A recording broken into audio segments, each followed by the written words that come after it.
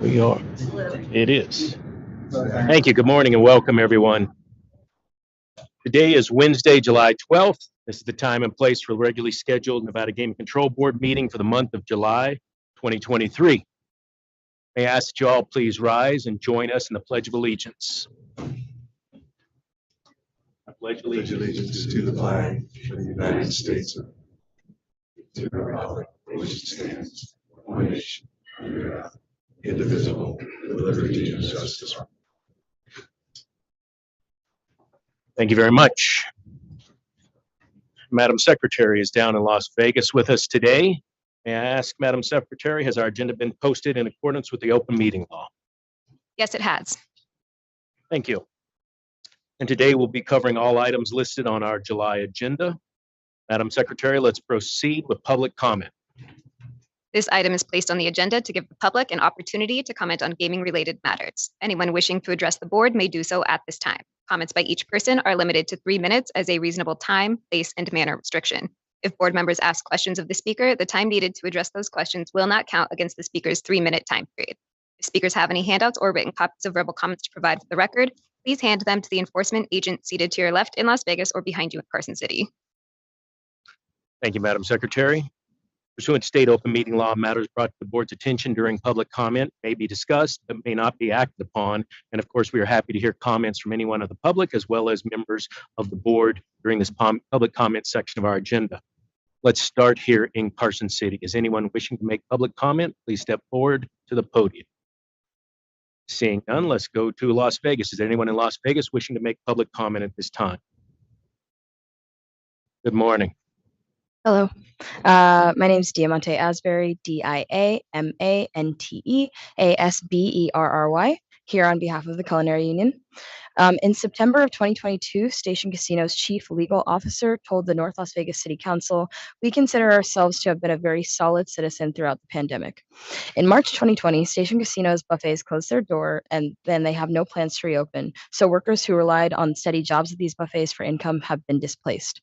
In February 2020, an all-you-can-eat lunch at Boulder Station's Feast Buffet cost around $13, and as of October 2022, a single large bone-in wing combo at the new Boulder Station food court costs over $16. Station Casinos announced in July 2022 that 3 neighborhood casinos would be demolished and the land beneath them sold. Federal aviation records show a Fertitta private jet flew out of the country the days before the closure announcement and demolitions in the community. A Fertitta private jet also flew to England the day before the demolition of Texas Station and Fiesta Henderson began. And a Fertitta private jet flew to Canada the day before Station Casinos told employees about the permanent closure of those neighborhood casinos. Fertitta private jets made an average of over 300 flights per year from 2019 to 2022, when the average American takes fewer than 2 round-trip flights per year. Station Casinos has a huge footprint in this valley, and their actions have a wide reach in our community. So we all suffer when they're not held accountable. Thank you. Thank you. Is there anyone else in Las Vegas wishing to make public comment at this time?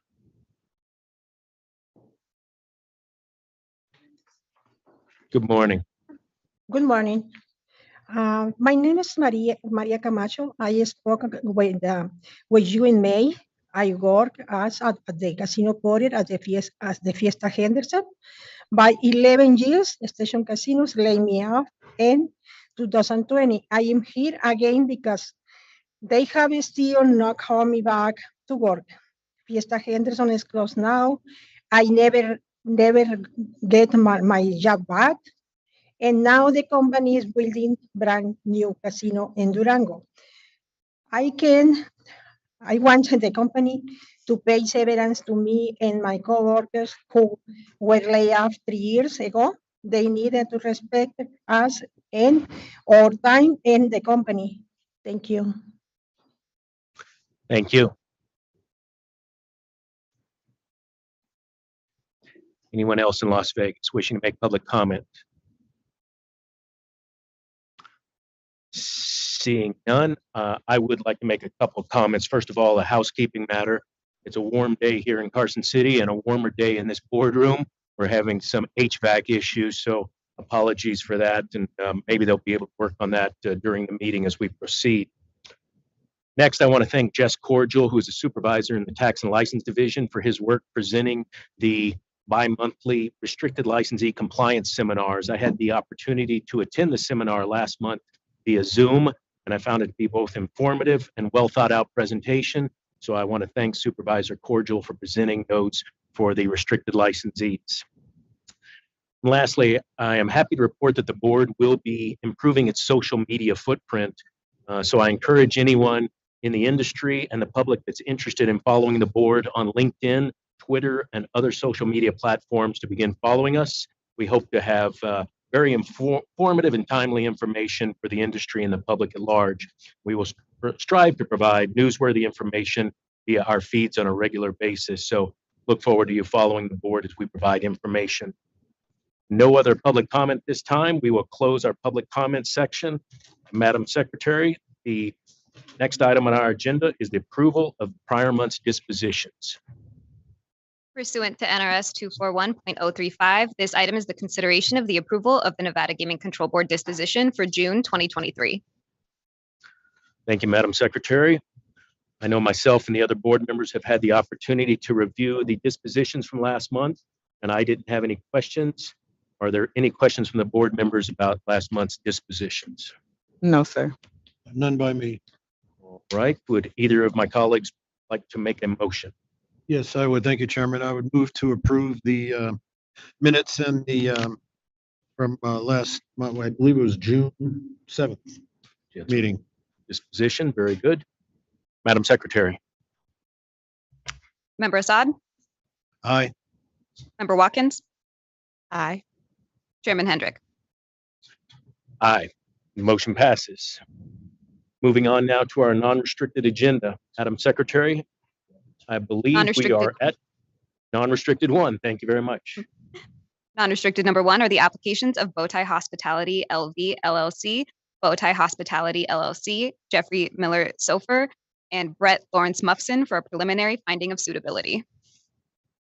Morning, Mr. Schreck. Good morning, Mr. Chairman, members Watkins and Assad. Frank Schreck with my partner, Sonia Vermees, representing the applicants. I'd like to introduce the applicants to the board. First, Jeff Sofer, Morning. Brett Muffson, Morning.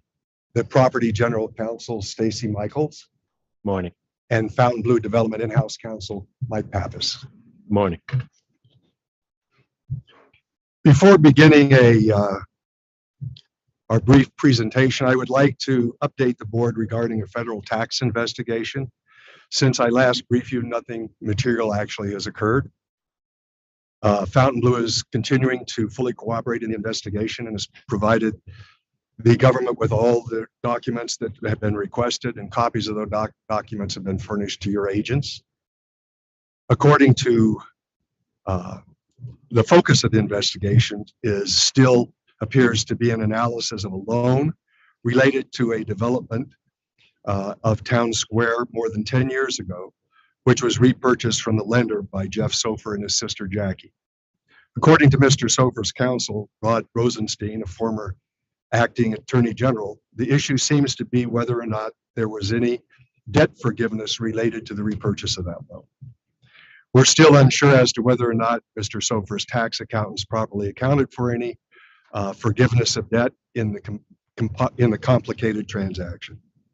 At the time of the transaction, Mr. Sofer had, as a result of the economic recession at that time, hundreds of millions of dollars of NOLs, which were available to satisfy any tax liabilities if they existed. Mr. Sofer's attorneys believe that the investigation should be concluded in the next 3 to 4 months, and they feel very confident in the outcome. With the chairman's leave, I would ask Mr. Sofer to come to the podium and begin our presentation. Thank you, Mr. Schreck. And I have no doubt that you and your clients will keep the board agents apprised of any matters that may happen or any updates that happen on that. Absolutely, and we'll continue to furnish them whatever documents we furnish to the government. Perfect. Thank you. Welcome, Mr. Sofer. Welcome. Thank you. Thank you for having us. Just wanted to give you a little brief history. I'm sure you guys all have some ideas of history. But I purchased the Fountain Blue Hotel in Miami back in contracted in 04, and then bought it, closed in 05. I had the El Rancho property that I bought in 2000 And then, of course, merged the whole thing together and created Fontainebleau Resorts at the time, which was obviously on schedule. We started construction, I believe, in '06. It's a long time ago. Obviously on the course. And then, of course, the Great Recession with financial crisis with Lehman Brothers being one of the supporting banks, and some of the syndicated funds that actually had part of the bank debt collapsed and couldn't make the debt pay on the loan with the draws. They couldn't pay the draws. So of course the whole project stopped in early 2009. Obviously it's been a full circle with this development. I'm sure it's been around for a long time, changed hands a couple of times. I'm very excited and honored to be able to finish this. I think it's going to be fabulous for Las Vegas. It's definitely a little different than what was originally planned. It's much more upscaled.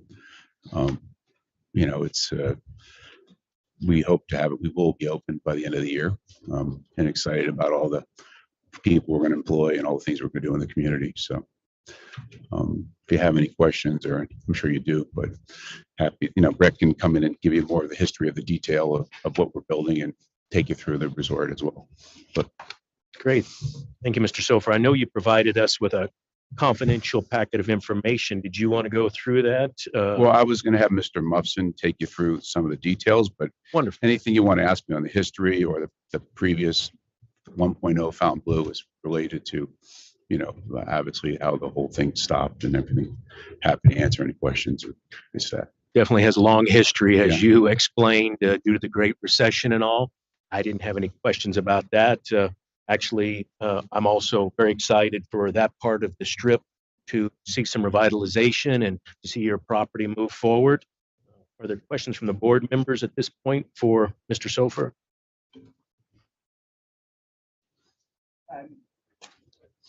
Not for me, it's the history of the property. Thank you. Just to highlight, my understanding is there's going to be about 4,600 full-time employees and about 1,950 part-time. yes, And you'll be developing a compliance committee to comply with our regulations. yes, we have that in place. Yes, And you do have a gaming license in Florida. yes, I do. And Mr. Muffson's also licensed for that property. I don't believe he is. I don't. You are. Okay, I'm sorry. Our investigators do a very thorough job. They do. They're very seldom wrong. Yeah. I want to commend Agent Zinn and Burke for doing an excellent job. This is a very comprehensive report, somewhat complicated, but they did an outstanding job under the guidance of Chief Hoffman. So kudos to them. They've also reviewed your books and records and tax statements and so forth. Everything looks pretty good. They have no areas of concern. We beat this to death pretty well yesterday at our rump session. I don't have any particular questions. All my concerns were answered yesterday at the rump session. I used to hang out quite a bit when I was at the University of South Florida back in 1970 down on Collins Avenue. And I loved the Fontainebleau and the Eden Rock. So congratulations. Yeah. And Mr. look forward- Muffson's grandfather developed the Eden Rock. Just There you it's go. it's coincidental, but it's got some not by genes design. there. yeah. So I don't have any other specific questions. All right. Thank you. Thank you. Just to intercede to follow up on the question about the compliance committee, Stacy Michaels and her team have already prepared a compliance committee a plan. We're being internally reviewed, and it'll be ready well in advance of actually any for permanent licensing. So we're well along in that respect. I'd like to have Brett Muffson now come up and go through the rest of the presentation. Very good. Thank you. Welcome, Mr. Muffson. Hi, good morning. First and foremost, want to just thank the investigators, Ashlyn and Jeff, for a thorough investigation. So we appreciate the entire process. So thank you, and thanks for having us here today.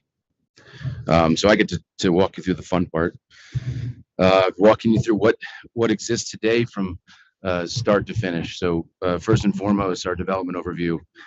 we are investing approximately 3.9 billion into the Las Vegas economy, of which approximately 215 million is in historically disadvantaged businesses. So we're very proud of that. And that's on page 5 of the presentation that you have.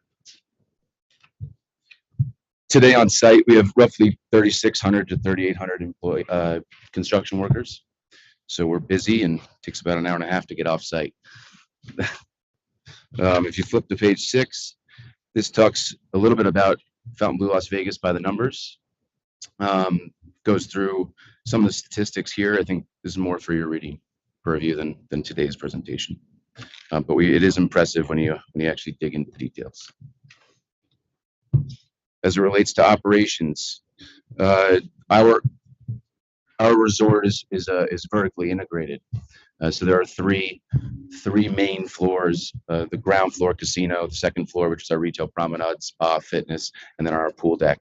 A very intuitive a resort and structure, and so that's what this page here kind of outlines and walks you through: location of sportsbook, pools, spa and fitness, bars and restaurants, retail or conference center, theater and nightclub, and day club, which are all vertically integrated and very adjacently located.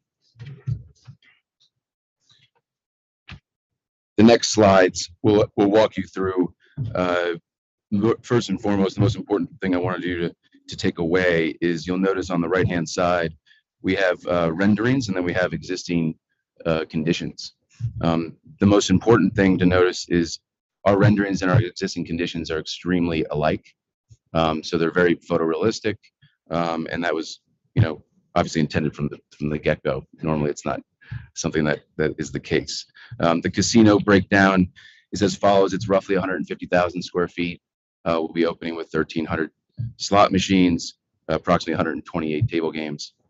Our high limit space is one of the largest in the market from a domestic perspective. We have 18,350 square feet of high limit space, 3,200 square feet of domestic high limit space, and we have 6 private gaming salons. Our sports book is 13,480 square feet, and we also have additional poolside gaming on our pool deck. Again, here you'll see on the top, that's a rendering of our Blue King, as we call it. Below is our Blue King room photo as of June 29th, 2023. We have 3,644 total rooms with 421 suites, 6-acre pool deck featuring 7 pool experiences, and 56,000 square foot spa and nail salon, and 14,000 square foot fitness center. Part of our culture and infrastructure is to lean into the health and wellness facilities that we have. So that's why, as you can see, our fitness center and our spa are abnormally large. Our food and beverage on page 11, we have 36 unique first to market concepts. It's a 50-50 split between fine dining and casual, but we're really proud of our food and beverage program. We've developed a program that's that will have a global presence that includes chefs and partners from around the globe. Look forward to showcasing that. Again, this is actually a picture of our restaurant called Vita, which we have in Miami Beach. The top is the rendering, the bottom is the photo as of June 29th. Our meetings and conventions, we have 550,000 square feet of convention space, which is located immediately adjacent to the LVCC West Hall building. You could throw a baseball from the entrance to our entrance, so we're excited about that, and we've been partnering with Steve Hill and team across the board. So look forward to those partnerships. The event space we have there is about 11,000 square feet. We have 57 meeting and breakout rooms, 4 ballrooms, one of which is I think second largest in the market. Mr. Junker has a larger one, but ours is 106,000 square feet. So columnless, which is really beautiful. So look forward to events there. Our entertainment and nightlife, we have a day club, a nightclub, a theater. Our theater holds about 3,800 general admission folks. It's it's an arena size theater stage. So it'll be a multi-purpose room. We will have events, residencies, whether it's music. We'll also be hosting groups and meetings, speaker series, car events, stuff like that. Those are the renderings and the photo as of June 29th. As it relates to our people, which are the most important part of our resort, the workforce overview. So today we have roughly over 247 executives. So our direct hires will be about 6,600. We plan to be around 7,100 in total when you include partnerships, right, which is roughly around 500. You mentioned the split between part-time and full-time earlier. I think that's approximately correct. And today we're proud to say that we have 250, and we have a big job ahead of us in the fall to hire roughly the 7,100 people. So look forward to that. Our workplace culture, which is at the heart of our entire hiring strategy, means a lot, and we spend a lot of time pulling from Fontainebleau, Miami, and the culture that we've established over the long history that we have there, and bring that forward here, which is very important to us as owners. The cultural pillars that we celebrate are diversity, collaboration, growth and development, full engagement, and humanized hospitality. So look forward to answering any questions you have and walking you through that at a later date. Some of the benefits that we have are outlined on page 17. In addition, you can see our employee dining rendering, which is an important aspect to our culture. As you can imagine, when you're working long hours, that's an important aspect to our camaraderie. One of the items I'd highlight, besides just the high level categories of health and well-being, financial security, and work-life balance, is we will be implementing. We already have implemented weekly pay, which is a big deal, and it's not biweekly, which is an important aspect of our benefits program, and look forward to rolling that out to all 7,100 employees. Our diversity, equity, and inclusion program, we're proud to say of our 247 executives today, we're about 56% women and 35% people of color. So we're proud of that. We've built an intense, diverse background of leadership, and we look forward to building on that. On page 19, you'll see our operating executive leadership team. We're proud of the fact that all of these people come from, diverse backgrounds, different resorts, on the Strip, so we can get pull from the best of the best. And so we're excited to have these groups of these people together as a team. Thank you. Our community impact on page 20, page 21. Our projections show that, and the breakdown is in front of you, but projections show that we're approximately about $154 million of taxes that we can produce out of the resort if we are successful here. And so that's a breakdown, across room tax all the way through to live entertainment tax. Blue Cares on page 22. This is a meaningful portion of our culture as well. We rolled out something called Blue Cares in Miami. We plan to do that here. In fact, over the past couple of years since we've been in this great state, we have invested in approximately, I think it's about 10 or so community organizations. And so we plan to continue those investments as we get further into operations. Forever Fontainebleau is the last page. That's how we refer to our beautiful building and brand, and look forward to answering any questions that you have. But we're excited to show you an update on how far we've come over the last 24 months. So thank you. Thank you, Mr. Muffson. Very impressive, and you are correct that the renderings look very much like the reality. So congratulations on that. It's beautiful.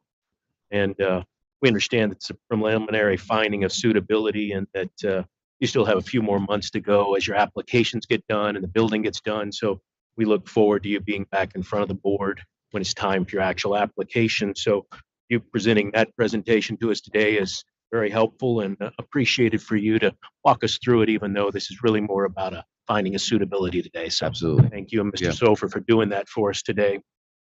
Thank you.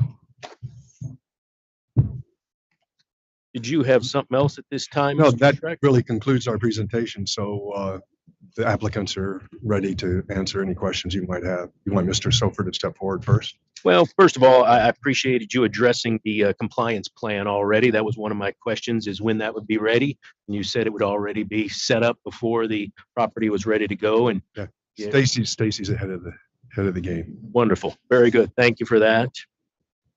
Being first-time licensees, of course, we appreciate both of you coming up here to Carson City and joining us today. As the judge mentioned, your cooperation with our investigative agents was exemplary. We always appreciate that, the time that Mr. Schreck and Ms. Mays help our agents to make your life easier, makes our life easier as well. So providing that information goes a long way to building the credibility that we need from this side of the podium. I didn't have any other questions about the property at this point. Member Watkins, did you have questions? Yes, I had a couple of follow-up questions about the presentation. Perhaps Mr. Muffin wants to answer them. I'm not sure who would like to answer them. But is there more information you can give us about your investment in businesses without revealing anything confidential? Well, I think we provided a breakdown on page 5 that just kind of breaks down the 215 million that we talked about in terms of women business enterprises, minority business enterprises, disadvantaged business enterprises, and veteran business enterprises. Most of this is obviously or not obviously, but this is as it relates to our construction today. Okay. Right. And how many construction workers are currently on property? Roughly 3,600 to 3,800. And when did you guys begin working on the property? Which generation? But This time. that's a loaded question. No, we commenced working on the project in February of 21 when we acquired the property. And you anticipate opening, is it December 2023? Correct. Is that correct? Yes. All Look right, forward to thank it. What's that? Thank you. Oh, thank you. Thank you. Thank you. Judge, other questions at this time? No questions. Thank you. Reviewed your capitalization. Obviously, that was very well done. And we understand the reason we're here today is for this preliminary finding of suitability. And I feel very comfortable looking over both of you gentlemen's applications that the state of Nevada and the gaming industry is protected, and welcome you for your applications and trying to become part of the Nevada gaming community, which has taken a long time, as you mentioned. So thank you for that. On the individual applications themselves, as the judge mentioned earlier, our investigators did a very thorough job and answered all of our questions from my point of view. So I actually didn't have any further questions. Again, that's an attribute for your cooperation with our gaming agents. So thank you for that. That was all I had for the property. Thank you again for the presentation on the property. All I had on the preliminary finding of suitability, and both of your backgrounds are exemplary, so had no further questions on that. Are there any other questions from board members about any of the packet of material for this agenda? I was wondering if they might have affirmative presentations as it relates to the individuals. Not sure. Mr. Schreck, did you have anything else to add on the individuals? No, we don't. The applications have been submitted, and as Chairman has mentioned, they're going to be back in front of you, hopefully in November for permanent licensing. So we'll be going through more, but I didn't have anything in addition to what you have in your report. Okay. I did have a question. There was a recent change in presidency as it relates to Fountain Blue LV. Can you address that? Someone address that? Change the president. Yes. The president of Fountain Blue Resort in Las Vegas. We just hired Mark Turcano to be our president. And who was the previous president? I was. Yes. And You why got did? fired. Yeah, exactly. A lot of hats. Yeah. And so you changed positions. Is that correct? Yeah, I am Jeffrey Sofer's partner and president of Fountain Blue Development, which is our umbrella ownership company. Mhm. And we hired Mark to take over locally for Fountain Blue Las Vegas. All right. Thank you. Thank you. Any other questions, Judge Assad? Nothing further, Chairman. Thank you. All right, anything final, Mr. Schreck? No, just, and you've mentioned it before, this was, I've done a lot of investigations and I've been here a lot of times, and this is one of the more complicated ones. And agents Burke and Zinn did a wonderful job, very cooperative, very demanding, but very helpful to us as we amassed a large amount of information to provide to them. And we look forward to providing the rest of the information for hopefully the November agenda for permanent licensing. I wanted to say thank you to the agents. They were great, very thorough, and themselves really well. Good. Thank you. Yeah, and we, as I mentioned earlier, the cooperation provides not only for effective regulation, but for efficient regulation. We're constantly being asked by applicants, how long is it going to take? And sometimes our answer back is, how quick can you get us the information? So both of you gentlemen in your organization did that, was able to move this forward as rapidly as possible. So thank you, Mr. Schreck, and your firm for that help. Also, this being a preliminary finding of suitability has been very helpful to the industry. And I know, Mr. Schreck, you were involved in bringing this procedure forward for the gaming industry in Nevada, and allows us to dig into something before it's actually the ninth inning. So thank you for that. And thank you for, again, cooperating as we get to this stage. And we look forward, as Mr. Schreck mentioned, we do believe it'll be in November. That's our hope. So we look forward to seeing you again in November. Thank you, Mr. Chairman. Thank you. And with that, I would entertain a motion on non-restricted item number 1. Yeah, thank you, Chairman Hendrick. I would move to recommend approval to the Gaming Commission of non-restricted agenda item number 1 as read into the record by Secretary Rupert. Thank you, Madam Secretary. Member Assad, Aye. Member Watkins, Aye. Chairman Hendrick. Aye. Motion passes. Thank you all for being here today. Look forward to seeing you again, and good luck. Thank you. Madam Secretary, please read into the record non-restricted item number 2. Non-restricted number 2 is the application of Dreamscape Companies, Inc. for registration as a holding company. It is also the applications of Dreamscape Companies LP and Dreamscape Companies LLC for registration as an intermediary company. It is also the applications of Dreamscape Flamingo Road Management LLC doing business as Rio Hotel and Casino for a non-restricted gaming license and for licensure as a manufacturer and distributor. It is also the applications of Eric Birnbaum, Thomas Ellis, Dreamscape Companies LP, and Dreamscape Companies LLC for finding of suitability as a sole shareholder, officer, director, general partner, limited partner, sole member, manager, and/or key executive as noted on the agenda. Thank you for that, Madam Secretary. Ms. Vervaes, good morning. Good morning, Chair Hendrick, Member Watkins, Judge Assad, and Madam Secretary back in Las Vegas. Sonia Vermaze from the law firm Brownstein Hyatt Farber Schreck. Frank Schreck is also on this matter with me. The applicant is Dreamscape Flamingo Road Management LLC, doing business as Rio Hotel and Casino. The individuals that are here this morning on this application include Eric Birnbaum. He is the founder and the 100% indirect owner of the applicant. He holds also positions with the holding companies as shown on your agenda. We also have Tom Ellis. He is Mr. Birnbaum's partner in this. He's the vice president and secretary of the primary applicant and also holds positions with holding companies as shown on the agenda. Trevor Scherer is here. He is the president and chief executive officer. He has worked in the industry for over 25 years. And lastly, Janice Fitzpatrick is here. She is the chief financial officer. She too has been working in finance positions in gaming for several years.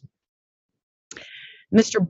Birnbaum and Mr. Ellis were both investigated in connection with their preliminary suitability applications and appeared before the board and the commission back in January of 2021.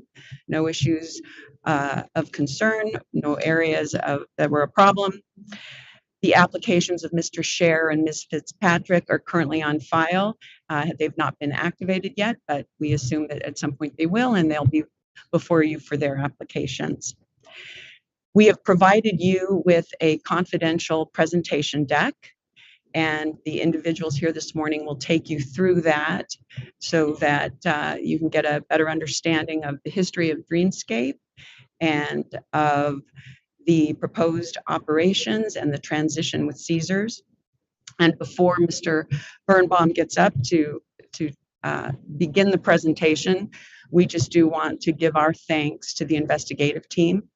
Supervisor Matt Doyle and Agent Elisa Thompson were great to work with, very cooperative, very professional, and very patient every time we had some changes to make to some of the information that we were providing. So we really appreciate that. And with that, I will let Mr. Birnbaum come up and begin the presentation. Thank you. And welcome to all of you. Good morning. Good morning. How are you? Okay. Good morning. It's nice to do this not over Zoom.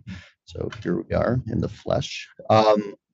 So on page 2, just gives a little bit of a description of our company overview, what we're focused on, some of the main people within the company, and how we sort of have broken up our business. The 2 primary focuses of our business, not surprisingly, are hospitality and residential. And within the hospitality vertical of our business, through the purchase of the Rio, we entered into the gaming industry.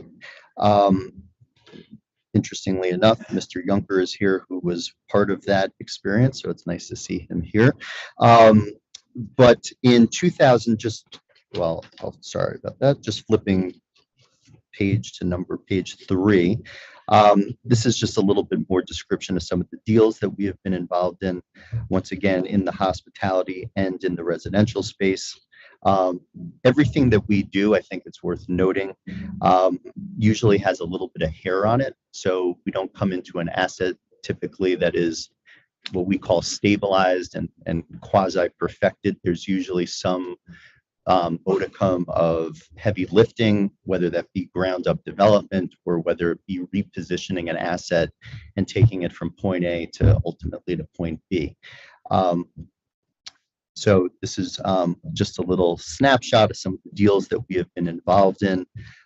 Turning to page 4 sort of takes us into what was an interesting process in purchasing the Rio.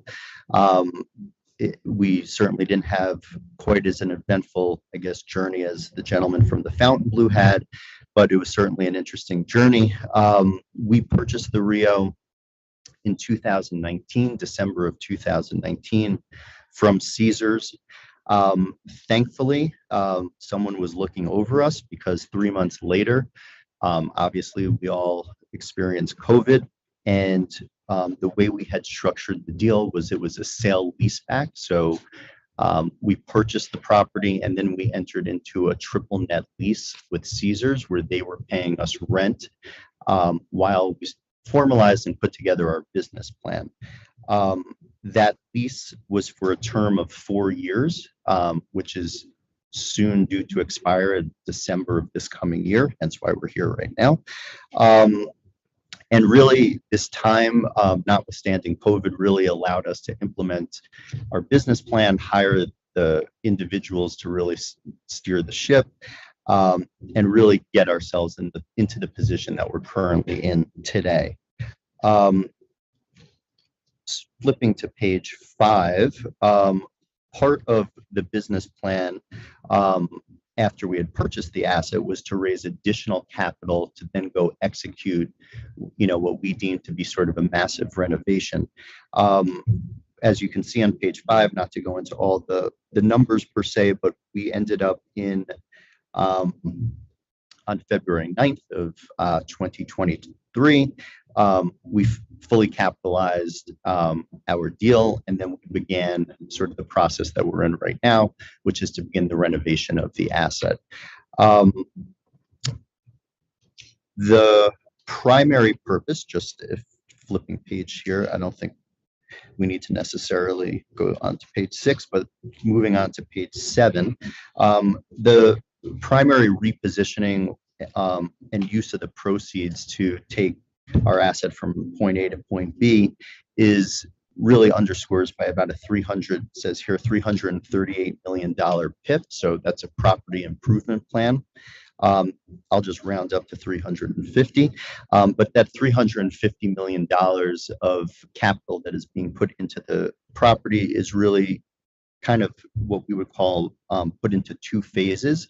The impetus or the beginning of that $350 million is going to be put into the yellow tower that you see there, the Ipanema Tower, which consists of 1,500 keys. So part of the $350 million is to go into renovating all the rooms and suites in the Ipanema Tower. It is also going to be going into redesigning, obviously, the check-in experience, revamping the pool area, which is about 150,000 square feet, and refreshing the casino and a host of our food and beverage venues. The property, as many of you may know, is rather large. The way we have decided to go about our renovation is to really split it up into two phases. So the first phase of this $350 million is going to take about 18 months to complete. During that 18-month process, the asset is actually going to remain open and operating. So we will effectively take a floor or two offline, renovate the rooms, and then continue to work our way down as the property is continuing to operate. In addition to that, we're going to be taking some of the food and beverage venues offline, renovating those, then putting them back online. We thought instead of shutting the entire property down, doing everything all at once, since the property is actually doing quite well, that it would make sense to do this in what we call a phased in sort of approach. So hopefully after 18 months is done, what we will end up having after our phase one is the completion of 1,500 keys, about 6 or 7 food and beverage venues. The entire gaming floor will be renovated, and also the pool deck, which is 150,000 square feet. In addition to that, we're going to be upgrading and bringing up to sort of modern specs our convention facility, which is also 250,000 square feet. Once that is done, call it 18 months from now, we then will move into phase 2 of the renovation, which will be what is now called the Masquerade Tower, which is an additional 1,000 keys. And in addition to that, we have another, call it 5 or 6 food and beverage venues that we will then also bring online. So just moving to page 8, these are our renderings, or excuse me, these are the on the top you will see the existing conditions, and then on the bottom you will see what will ultimately be our renovated product. Page 9 shows the same. Page 10 as well. Page 11 is just a Gantt chart just showing you the sequencing of everything. And just to sort of really dive into it, the real extent and the real beginning of our renovation is going to be happening in August. So next month, we're going to really start in earnest beginning to renovate the rooms, which we're obviously quite excited about. That is takes us to page 12. We now get into the legalese and the structuring of everything, which is where I exit stage left, and I let Tom do this. Thank you. Good morning. Good morning. And I also want to thank Alicia Thompson and the investigators on, my name is Tom Ellis. So I want to thank Alicia Thompson and the investigators that worked with us to, put together our application. And again, their patience was fantastic as we explained our structure. So on this page 12, we have our organization chart, and starting from left to right, the lenders, we are excited that we have achieved a term loan A from Wells Fargo to allow us to renovate the property and fund that renovation. That those funds go to IC 3700 Flamingo Road LLC, which is the fee owner of the property, so it owns the land and the building. And then there's a master lease over to DEIR Flamingo Tenant LLC, Dreamscape Resorts Tenant, where we had additional equity come into the project through that entity. And then going to up a little bit to the right, the Rio Properties LLC, that is the current subtenant, the Caesars entity that currently operates all the property and employs all of the employees. We are very appreciative of our relationship with Caesars, from Mr. Younger on down to all of the unions and the other folks on property. And Caesars has allowed us to communicate with them, and Trevor Scherer a little bit later is going to talk more in detail about the really strong connectivity we've had with Caesars in planning this transition to ensure that the current employees are offered all opportunities to continue working at the Rio as we take over and begin our operations. So then that Caesars lease we anticipate to be terminated on October 1st. And then we would take over, and you see that Dreamscape sublease, down into the right to the Dreamscape Flamingo Road Management LLC. And that is the entity that is getting licensed, which, going up the chain, ultimately Eric Birnbaum is the, owner. I am an employee of those entities, as well as Trevor and Janice and all of the rest of our senior management team at the property, on down to the union members and the other employees of the property. They will all be employed by that Dreamscape Flamingo Road Management LLC. So, again, page 13, just going into some of the details, we set up this structure. You'll notice starting at the bottom with the licensee, going up, Dreamscape Companies LLC. That is the umbrella organization that runs all of our properties, whether they're residential or hospitality or gaming. And then, going up to Dreamscape Companies LP and Dreamscape Companies Inc. And apologize, I think there was a typo in the presentation we shared. And it said LP where it should say Inc. Eric owns and controls those 100%. And the reason for that structure just relates to Eric being able to provide himself a salary, because he does dedicate 100% of his time to Dreamscape activities, and so that on his tax returns he can report his tax earnings efficiently. So flipping to the next page, page 14, this is where we're really proud. And Eric mentioned the pre-development period that we went through, which was working with, architects and engineers and subcontractors, and, understanding, the best renovation plan to bring, value and create a great guest experience. All of that would be for naught if we didn't have a great management team and great employees on the property. I'm really, really proud to be able to hand it over to, Trevor Scherer and Janice Fitzpatrick, who, were really our key hires and came to us, highly recommended from, frankly, everyone we spoke to in the Las Vegas community.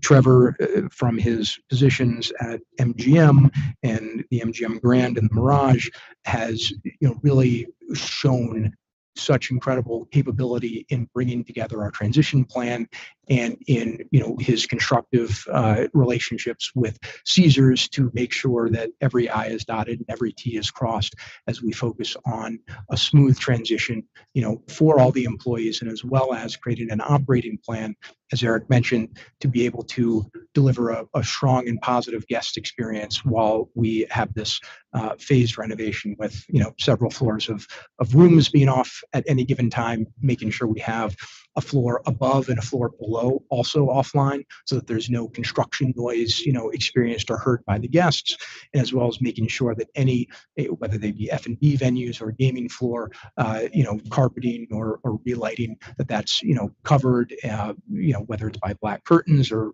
formal sheetrock walls, that will not impact the guest experience, and that we'll have a product that we're really proud to present and to deliver both to the employees who are working at the property and to the guests who are visiting. So I will turn it over to Trevor. Thanks, Tom. Thank you. Thank you. Morning. Please state your name for the record. Trevor Shear. Thank you. So I'm going to, at Tom and Eric's request, kind of go through the leadership team that we've been able to assemble at the Rio. I'm very fortunate in my time in the business, almost 40 years now, to have worked with some consummate professionals and some folks that really represent our business in some very positive ways. And very fortunate to befriend those folks enough to where they'll come join me at this project at the Rio. I'll introduce you to just a couple of those folks today. I'll start off with Kevin Sweet.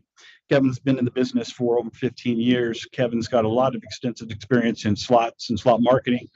He's worked at multiple properties up and down the boulevard, as well as some gaming in Indian Reservation in Florida. Kevin is also instrumental with the Cosmopolitan in reprogramming and redoing their gaming slot floor there, as well as developing their loyalty program, which was highly successful for that operation. Next is Bill Driver. Bill Driver is our Chief Information and Technology Officer. Again, another seasoned veteran, a lot of experience on the Boulevard at MGM Resorts and at Wynn Resorts. Most recently, he was at Green Valley Grocery, where he established not only the grocery chain Infotech there, but their gaming operation as well. And then Janice Fitzpatrick. I was fortunate early in my career downtown to work with Janice when I first started, and even more fortunate 20 some odd years later to work with her at the Mirage as the Chief Financial Officer there. She's got a tremendous amount of experience and breadth of knowledge in the financial divisions within the hospitality industry, and has been very instrumental in multiple organizations, not only in Las Vegas, but Macau and in Venetian, and then she was most recently with a gaming startup out of the Caribbean. I'll have Janice talk more about, introduce her and talk more about kind of some of the teams that we put together and some of the things that she's helped put together for the folks at the Rio. Thank you. Good morning. Please state your name for the record. Morning, Janice Fitzpatrick.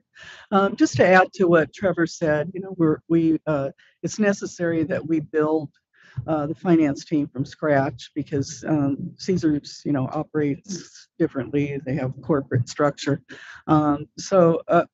You know, I was a little, we don't have a lot of time till we open this place, but I was a little concerned about that. But we've been very fortunate.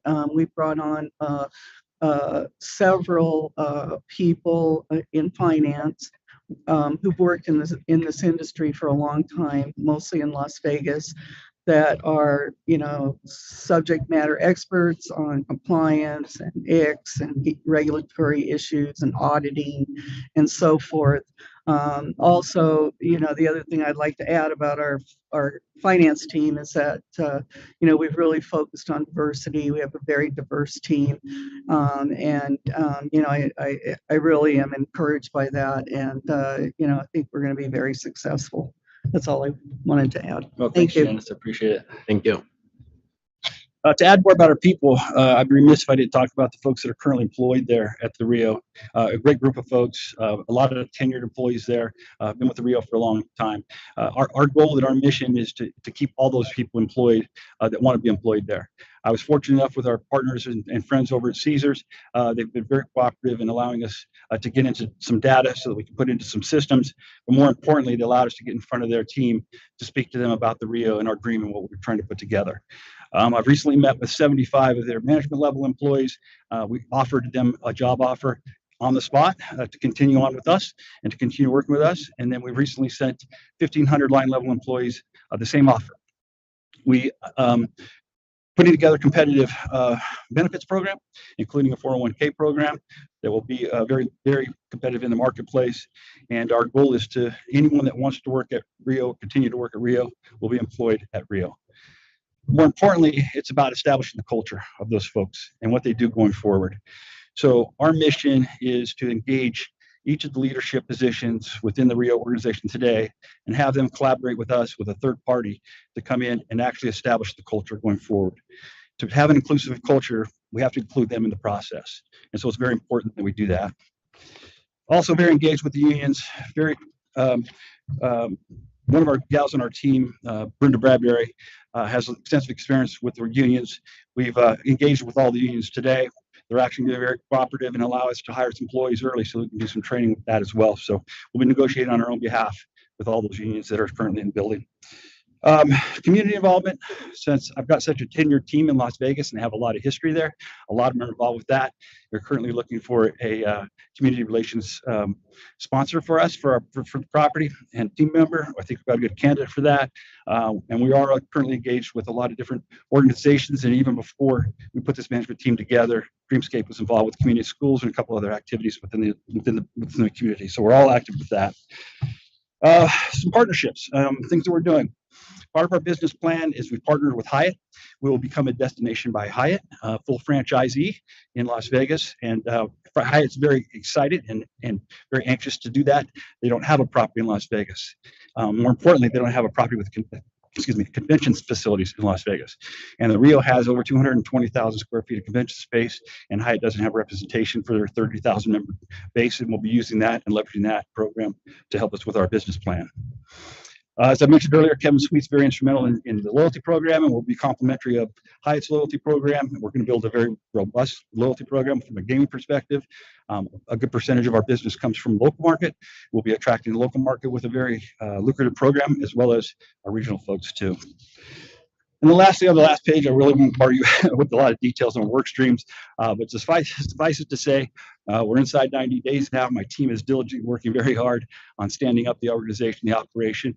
And the idea for us is to make the turnover and the transition as less disruptive as it possibly can be, not only with the employees, but with our customer base as well.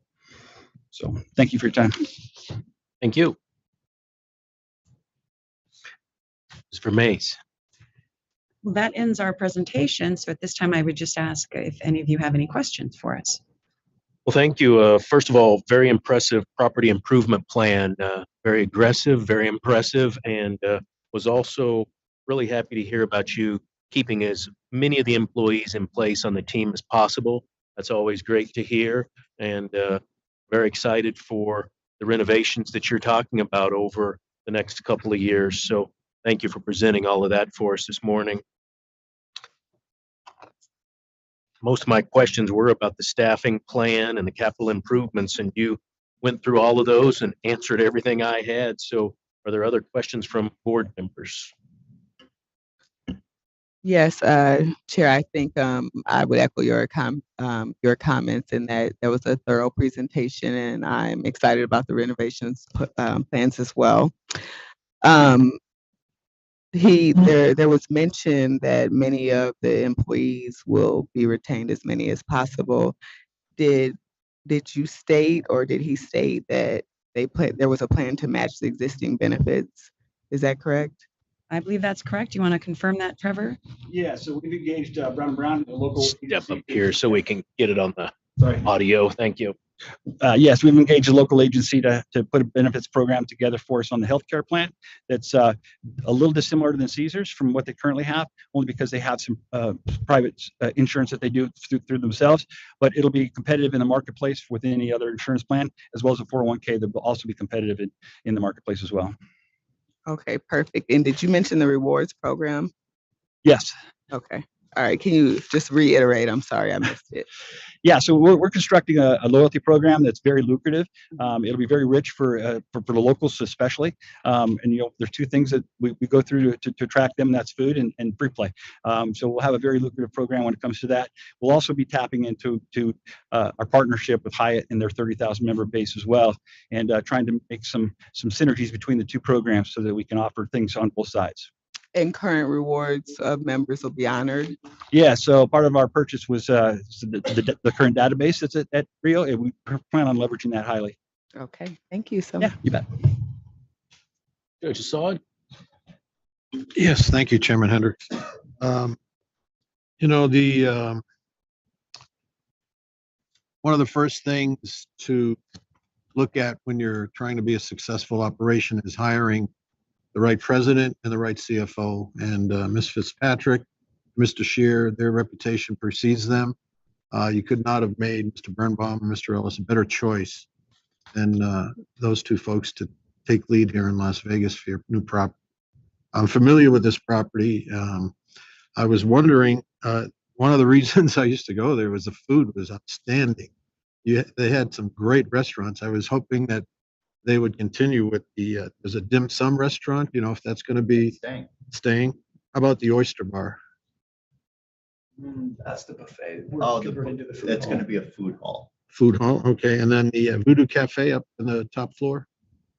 We're Go ahead and step up to the mic so we can catch it on the audio video. Thank you.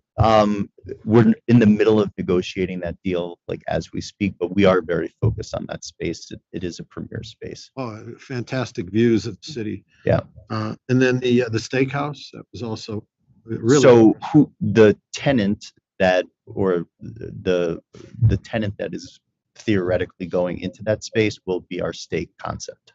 Okay, great. Is it still going to be a open fire grill type of restaurant? Or they That I don't want to speak out of turn, but I mean, it will be hopefully a great steak restaurant, but I don't know the grill setup just yet.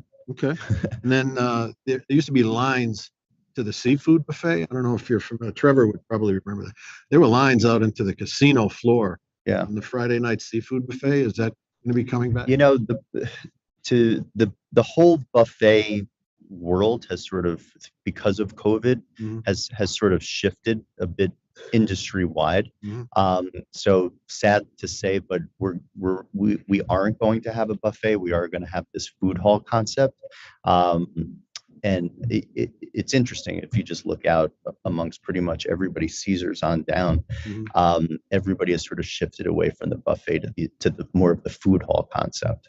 Will there be some kind of Sunday brunch? Oh, I mean, many of our venues will certainly have Sunday brunch for sure. Great, great. Yeah.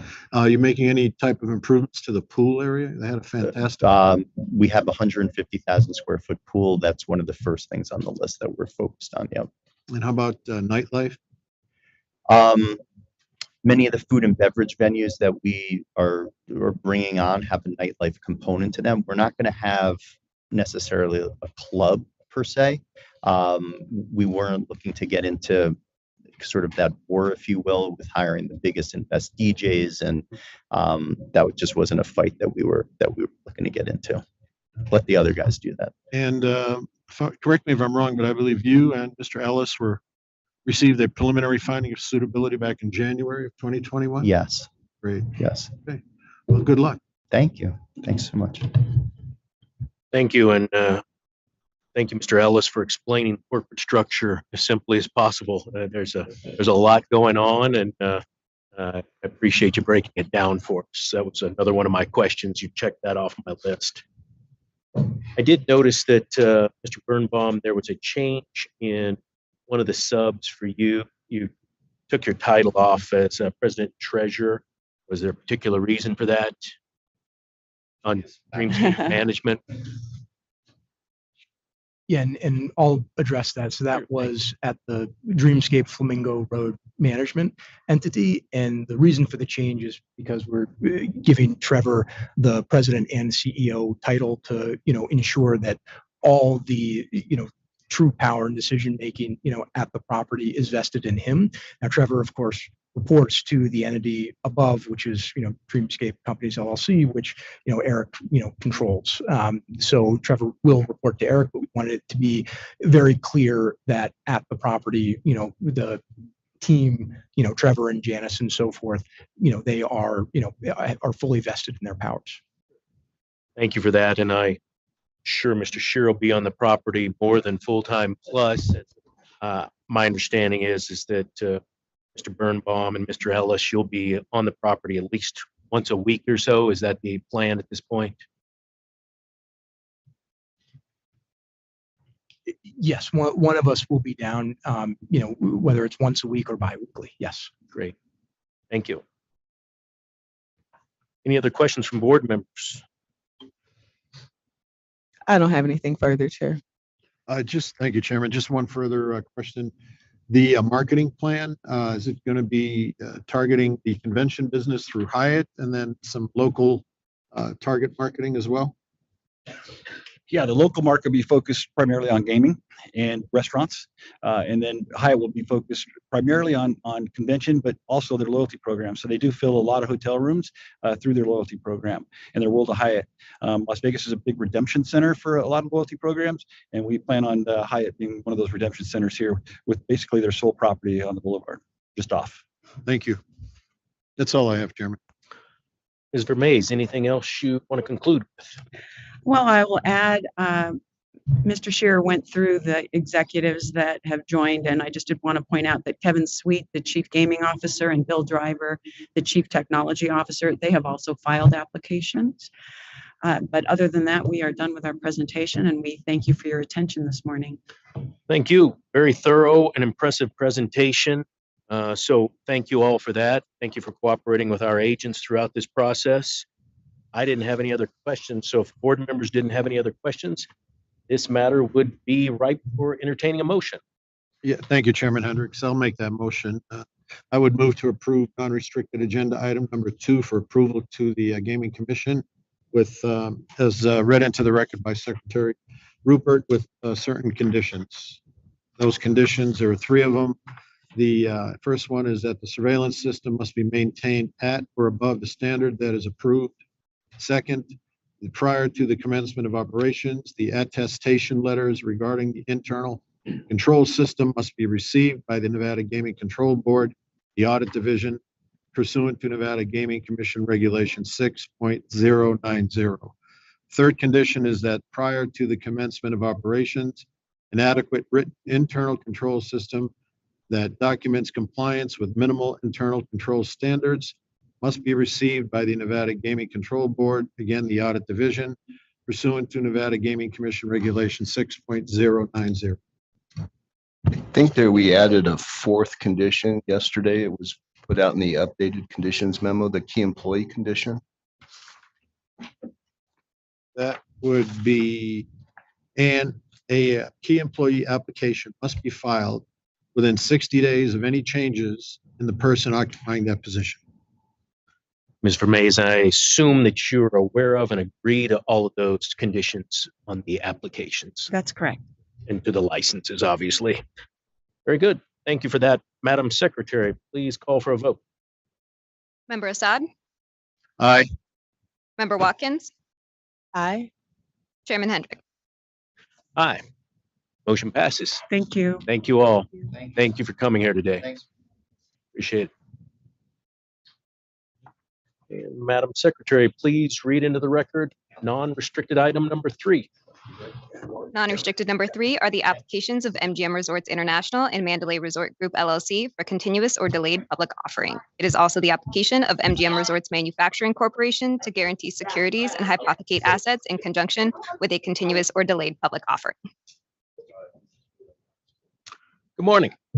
Morning, Chair Hendrick, Member Watkins, Member Assad, Executive Secretary Rupert.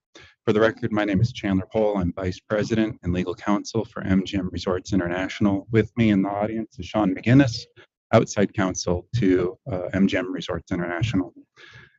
The matter before us is renewal of an existing approval for a continuous or delayed public offering for MGM Resorts International and Mandalay Resort Group. MGM Resorts International is a publicly traded company listed on the New York Stock Exchange. It has much more than 10 million in stockholder equity. In addition, MGM Resorts International has filed all reports as required by the Federal Securities Exchange Act. These 2 items satisfy the requirements of Reg 16.115.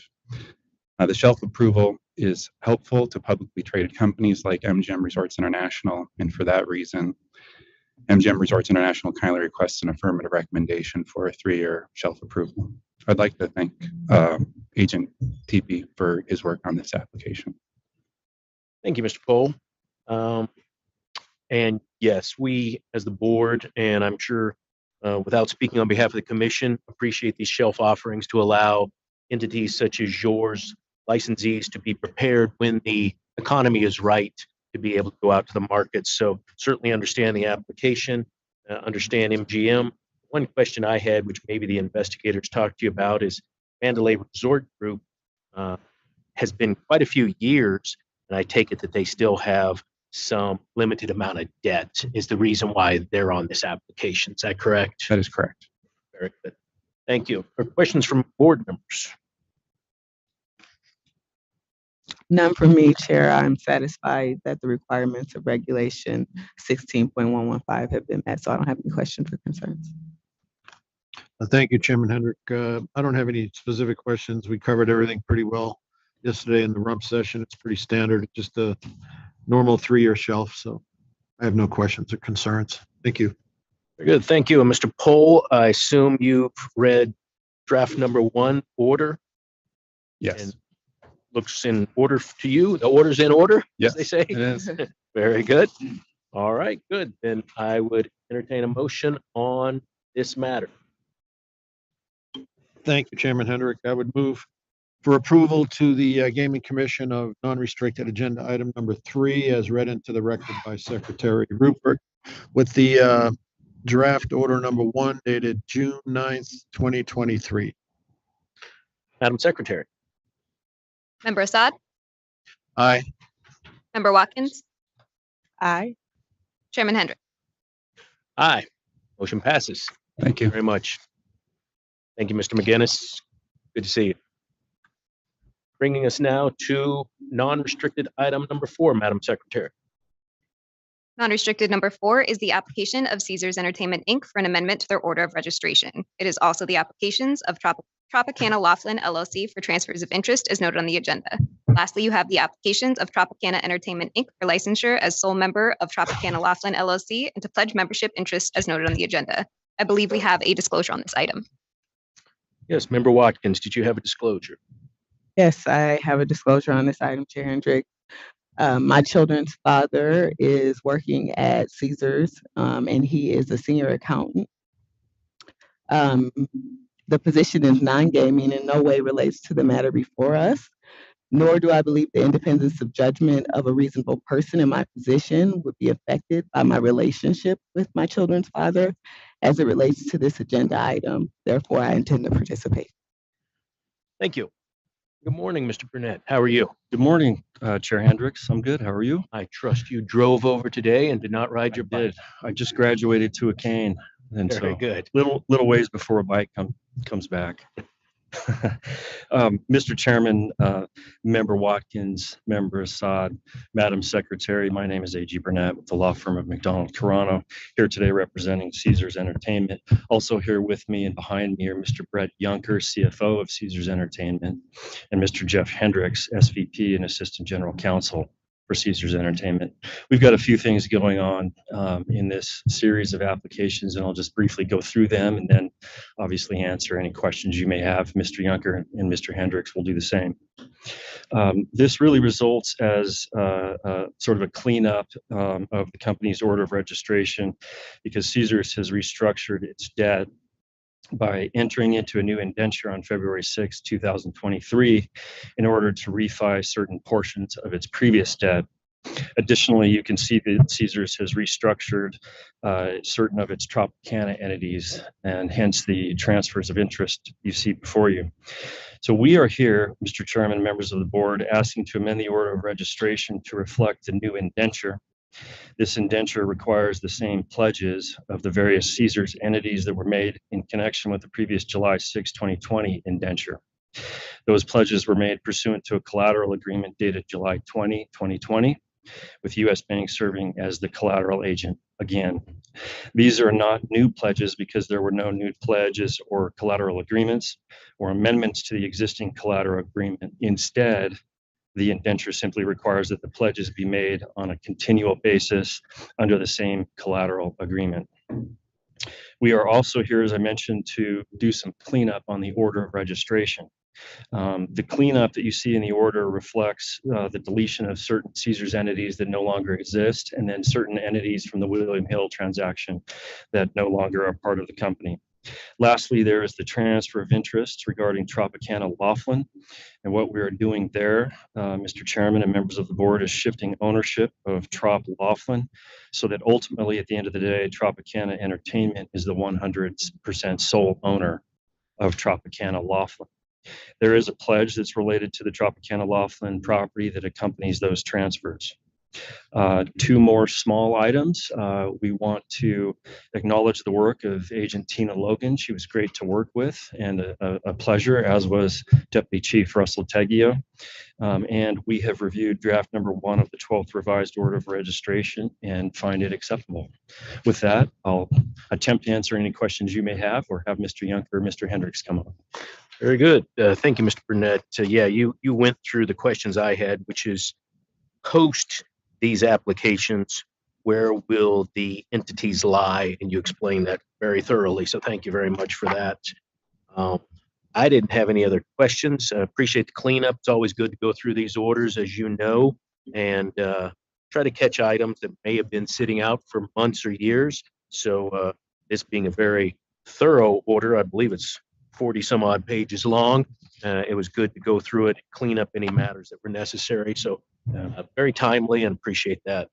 Thank you. Yeah, it's 44 pages. I don't know if it holds the record or not. It's got to be close. Mr. Teggio will tell us, I'm sure.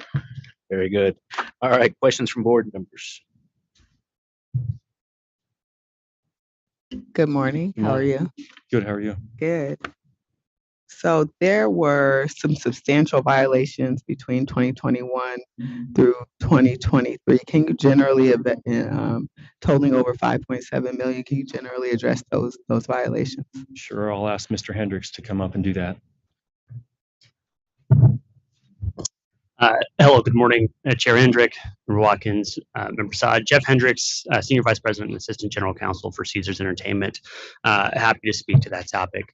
So the first item that I would mention is that a large portion, approximately 3.6 million of the amount that was disclosed in that fine schedule related to a fine that was a potential fine disclosed by an international operating business that was doing business in Sweden.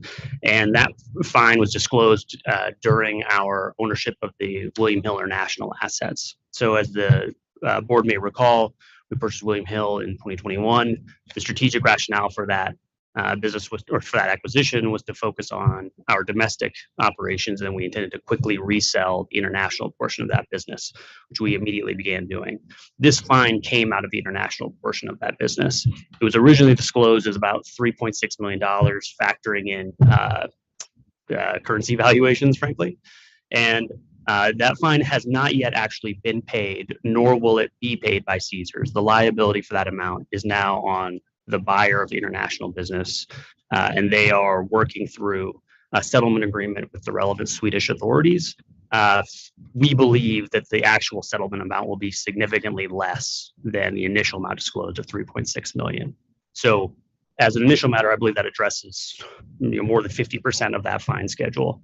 Additionally, what I would say is that we have been working with all of our business units to continue to remediate fines as they arise. So rather than to speak to any individual fine, which I'm happy to do, what I would tell you is that we have a comprehensive process when one of our operating subsidiaries identifies a fine. Each of our businesses has a compliance representative and a general manager. Those team members review the specific incident with the property where the fine originated, or respectively, if that occurred within our digital business, our operational leadership of the digital business reviews that with our compliance team. And what we seek to do is both, remediate and retrain employees if there was an employee issue, but also focus on root cause to prevent further issues of the same sort or of a related nature in the continuation of that business. That information is then reported to me. I then take an independent assessment of our team's response, work with our team to make suggestions or improvements. We then also report all of those fines to our corporate compliance committee, which involves members of operational leadership who address it from an operational perspective, as well as our independent members who give their assessment from either their position on the board or our independent compliance committee chairman. So by doing so, what we endeavor to do is have multiple team members review these issues, assign accountability to remediate and improve future performance, and have accountability on the back end. So that was probably a mouthful, but happy to speak to anything else about that schedule that would be helpful. No, I appreciate you providing that clarification on the record, and I'm satisfied with that response. Thank you. Thank you, Member Watkins. Yeah, I don't have any specific questions, Chairman. It's nice to meet you in person, Mr. Hendrick. We've spoken on the phone, so it's nice to put a face with the name. You as well, Member Assad. I have no, it's pretty standard. It's basically a cleanup of the prior order, some restructuring for financial reasons and so forth. So our agent did Miss Logan and Deputy Chief Teggio did an outstanding job with the order. I think it probably is a record number of pages.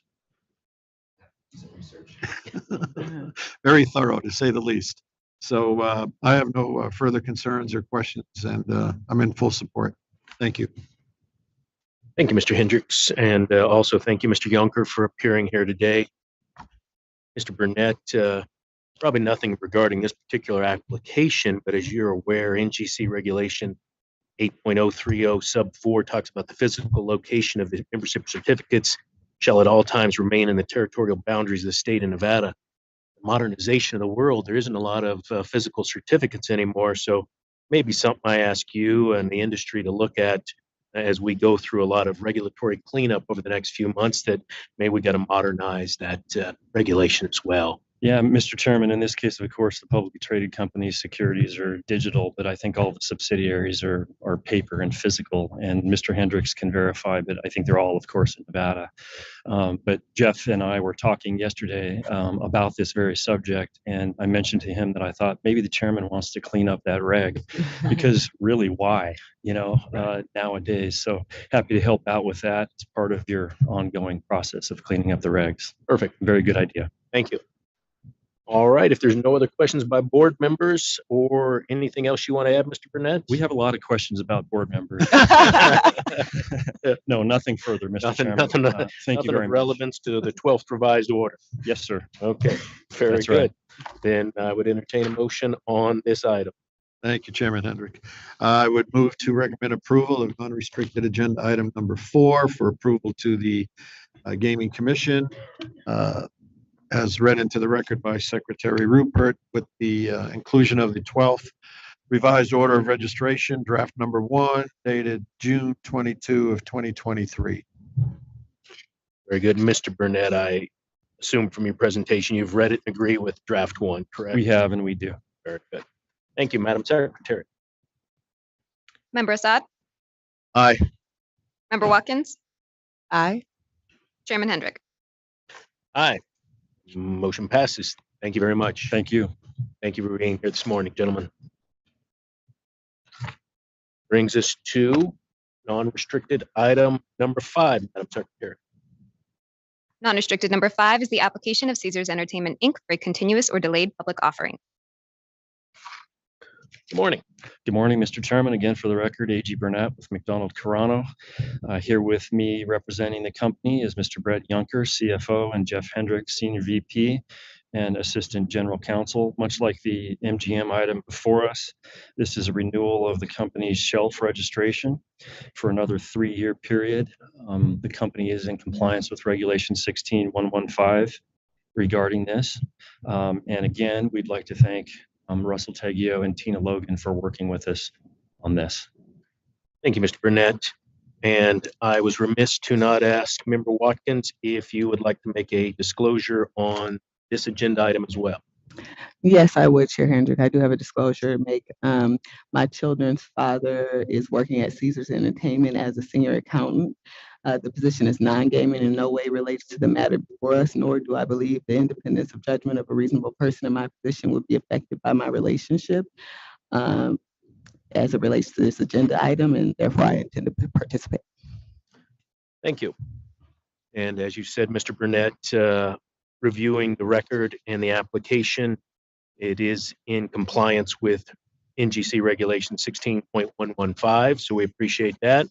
I've also reviewed draft 1 of the order and understand from your affirmative presentation that you have reviewed that and agree with the changes in that draft, correct? That's correct, Mr. Chairman.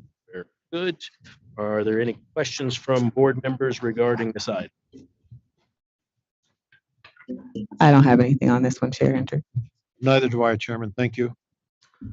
Very good. And understand the potential use of proceeds has been disclosed to the board And as I stated earlier, these are very good for the board and the commission to recognize that the industry being able to be nimble when the markets are in a proper position, that the gaming regulators should allow for these shelf offerings. So I believe it's important for the industry in the state of Nevada as well as your clients. So I have no other questions or concerns, and I would entertain a motion on this item. Thank you, Chairman Hendrick. I would move to approve non-restricted agenda item number 5 for approval by the Gaming Commission as read into the record by Secretary Rupert, with the inclusion of the shelf order draft number 1 dated June 22 of 2023. Thank you. Madam Secretary. Member Assad, Aye. Member Watkins, Aye. Chairman Hendrick. Aye. Motion passes. Thank you. Thank you very much. Thank you, gentlemen. Have a good day. Madam Secretary, that brings us to non-restricted item number 6. Non-restricted number 6 is the application of Joshua Solis for finding of suitability as a key employee at Golden Entertainment, Inc. Good morning, Phyllis Gilland on behalf of Golden Entertainment. With me is Joshua Solis. We appreciate your time, Chair Hendrick, Member Assad, Member Watkins, and Madam Secretary. Mr. Solis is Senior VP and Chief Technology Officer at Golden Entertainment. And we have a very short, he's going to give you a little bit about his background, his roles, and what he's doing currently. And open for any questions. Thank you, Ms. Gillen. Morning. Good morning. Good morning, Chair Hendrick, Dr. Watkins, Judge Assad, and Madam Secretary. As Ms. Gillen has indicated, and for the record, my name is Joshua Solis, and I'm the Senior Vice President and Chief Technology Officer for Golden Entertainment. I have applied for a non-restricted key license as required for this position. I'd like to thank all of you for the review and consideration of that application. I would also like to commend Agent Bridges on her professionalism and patience with me while I completed this application and associated work, which is the first time I've gone through this process. She was a true pleasure to work with. I'd like to start with some background on myself, my education. I'm originally from a small city with what some consider a fascinating name, Defiance, Ohio. I'll let you think about that. My father was a auto worker for 30 plus years and a Marine, and his ethnicity was full Mexican American, while my mother was a bank teller for many years, and her nationality backgrounds are English, Irish, and German. I highlight these attributes because I was raised in a very firm way with Midwestern values, integrity, a strong work ethic, and a large appreciation for the need of diversity in everything that I do. I was educated initially at Purdue University in electrical engineering, but then took an opportunity to pursue a career in the IT field. It was during this time that I had multiple opportunities to become certified in various technologies and essentially become an expert in IT infrastructure and security.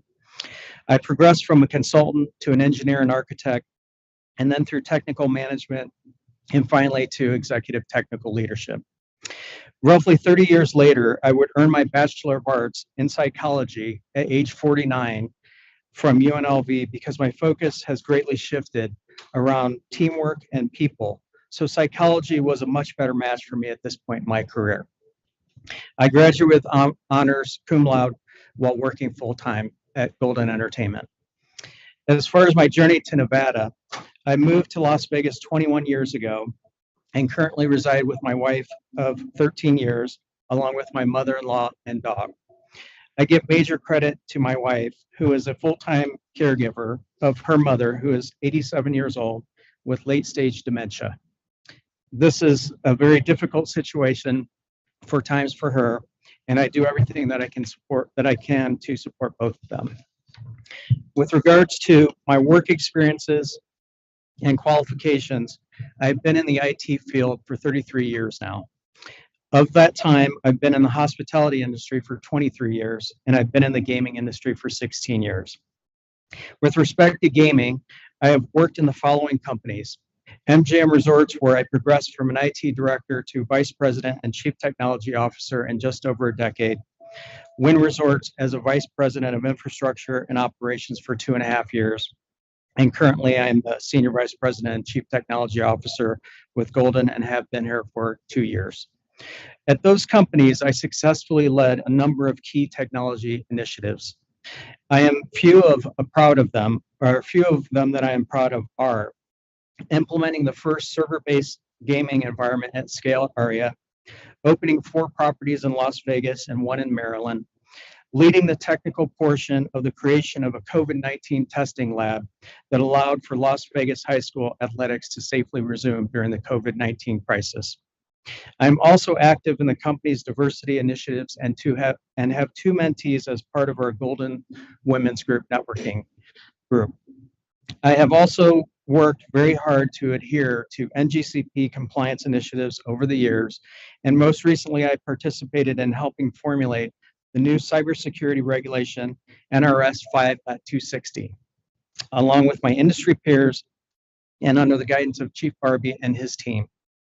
In summary, I am a longtime resident of Nevada. I have been in the gaming industry for quite some time, and I have an extreme amount of respect for the diligence required to obtain a non-restricted key license. With that, I'll welcome any questions you may have regarding my application. Thank you very much for that presentation. Very thorough. Tell us a little bit about your day-to-day or week-to-week duties and responsibilities at Golden Entertainment. Day-to-day is usually depends on the day of the week, but most of the time I'm focused on a lot of meetings, and a lot of those meetings are really around operations and risk, with risk primarily being related to cybersecurity, things of those natures, but mostly operations and the security is what I'm focused on. And then, of course, working with our business partners to ensure that we can grow and continue as a solid business in the community. How many direct reports do you have to you? I have 8 reports.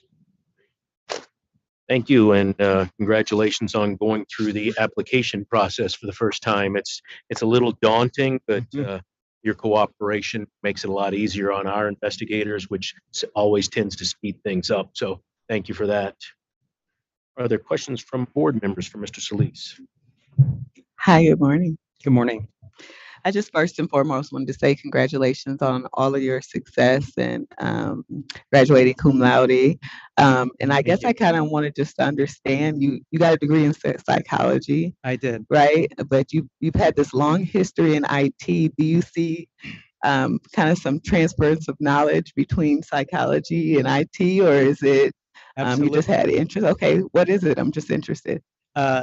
I think a lot of people misunderstand technology people. They're not all the same, obviously, but in technology, there's a lot of process that goes on up here. People are logical thinkers. And so a lot of times that's great when you're figuring out problems, which is what we do most of the time. We figure out problems to solutions.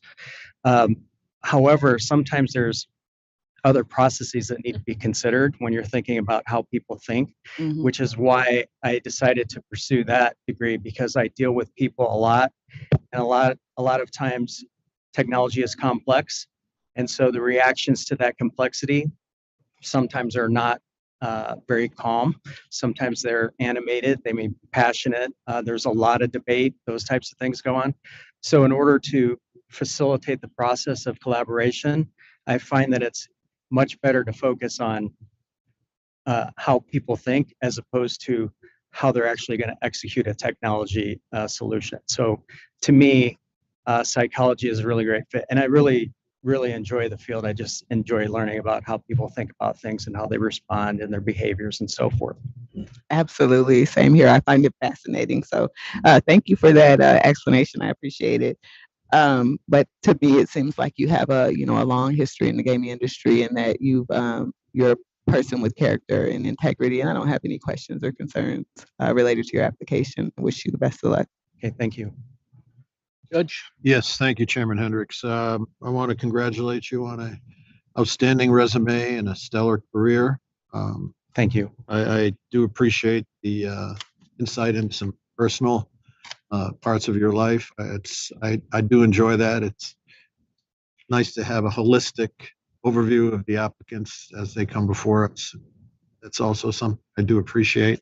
I don't have any particular questions. The Agent Bridges she did an excellent job. She has no areas of concern. We discussed your case thoroughly yesterday at our rump session, so I'm in full support and I want to wish you all the best. Thank you. And I echo the comments of my colleagues that your application was very thorough and exemplary and provides the character of the type of people we're looking forward to having in the industry and continuing in the industry that you've been in now for quite some time. So thank you for that. And if there's nothing else, Ms. Gilland or Ms. Solis, that you want to address at this point? Other than to say we're very proud to have him, and he has to work with me, so he gets it on the other side too. Very good. Thank you both. Thank you. With that, I would entertain a motion on this agenda item number 6. Thank you, Chairman Hendrick. I would move for approval of non-restricted agenda item number 6 for approval by the Gaming Commission as read into the record by Secretary Rupert. Thank you. Madam Secretary. Member Assad? Aye. Member Watkins? Aye. Chairman Hendrick? Aye. Thank you Motion very passes. much. We appreciate it. Thank you. Good luck to you. Bringing us, Madam Secretary, to non-restricted item number 7.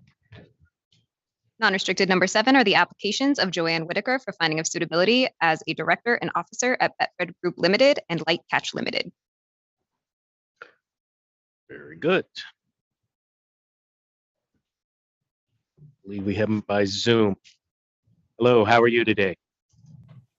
Yes, I'm really good, thank you. Thank you for having me here. I'm over in Manchester in England. Sorry I couldn't be there in person. Very good. Please state your name and spell it for the record. My name is Joanne Louise Whitaker, JoanneLouiseWhitaker. Very good. And you were in the UK, as you mentioned, so thank you for joining us. What time is it there today? 1839. Okay, very good.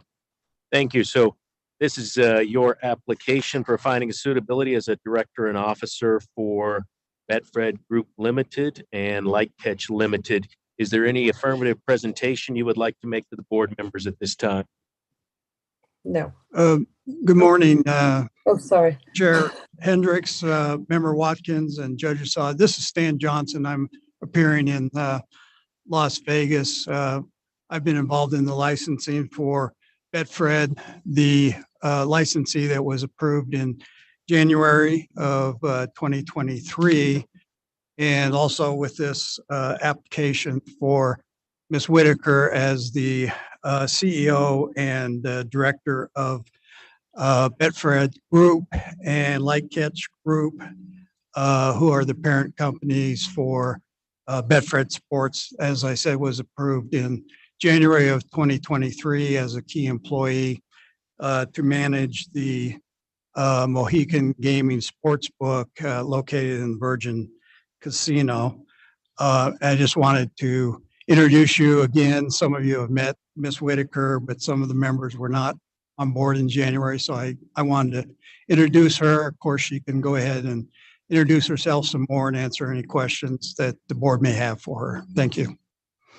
Thank you for that, Mr. Johnson, and good morning and welcome to you as well. We're having a little bit of delay, so you didn't pop up on the screen, but thank you. Appreciate you appearing with us. And is there anything else you want to provide on Ms. Whitaker's background or ask her to provide before we ask questions?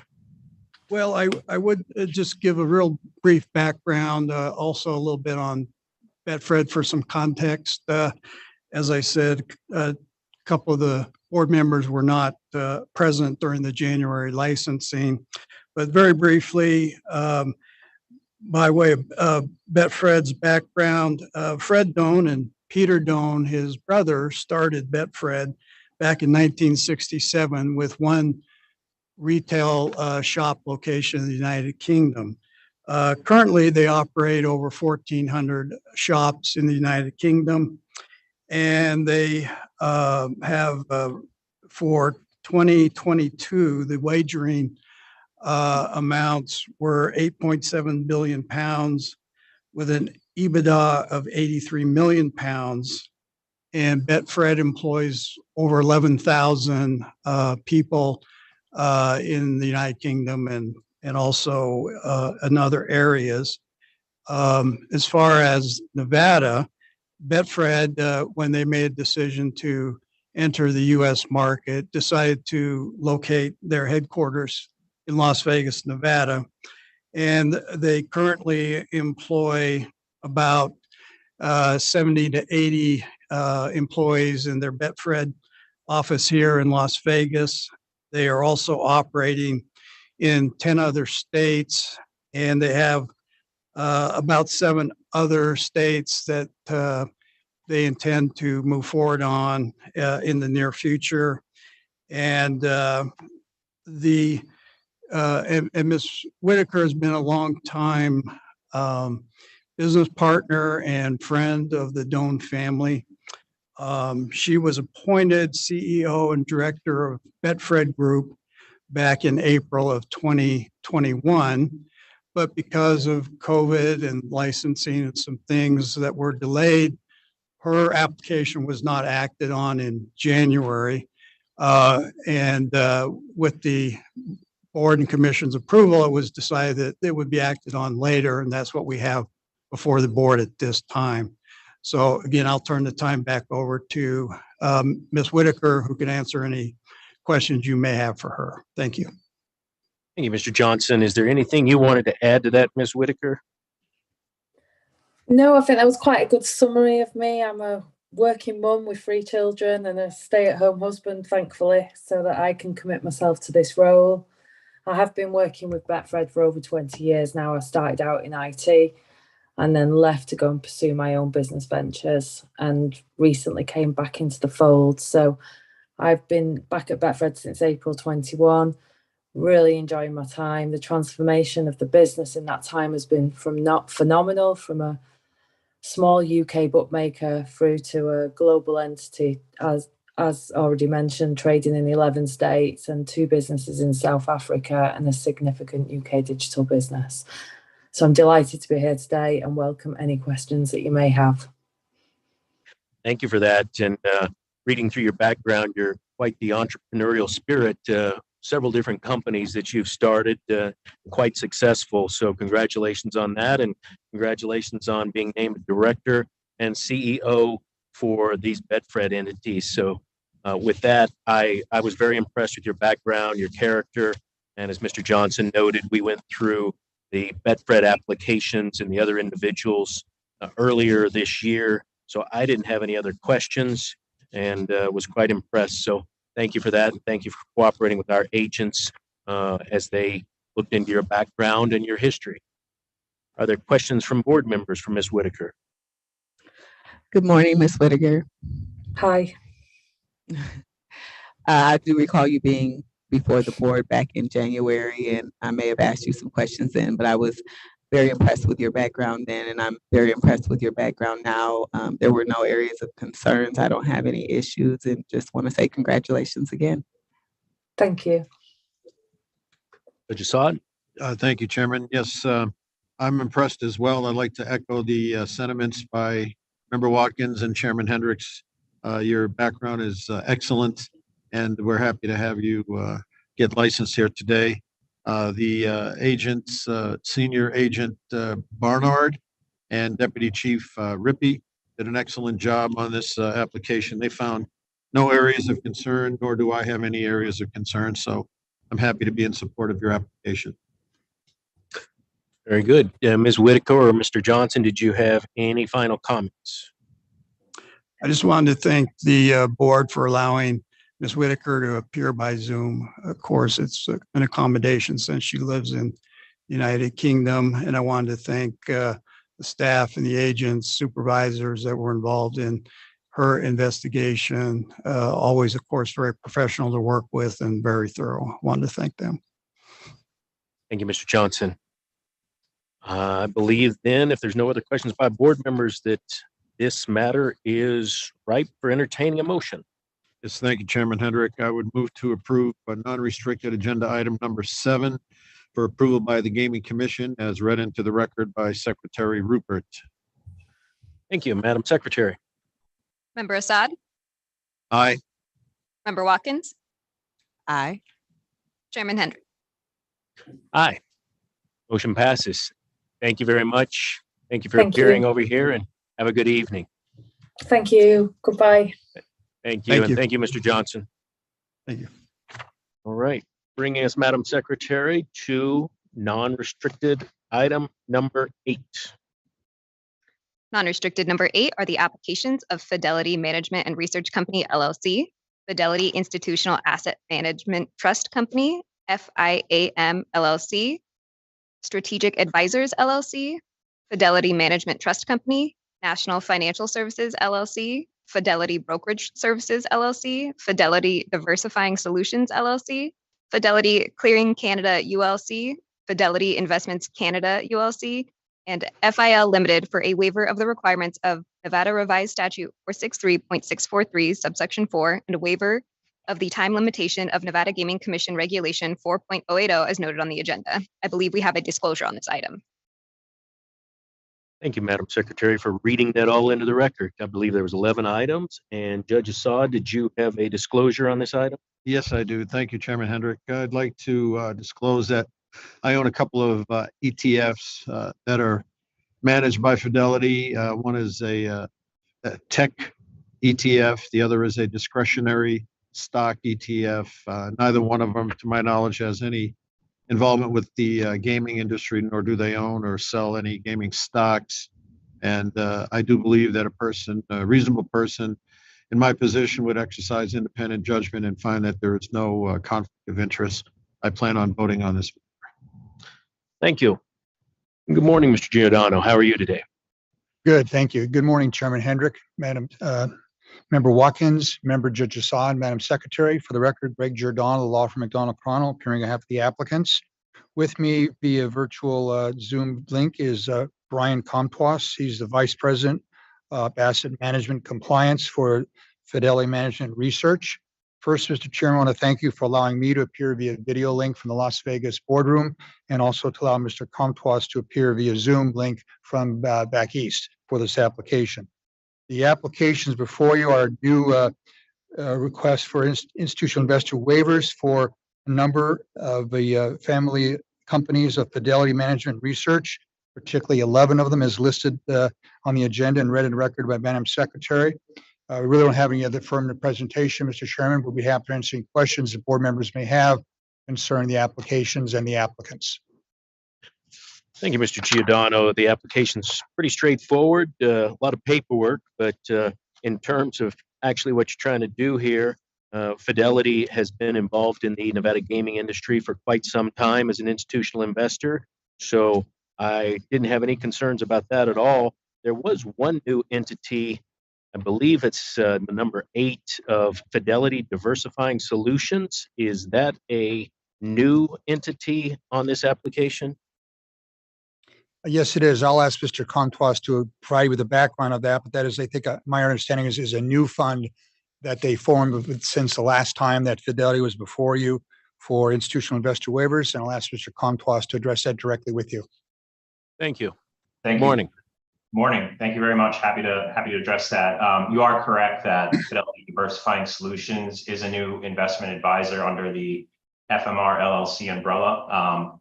The reason for launching this new advisor is Fidelity is starting to offer some new alternative product offerings. We just recently launched a private credit fund, and we will be launching some other alternative investments in this space. Part of the reason for launching a new advisor is because some of the products in this area will have more heavily investments in derivatives, which required us to be registered with the CFTC as a commodity pool operator. Because there was a small number of products that would be exploring additional derivative exposure, the decision was made to launch a new advisor and just register that advisor with the CFTC. Great. Thank you for that explanation. I had one other curious question. The name of the family office for the Johnson family is Crosby Advisors. Where'd Crosby come from? Did I stump you with that? Yeah, I think you're going to stump me with that one. Our Crosby's is actually located in Salem, New Hampshire, so separate from the main office at 245 Summer Street in Boston. But I do believe the name of the family office does predate me, so you got me for that one for sure. That's okay. I didn't prepare you for that. It's just interesting to me that the Johnson family would be under Crosby Advisors, but certainly has nothing to do with the application or your institutional investor status with the Gaming Control Board. So we'll find that out. Are there other questions from board members? I don't have any further questions, Chair. The application is pretty straightforward to me. I don't have any concerns. Yes, I don't have any particular questions either, Chairman Hendrick. I'd like to commend Agent Di Paoli and Deputy Chief Teggio and Chief Hoffman for doing a very thorough job, especially Deputy Chief Teggio for the draft order. Very comprehensive, very good. There were no areas of concern. I have no questions, and I'm in full support. Thank you for that. And I would echo the same comments that the applications and the history of Fidelity and its entities being recognized as institutional investors in our state has been very beneficial for our economy and certainly meets the requirements of the Nevada revised statutes as well as the Nevada Gaming Commission regulations. So I have no problem supporting these applications and would just ask Mr. Giordano, we are looking at draft number 1 of the order dated 6/26/23. Have you reviewed that and agree with the changes in that draft? Yes, Mr. Chairman, we have reviewed that draft of the order, draft number 1, and find its terms and revisions to be appropriate and acceptable, and have no issues with that. The order or the commission, the board recommend the commission that the commission enter that order later this month. Very good. Thank you, Mr. Giordano. If there's nothing else you want to add, Mr. Giordano, we would entertain a motion. I would just add, I want to also thank on behalf of the company, the applicants, and Mr. Comtois for the work of Agent Dante DiPoli and appreciate his efforts on the applications. He was great to work with and very professional in his investigation. So thank him. Thank you.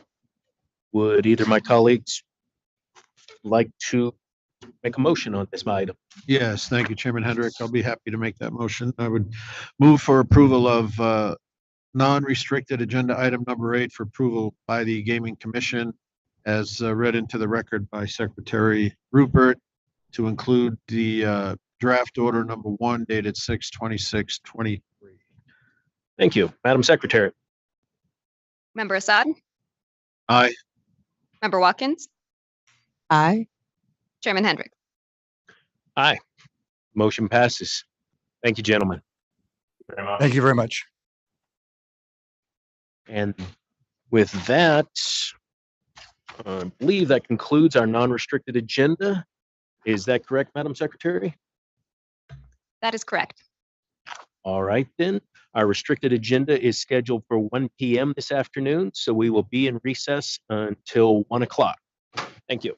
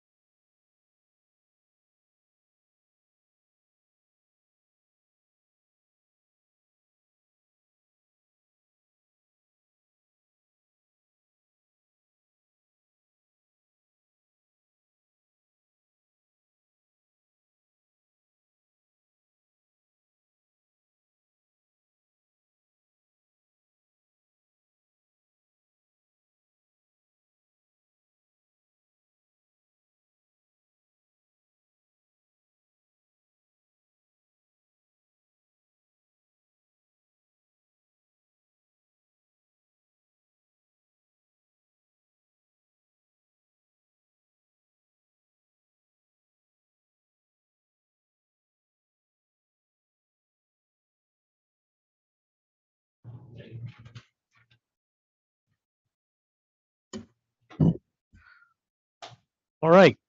Good afternoon, everyone. We're back on the record for our 1 p.m. calendar. Our first item of business this afternoon is the consideration of the matters on our restricted consent agenda.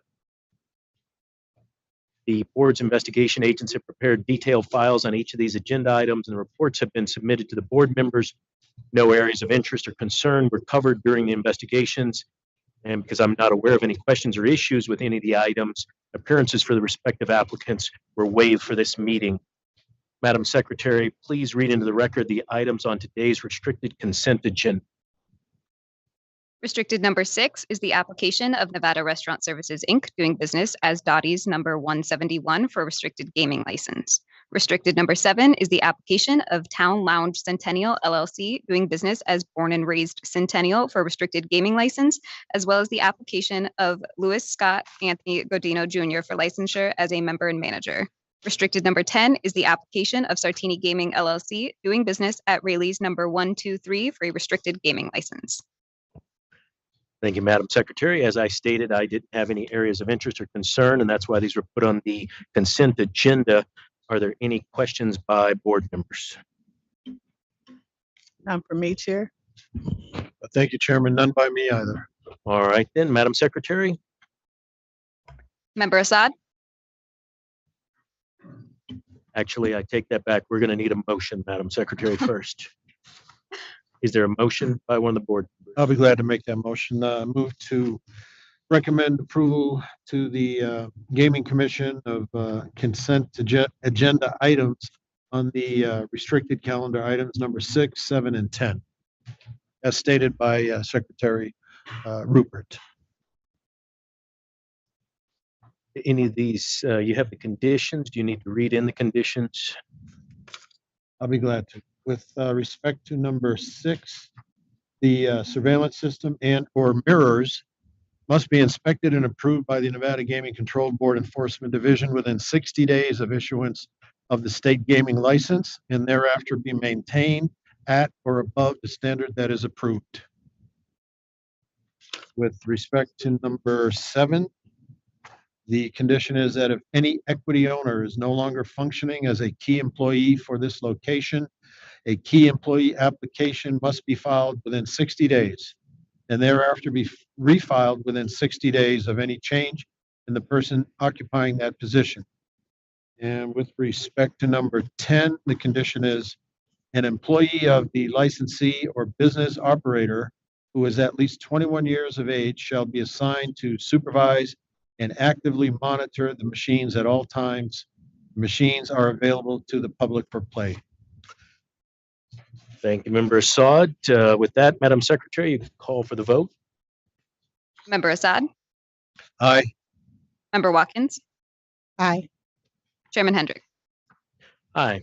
That motion passes, bringing us then to restricted item number 1. Madam Secretary, if you'd please read that into the record.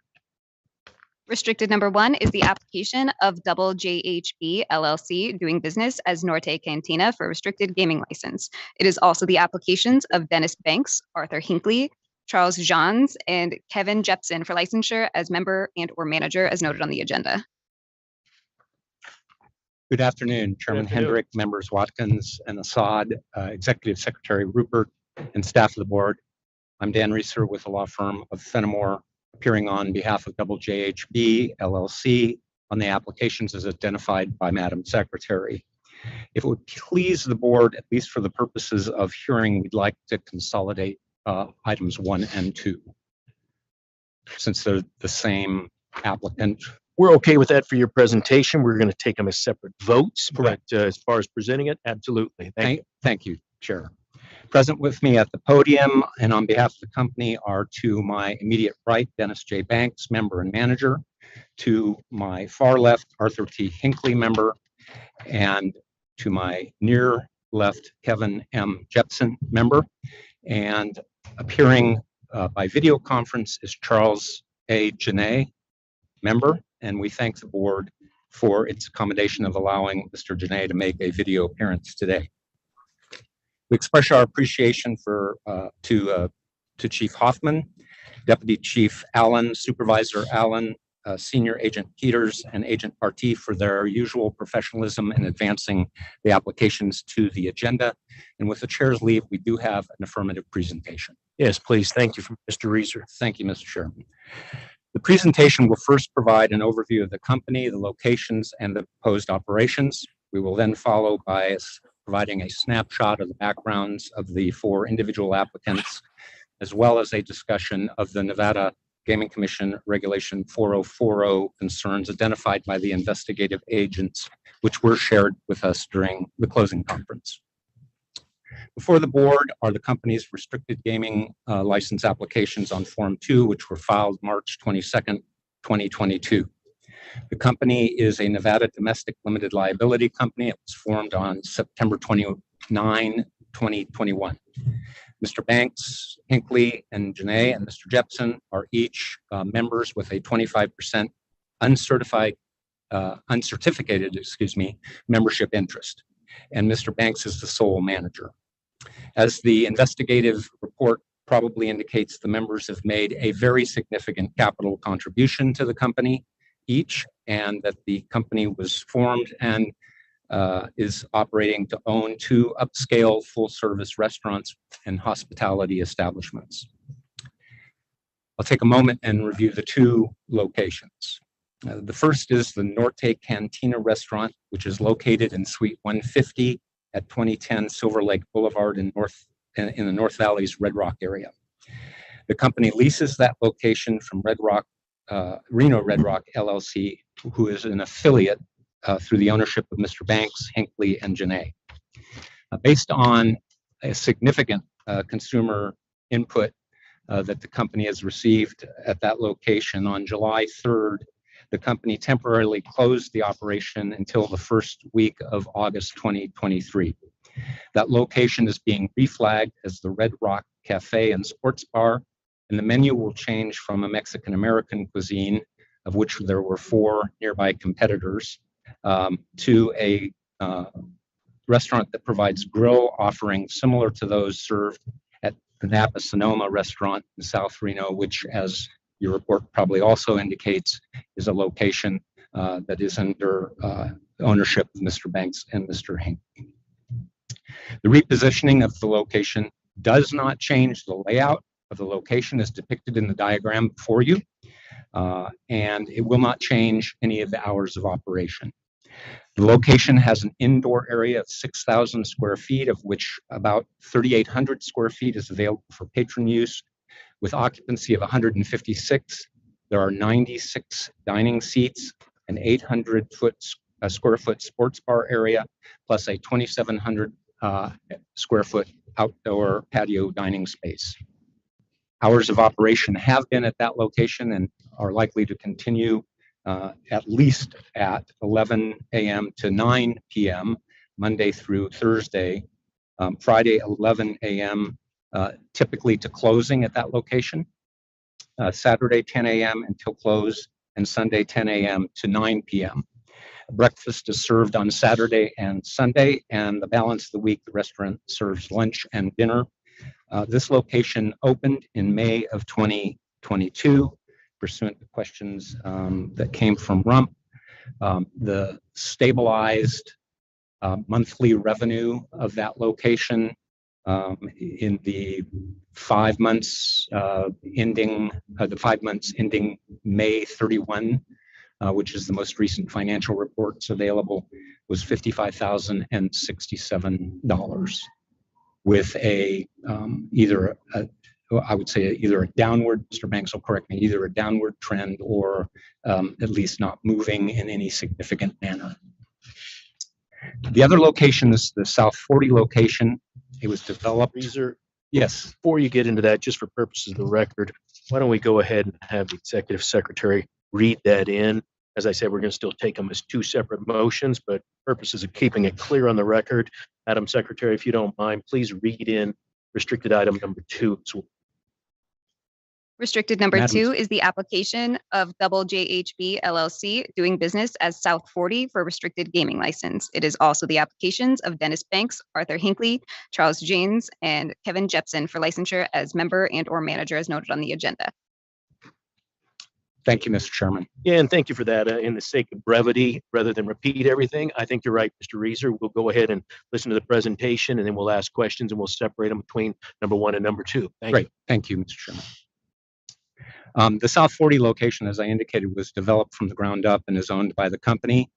As the investigative report no doubt reflects, the development of the location was financed with substantial equity from the 4 members and a bank loan. It's located at 1445 South Meadows Parkway, Suite 208, and it has a 40,000 square foot building, of which 35,000 square feet is available for patron use.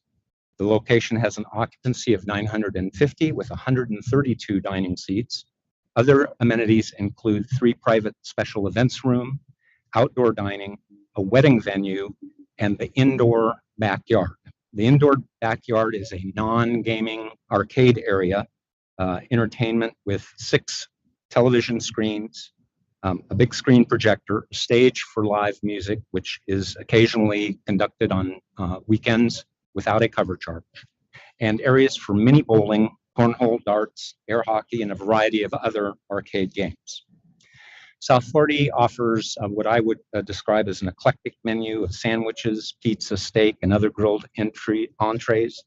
A traditional breakfast fare is served on Saturday and Sunday, and the hours of operation are Monday through Friday, 11 a.m. to 9 p.m. And 9 a.m. to 9 p.m. on Saturday and Sunday. This location opened in August of 2022. It has a stabilized monthly revenue based on the same 5-month period closing May 31 of this year of 305,803, but rising reasonably well. So it's a growing location. The company entered exclusive participation agreements with Sartini Gaming LLC on February 4, 2022 and February 8, 2022, respectively, for the Cantina Norte and the South 40 locations. And I'm going to continue to call Red Rock Cantina Norte, consistent with the agenda before you. The 2 participation agreements are substantially identical. They have a 5-year initial term commencing upon receipt of required gaming licenses and approvals, with successive 1-year renewal terms subject to an opt-out right exercisable by either party, not more than 90 days or less than 30 days prior notice before the end of the term. The slot route operator is obligated to place at each location 15 IGT bar top Game King slot machines with the Golden Edge player reward system, and will repair the gaming devices as needed. It will also install a cash management equipment, including a safe. No progressive games are intended for these locations at this time. The company's obligations under the participation agreement are for housekeeping of the devices, obviously to provide surveillance and security by the employees at the bar, to provide the bankroll, but the bankroll calculation, as we indicated to Agent Part T, will be calculated and determined by the slot route operator, and they will just tell them you must have that much money on hand. The locations are also obligated to pay all gaming taxes with a right of recoupment over against the slot route operator for the pro rata share of the slot route operator's taxes. Counts will be conducted by representatives of both the slot route operator and the company.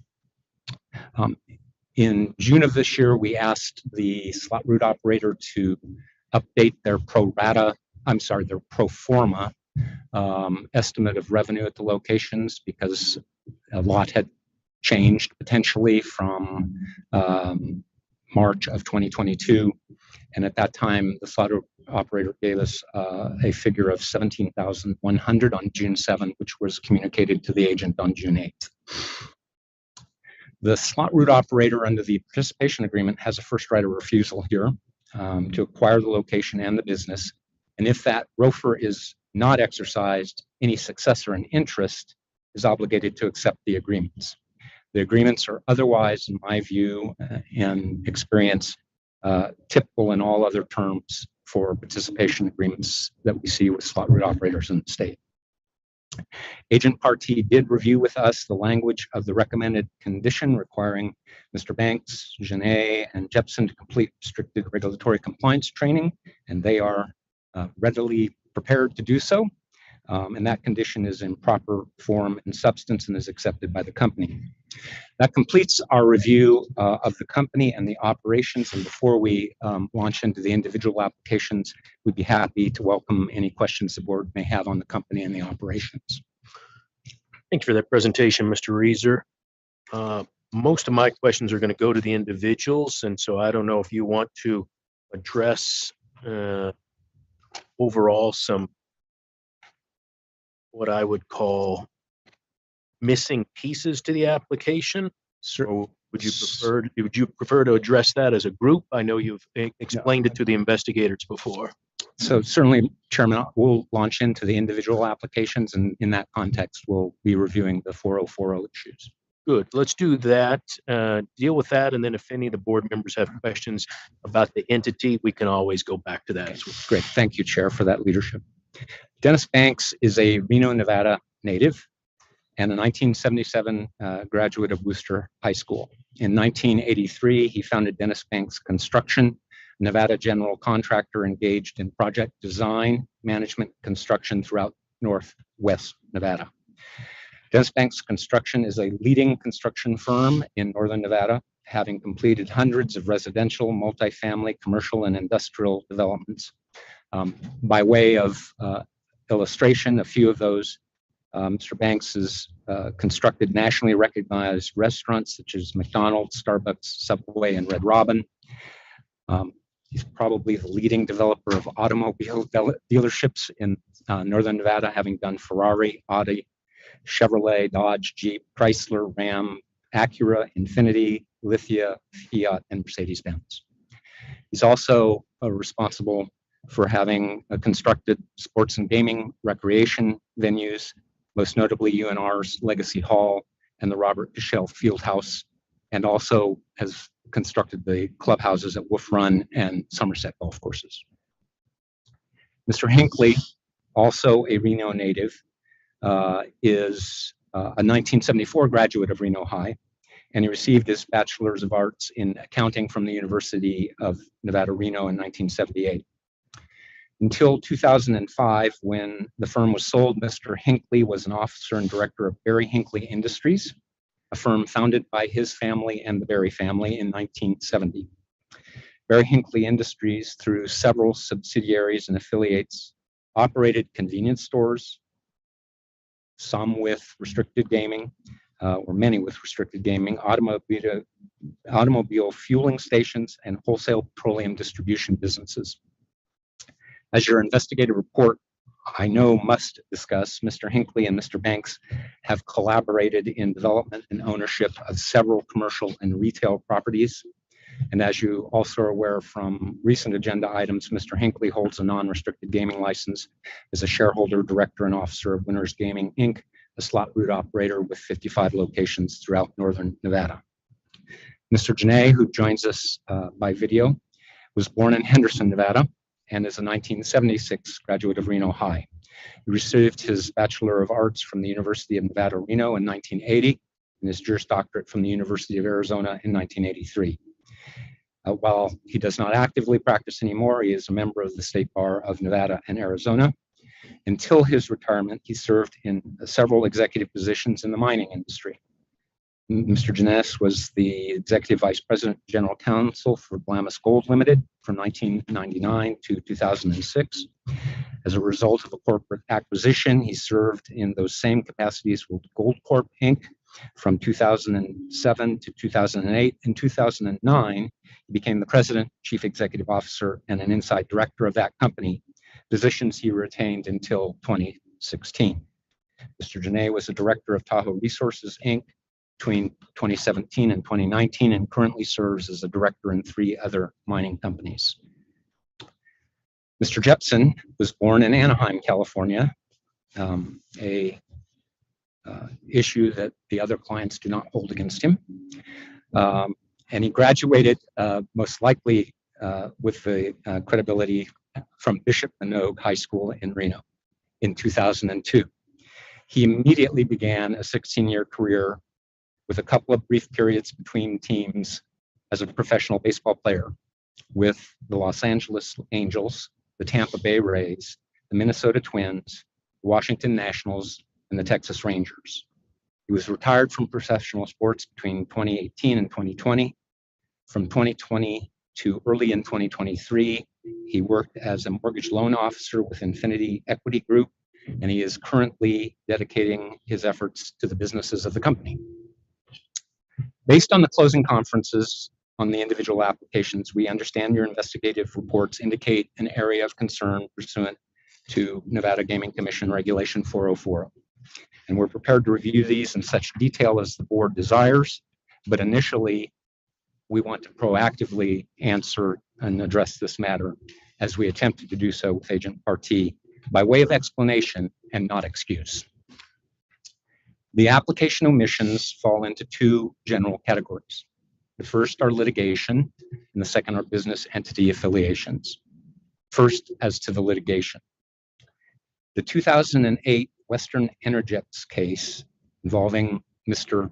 Hinckley was never served on him. The case was voluntarily dismissed unilaterally by the plaintiff. Mr. Hinckley did not list it because he had no knowledge he was a named defendant in that case. He believed that case because of its timing in 2008 related to disputes arising unrelated to him after he had sold Barry Hinckley Industries. Regarding two other litigation matters, the issue, in my view, is not so much non-disclosure, but rather perhaps something you want to blame on the law firm, that not all the case numbers were listed on the Form 7 with regard to the Stormo case involving Mr. Banks and the JH Inc. case involving Mr. Hinckley. In each of those cases, there were two file numbers. The first file numbers were, and we do not know why, that they were defendants in these cases. The litigation was commenced and never perfected or was abandoned, and a second case was filed, which was the one in which the litigation occurred and which were fully disclosed on the applications. So yes, there were two. For each case, there was a missing case number, but the litigation was fully disclosed, and copies of the pleadings and whatnot were lodged in the data room in this investigation. As to four remaining litigations, Mr. Banks and Mr. Hinckley did not have many records about their previous litigations when they came in to prepare their applications. In preparing those applications, Fenimore assigned a very experienced 20-plus year paralegal who has done gaming applications that entire time period to perform a due diligence in early 2022. She followed our standard procedure for restricted, which is to order from a nationally recognized third-party service baseline diligence reports, just like a compliance committee would do for a public company doing a vendor review. When we started running into disclosure issues or omissions with Agent Partee, I had the paralegal rerun that, and no additional information was found when we reran the reports. That caused me additional concern, which caused me to stop working with that nationally recognized firm and hiring another. And we had them run reports, which were just received last week, which still didn't disclose everything. It disclosed a good much of what should have been on the original due diligence reports. So to the extent that those diligence reports, upon which we rely in a restricted application setting, failed to identify litigation or entities, it's not because Mr. Banks and Mr. Hinckley were, didn't care. We conducted diligence. They asked us to do an investigation. We didn't get the kind of information we needed. On a restricted, just by way of explanation, could criticize me for this. We don't typically do what we do in a non-restricted, which is we don't typically have a a paralegal not only get that report, but then search every Secretary of State's office and every court in any city where that person may have resigned. We just typically do not go to that expense, which is literally tens of thousands of dollars for 4 people in a restricted context because of the cost benefit. So the diligence was done, and to a certain extent, I must, as the council, bear responsibility for some of the non-disclosures. But let's talk about each of the omitted matters that I have not yet, because I think there's also some other mitigating circumstances. When reviewing the Red Rock Road and the 2 Three Flags cases with Mr. Hinckley and Mr. Banks, they didn't remember any active litigation with these entities. The Red Rock Road case was filed and subsequently dismissed because the plaintiff failed to prosecute under the 3-year rule. The diligence report that we obtained from the original provider had a space between red and rock.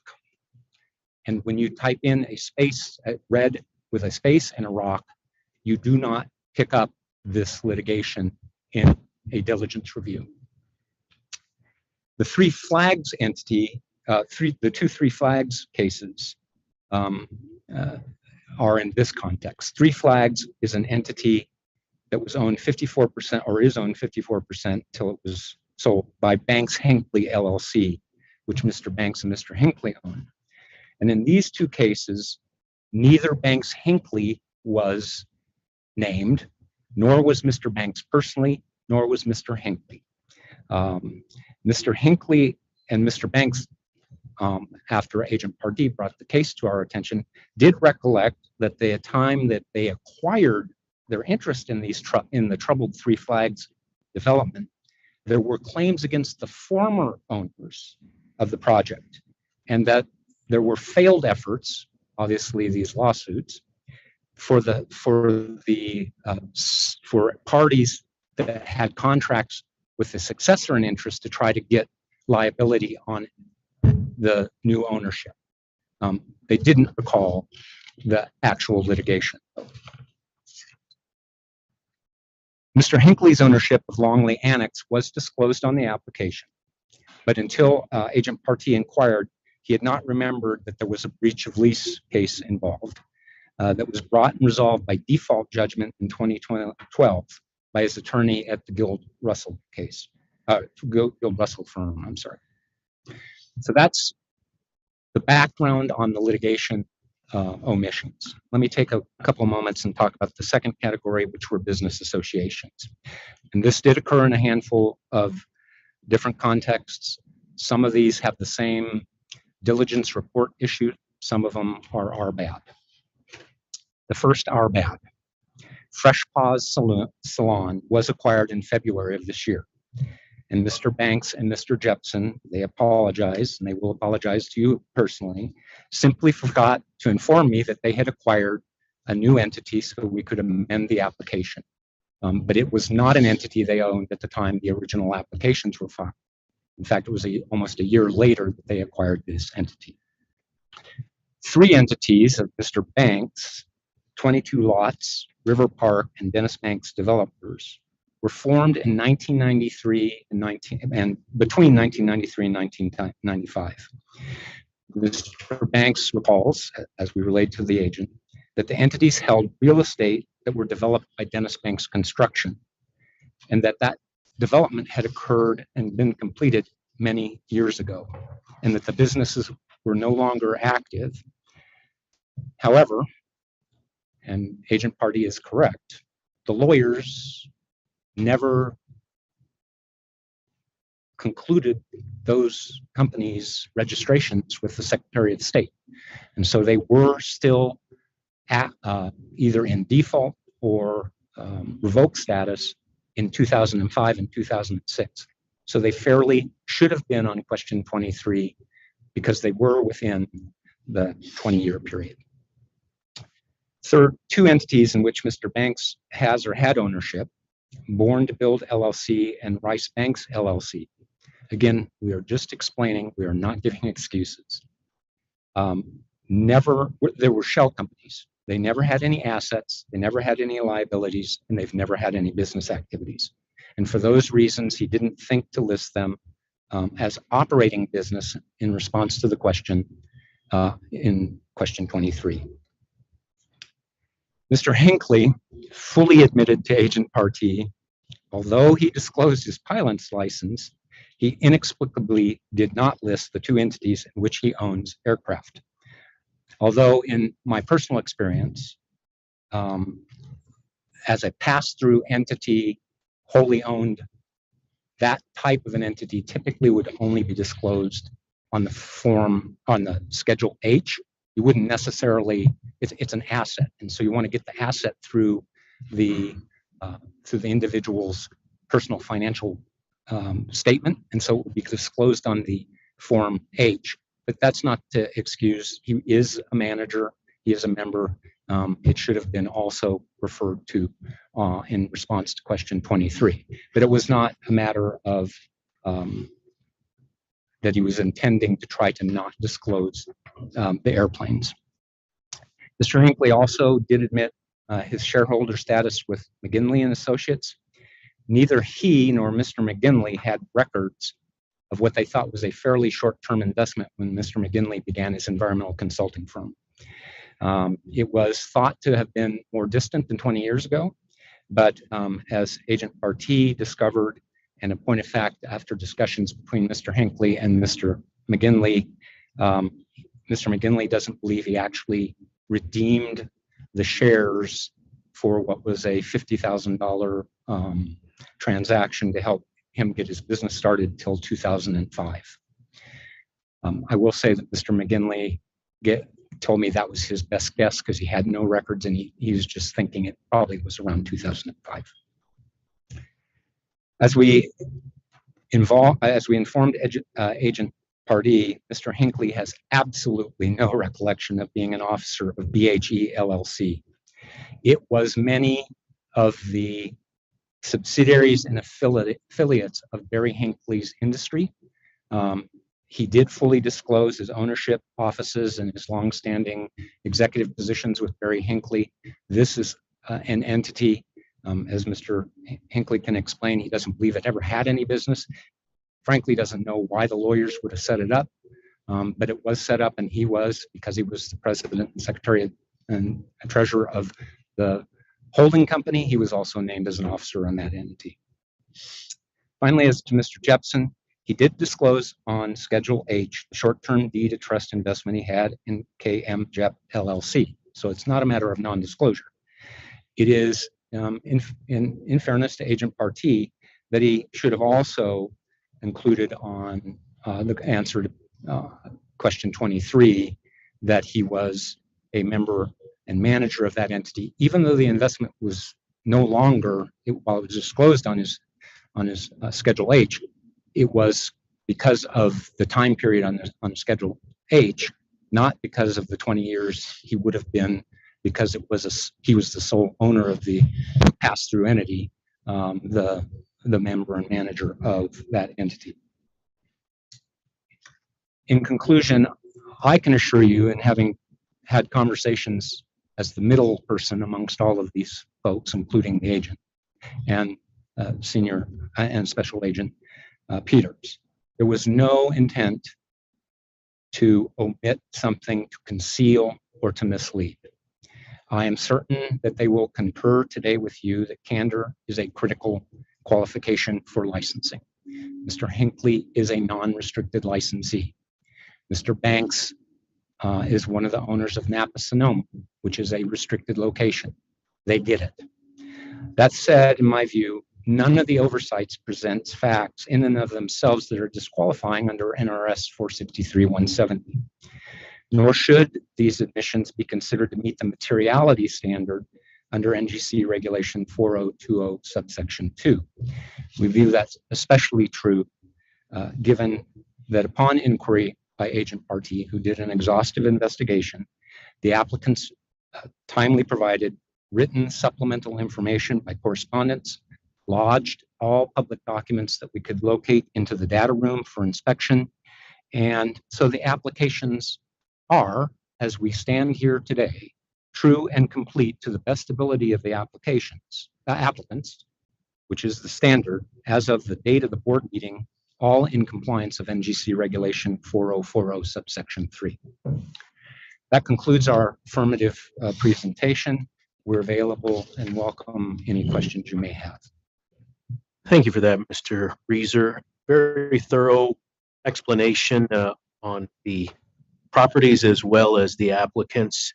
For the sake of trying to be sure the record is clear here, let's first focus back on the properties. So I want to ask if the board members have any questions, not regarding the applicants themselves, but do you have any questions about either of the entities themselves? Go ahead. Pardon, sure. Single entity, 2 locations. Just very good. Yes. I Thank you for clearing that I up. didn't want the record to be cleared up by saying there's another entity. No, very good. Yes. We have enough issues with entities. 2 locations. Very good. 2 locations. Correct. Just as my question is just as it relates to the allocation of time between the 2 locations. It's my understanding that Mr. Jepson will be doing some high level oversight, management oversight. Is that correct? So that's correct, Member Watkins. Actually, both Mr. Jepson and Mr. Banks. And they will correct me if I state this incorrectly, but they've told me half a dozen times. They split visiting those 2 locations between themselves. Typically, Mr. Banks visits day hours, typically Mr. Jepson evening hours, but with Mr. Jepson's recent dedication of his time to these locations, I think Mr. Jepson's presence on the properties will be more frequent and not just in the evening hours. Before, he was also a mortgage agent. So he now is dedicating his time fully to that. So yes, they are going to be providing routine supervision of the properties. There are also professional managers at both locations. And about how much time each are they spend? How much time are they spending at the locations? I'll let each of them tell you. I start. First. Dennis Banks. I spend usually 3 to 5 hours during the day at the South 40, and then I try to do afternoon, early evening at Norte Cantina. About 6 days a week. How many hours will it take Cantina? 3 or 4 there, and then we have our weekly manager meetings at both locations. Sometimes bring all the managers to the same location and whatnot. Kevin Jepson. Him and I typically spend a lot of time together during the day at both locations, and then I'll take over in the evening, mainly at South 40, and there'll be more over at Red Rock once we get that open in August and split time. But we have very good managers in place now that we feel comfortable if we can split between both. Okay, thank you. Judge, did you have questions specifically regarding either of the locations rather than the individuals? Yes, thank you, Chairman Hendricks. First of all, I'd like to give a shout out to Agent Partee and Julia Allen, supervisor, and under the auspices and direction of Chief Hoffman and his guidance. This was a pretty complicated, intensive case for a restricted gaming application, but it's understandable. You have 4 different owners and some issues that we're discussing here today. So I'd like to just commend them for their due diligence and great work on this.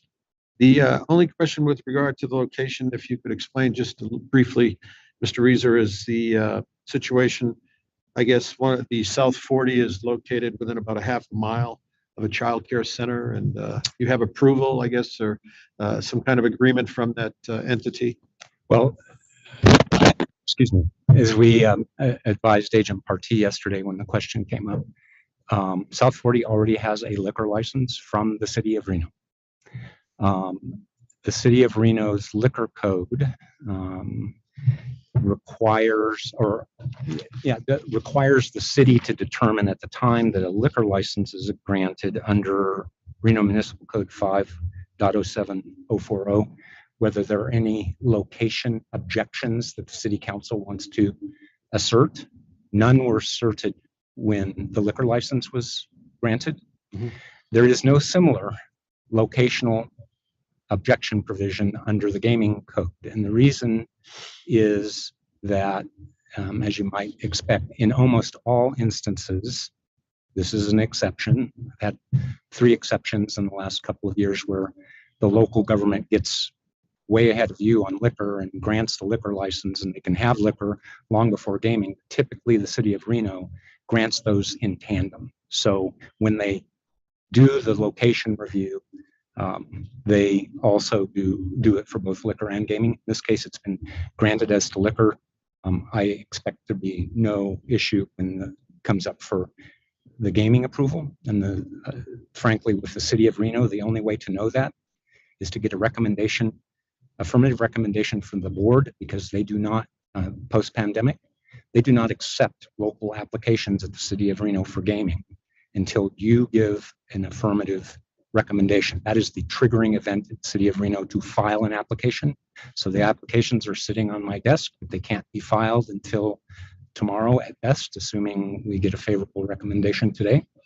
And then the city of Reno then sticks them on the city council agenda next, following the gaming commission's final action. So they basically wait for you to process the application, and you get a hearing in front of them. And it won't be until that city council meeting that a city councilman could raise a location issue. Of course, at that point, we would say, well, you already passed on this when granted the liquor license. I just wanted to make sure we're going to be compliant with, I guess it's NGC 3.010 sub 1 talks about. And that's the state's locational requirement.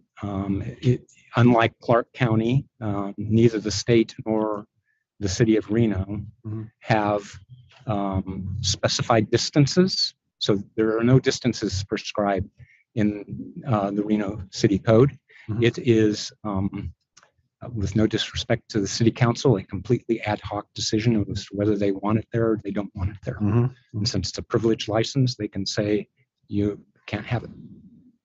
And I'm sure they'll have adequate protections against minors and kids. They do today because it's a liquor licensed location. Okay. And all of the devices are going to be bar top. They're all bar top, so they'll be in an area that is minor restricted. Great. Appreciate that explanation. Thank you very much. As always, just an excellent and very thorough presentation. Thank you, Member Hassan. A couple of questions about the locations. First, regarding Norte Cantina, what were the factors that caused you to change the theme of that particular location? I will let Mr. Banks tell you in hopefully not painful detail, but in some detail. Yeah, please summarize. Tell us why. Dennis Banks. Basically, I know a lot of people around town and a lot that live out there, and after I'm kind of stubborn old construction forest guy, but about a year of beating me up, they just really want something different, because there's 4 and I think a 5th Mexican restaurant opening in the North Valleys, and they really don't have anywhere where they can go get a salmon or steak or some type of an actual entree meal. So basically that's it. Thank you for that explanation. And your counsel mentioned that business-wise, it was doing fine to steady. Is that how you would characterize the cantina business? I mean, it was real steady and not nearly good enough was the hope. It just didn't build any steam, and we got a lot of people try it, and it just, they already had a place they like, and so it was just absolutely ready for a change. Thank you. And I believe, Mr. Reeser, you confirmed you went through the kitchen hours, but the kitchen will be open at least 12 hours, or at all times the establishment is open if it's less than 12 hours. There will be full compliance with NRS 463.010. Perfect. Thank you very much. Or I'm sorry, 161. 161. Good. Glad you cleared that up because you would have snuck that by me. And lastly, on the locations, explain to me again, you said the slot route operator has a right of first refusal, which is a little out of the ordinary on an SRO agreement. Explain that a little bit more if you can. That's why I included it in my presentation. It is not, it is a attribute that has started to appear in Sartini Gaming's agreements and a couple of other SRO's agreements, where if they believe that a location may be or locations may be a complete grand slam, they are putting a ROFR in it so that if the founder of the location gets ready to sell it to somebody else, they get to go in and take over the business if they want. They also have exclusivity provisions in the participation agreement, which requires that if they don't exercise the ROFR, the purchaser has to take the contract. Interesting. And that right of first refusal is on both locations. Both locations. Okay. Thank you for that. I didn't have any other questions regarding the two locations. So if board members didn't have other location questions, we can start asking the individuals questions. I don't have any further location questions. Okay, let's start with you, Mr. Banks.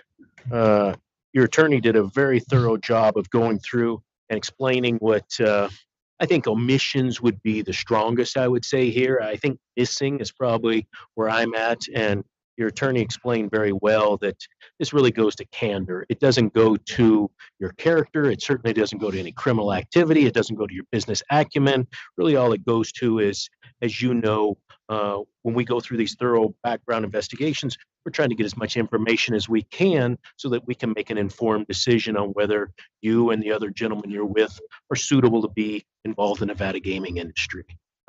As your attorney very thoroughly explained, all of you businessmen have been involved in business for quite some time. And so I don't expect everybody to have a perfect photographic memory, but I would like to hear from you on the business entities that were missing and the litigation that was missing. Do you think there was anything that you could have done better to help our investigative agents maybe find out all of those items? I think the best way to clear that up is that with all of our files and whatnot, we're required to keep our documents for 10 years. And we have a lot, and then we shred and destroy, but we keep them for 11 just to have an extra year. And I just don't know that any more places or hiding or digging could have been done, you know, with my construction girls, managers of restaurants, whatnot. I mean, we dug out a lot of stuff, but missed a couple. Thank you for that. And I agree. And my point again is it's back to candor. And as Mr. Reeser stated, once you were advised of it, you've tried to find out as quickly as possible and answer our questions. That's the most important. Correct. Yeah, thank you. Are there questions from board members for Mr. Banks? Yes, and my question is more of a general question for all three or for council. Would you like to have us continue going and then ask all three? Or okay, Judge, did you have questions specifically for Mr. Banks? No, I think it's going to apply to Mr. Hinckley and Mr. Jepson as well. Just in general, you know, I think with regard to, correct me if I'm wrong, Mr. Reeser, it's NGC 4.040. Is that the one that talks about disclosure? Yes, subsection 2 and 3 are the two subsections that are at issue here. The first is full disclosure, and 3 is that your last chance to make full disclosure is the day before the board meeting. Yeah, and my reading of that, it gives us discretion and some latitude. And, you know, there's always, whether I was presiding over a criminal case or some civil matters, and even with the transportation authority licensing, these issues came up as well over there. Cab and limo companies wanting to be licensed. I always look at the issue of mens rea, and I don't see any issue here detrimental to your client's position with regard to the mens rea, the guilty mind for your non-lawyers. I think these can be characterized, as you've indicated, as maybe careless oversight. But certainly, I don't see any intentional effort to deceive or omit with any guilty mind in place. So that's just general for all. I would concur, and each of the applicants can amplify Member Assad. I am confident, knowing these individuals as citizens and reputable businessmen in the community, that there was no intention to deceive or to mislead. There's no upside when these people are as publicly known as they are to such an effort. And I think that Reg 4040 is within that panoply of statutes and regulations that are directed at holistically looking at the applicant over a lifetime and asking, do they have probity? I am confident that these gentlemen have probity, and whether there's some reason to believe they cannot perform the fundamental operational compliance that you would expect for a restricted licensee. And I don't believe that to be the case. You have a non-restricted licensee involved, you have a lawyer involved, and you have Mr. Banks involved, who's has restricted locations, albeit he's not the licensee. He's on a space lease. These are locations. Very good. Thank you for that explanation. And regard to Mr. Genesse, he's not a practicing attorney. Is that correct, Mr. Genesse? That's correct. I haven't practiced since 1995. I left the Woodburn. Sorry, go ahead. No, I'm sorry. I was just saying, I left private practice in 1995 at Woodburn and Wedge to enter the mining industry, and I was originally general counsel, but not, active in any courts or practicing law in that respect. And then I moved into an executive role outside of the law. And it sounds like you made the right decision. I don't see any gray hairs on your head. There's a few up there. Thank you. Well, not like Mr. Reeser, who's got a lot of them. So I'm also a recovering attorney myself, so I sympathize with. So I'm comfortable with the explanations and the written statements that you've provided with regard to any question regarding the omissions. So, thank you. Thank you. Mr. Genesse, since Judge Assad brought you up, let's take you next.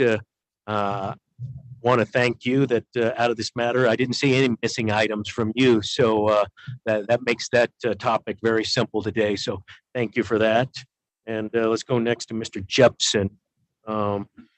Same question I had for Mr. Banks is just really it's the question of, did you think anything more could be done for your application to help the investigators out? And then I do understand that once you were aware that there were some missing items, that you provided them promptly. Do you think there's anything that you could have done better, or anything that our agents could have done better to find out these missing pieces? This obviously is my first time going through anything like this. The pages of back and forth, I don't know that I could have done anything better the first time. If I had to do it again, absolutely, it would be a lot better. But yeah, once it was brought up that, something was missing, I was able to get it as fast as possible. Very good. Thank you for that. And Mr. Hinckley, last but not least, obviously you have been involved in the gaming industry for probably over 4 decades at this point. So right. Yeah, congratulations on that, first of all. And the same question I had for Mr. Jepson and Mr. Banks is, you being a licensee and understanding how important paperwork is for the Gaming Control Board on any applications, and then certainly a licensee, as you know, we try to front load the industry. We do everything we can on the way in, and then we expect licensees to be the ones to come to us after they've got inside the gates. So I guess my question for you would be, do you believe that the items that were missing from your application Is there anything you could have done differently to find those?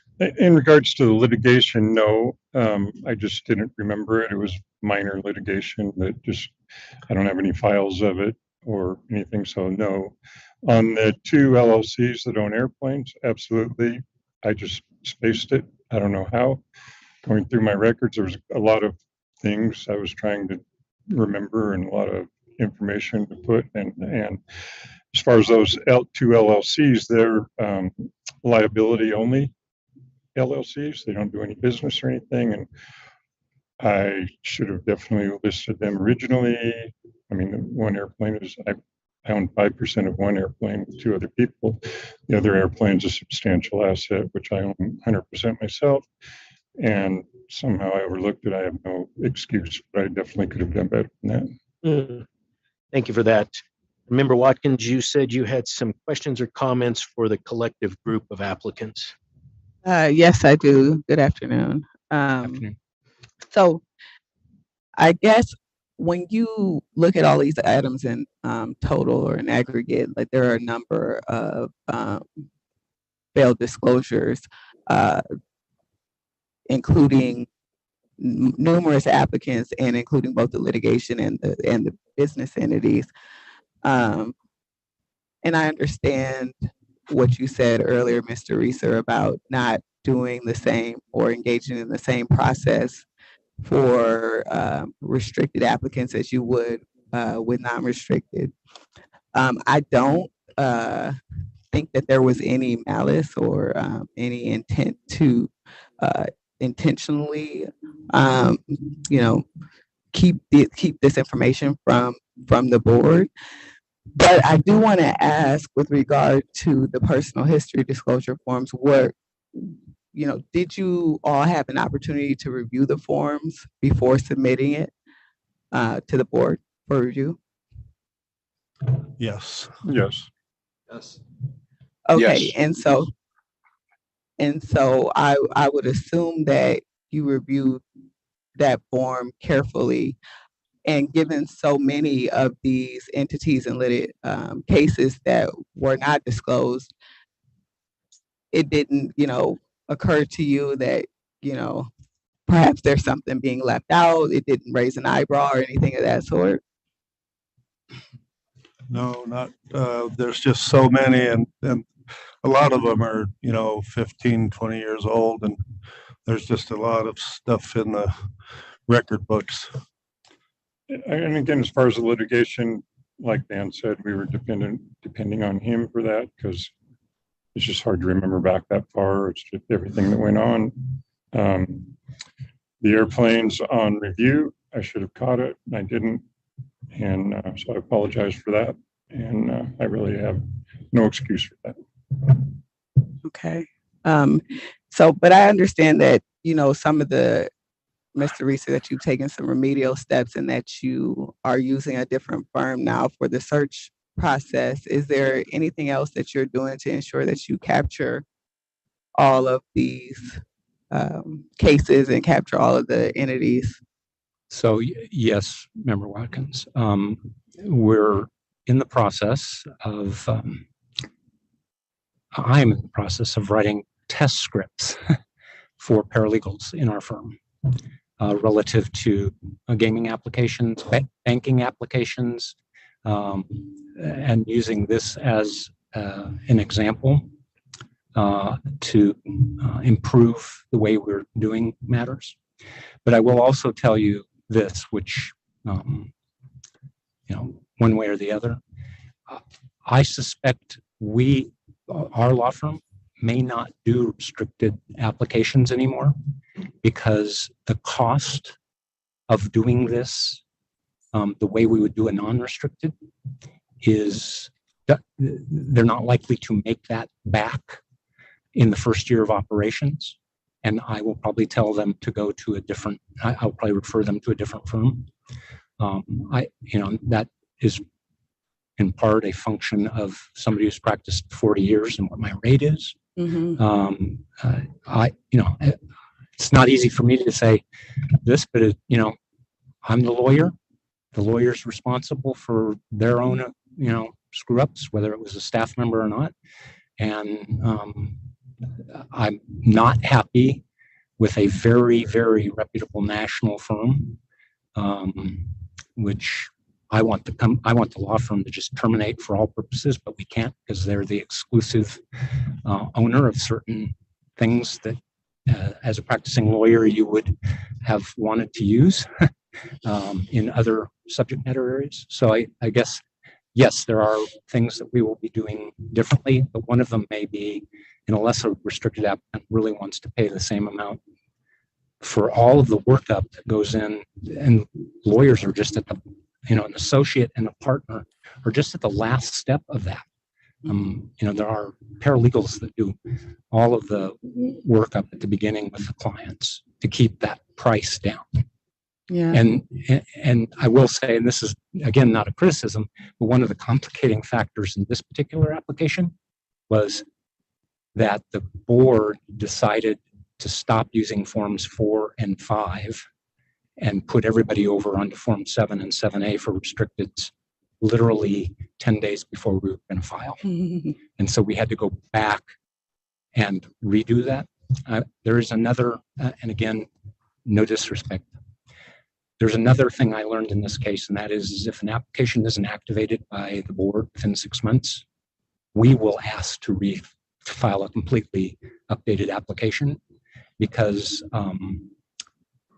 people's lives change, and you can't file it and then have the investigation activated 9 months later, and we should have gone back and that's my bad again. I should have just said, let's start over with agent party and refile all the applications. You don't want to, though, have the response from applicant services to be, okay, now you're back at the bottom of the queue. So, that's one of the other issues those are a couple of the other issues we learned in this case. Well, thank you for sharing that and putting that on the record. So this has definitely changed the way you do business. That's interesting. So you've never had anything like this happen in the past where there were this many in 35 years, I've had one case where there was one non-disclosure. The fact pattern was husband did not know wife had filed and never served a divorce complaint. Wow. Okay. Well, so 35 years. Thank you for sharing. I appreciate that, and I appreciate that remedial measures have been taken, and I appreciate all of your honesty and coming forward and assisting us with getting the proper information once it was revealed or once it was discovered. Again, I don't think that this was intentional in any way, and I'm happy to support the application. Thank you. And for me, I would echo Member Watkins' comments about thank you, Mr. Reeser, for putting that on the record about the 6-month situation. As you know, one of my goals as chair is to really dig in to look at the process on behalf of everybody in the industry, non-restricted, restricted. And if there's anything that's slowing it down or causing people to have to spend more money or more time just based on an arbitrary deadline, I'd enjoy speaking with you at the proper time and regulations or whatever. So as a side note, thank you for bringing that up on the record. So Chair Hendricks, I just want the record to be clear because I have the utmost respect for Chief Hoffman and his organization. That was not intended in any way, shape, or form as a criticism. The board, coming out during the pandemic and coming out of the pandemic, has had a Herculean effort to try to recruit people to do this work. Yeah. And I, as somebody who was your counsel and understand, that is a very difficult situation. You do not have enough people to do the kind of investigation that is the gold standard requirement in Nevada. And it does slow down the process. I just think as outside counsel, you have to start asking yourself, well, this is getting a bit long in the tooth. I need to somehow push reset. Absolutely. And your comments were not taken in any way to be derogatory or negative. They're absolutely taken in the context of being constructive. And we welcome that. That's how we find out as a board. That's how investigation finds out. So we look forward to continuing that side conversation at the appropriate time. As far as for me, I agree with both of my colleagues that things get missed, things get dropped, especially when you've been in business for decades. and you have, especially in the construction industry, where you create LLCs every time you do a particular project. It's a lot to keep track of when you're involved in multiple businesses and multiple industries. Things get forgotten. What I will say, and to your point, Mr. Reeser, I will congratulate the investigations division of RT as well, because she was able to find this out and didn't have to use a full-blown service, able to go online and do the legwork. And that's a complete compliment to her, and a kudos to the investigation division of the Gaming Control Board. This is what we do. And we're going to figure it out.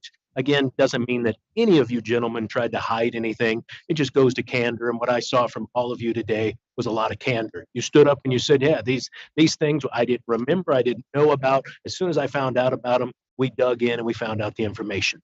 That's what we're looking for as a board here. As I said, we're trying to front load the industry with honest, good people who have great business acumen and business probity to be involved in our industry and hopefully make Nevada and the Nevada gaming industry better. So personally, I enjoy all of you gentlemen's background, your experience in multiple businesses, and I am fully prepared to support this. Let's start with item number 1, but I'll be supporting both locations.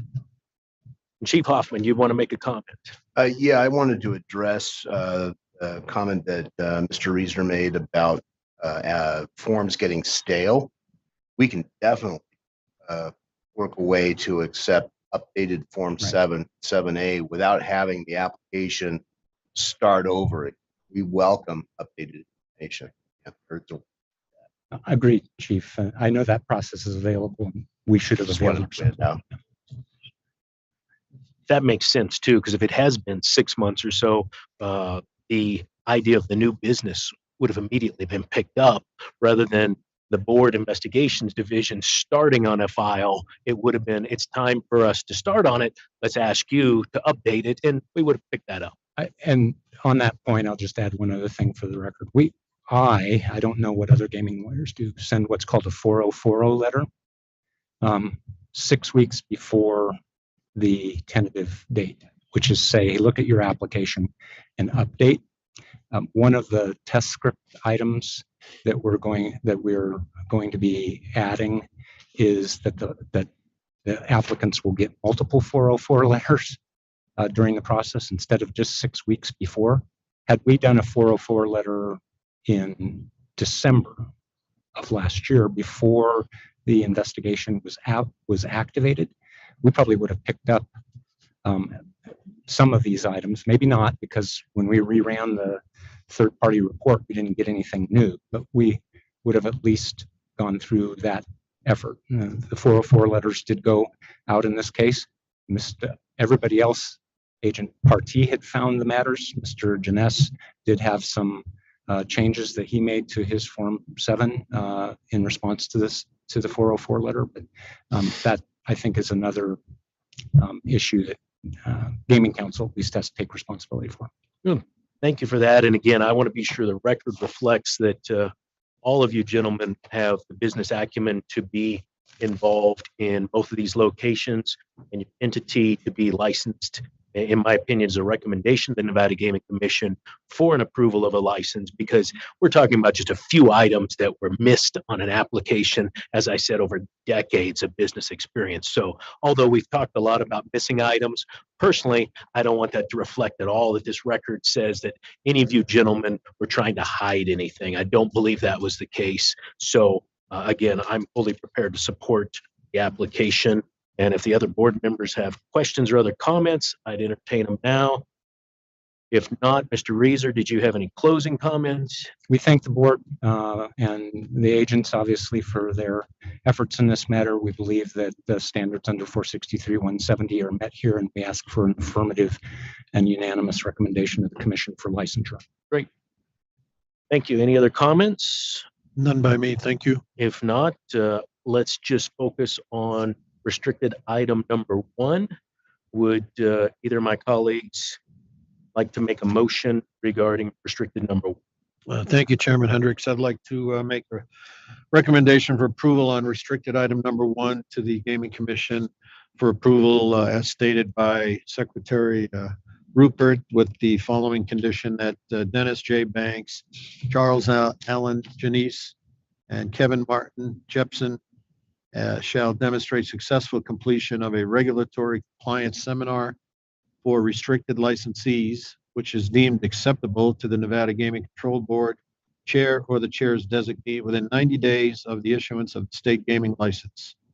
This condition may be administratively extended by the Nevada Gaming Control Board chair or the chair's designee. Very good. And yeah, I appreciate that condition being included. I attended the restricted licensee compliance seminar myself last month via Zoom, and it's very insightful, and I think will help all of you gentlemen. So appreciate that being on there, and I'm sure Mr. Reeser, you have no question or comments about that being included on the license. No, the condition is in proper form and substance. Very good. Thank you. Madam Secretary, please call the roll. Member Assad? Aye. Member Watkins? Aye. Chairman Hendrick? Aye.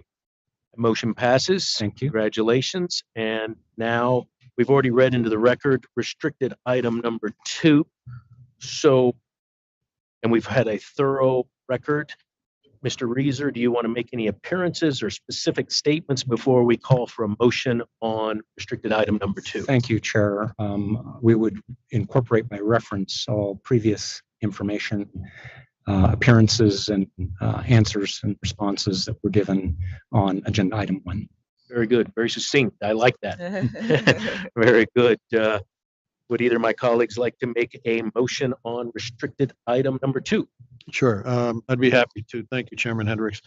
I make a recommendation that we approve and submit for approval to the Nevada Gaming Commission restricted item number 2 as read into the record by Secretary Rupert with the same condition as number 1, that Dennis J. Banks, Charles Allen Janice, and Kevin Martin Jepson shall demonstrate successful completion of a regulatory compliance seminar for restricted licensees, which is deemed acceptable to the Nevada Gaming Control Board chair or the chair's designee within 90 days of the issuance of the state gaming license.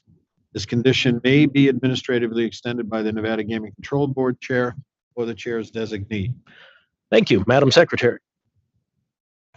Member Assad? Aye. Member Watkins? Aye. Chairman Hendrick? Aye. Motion passes. Thank you. Thank you for your attention, members of the board. Thank you all. Thank you. Congratulations. Good luck to you. Thank you. Thank you. All right, Madam Secretary, bringing us to restricted item number 3. Restricted number 3 is the application of Boulevard Water LLC doing business as Boulevard Grill for restricted gaming license, as well as the applications of Jonathan Fine and Parkway Management LLC for licensure as a member or manager as noted on the agenda. Good afternoon, Mr. Fine. I understand that you're here on items 3, 4, and 5, but we'll just take them one at a time. So if you want to please state your name for the record and tell us a little bit about restricted item number 3, we'll go through that one first. Jonathan Fine. Thank you. Nice to see you all again. Restricted item number 3, Boulevard Water LLC, Boulevard Grill. I am requesting a restricted license for a property that was purchased on Water Street. Do you want a description of what we're doing with the property, or I actually have a presentation. I was not informed until yesterday that I would be appearing. So I don't have physical copies for you, but I have a PowerPoint presentation. That would be great. Yeah, if you want to have a summary presentation, that'd be wonderful. Are we technologically set up to see it?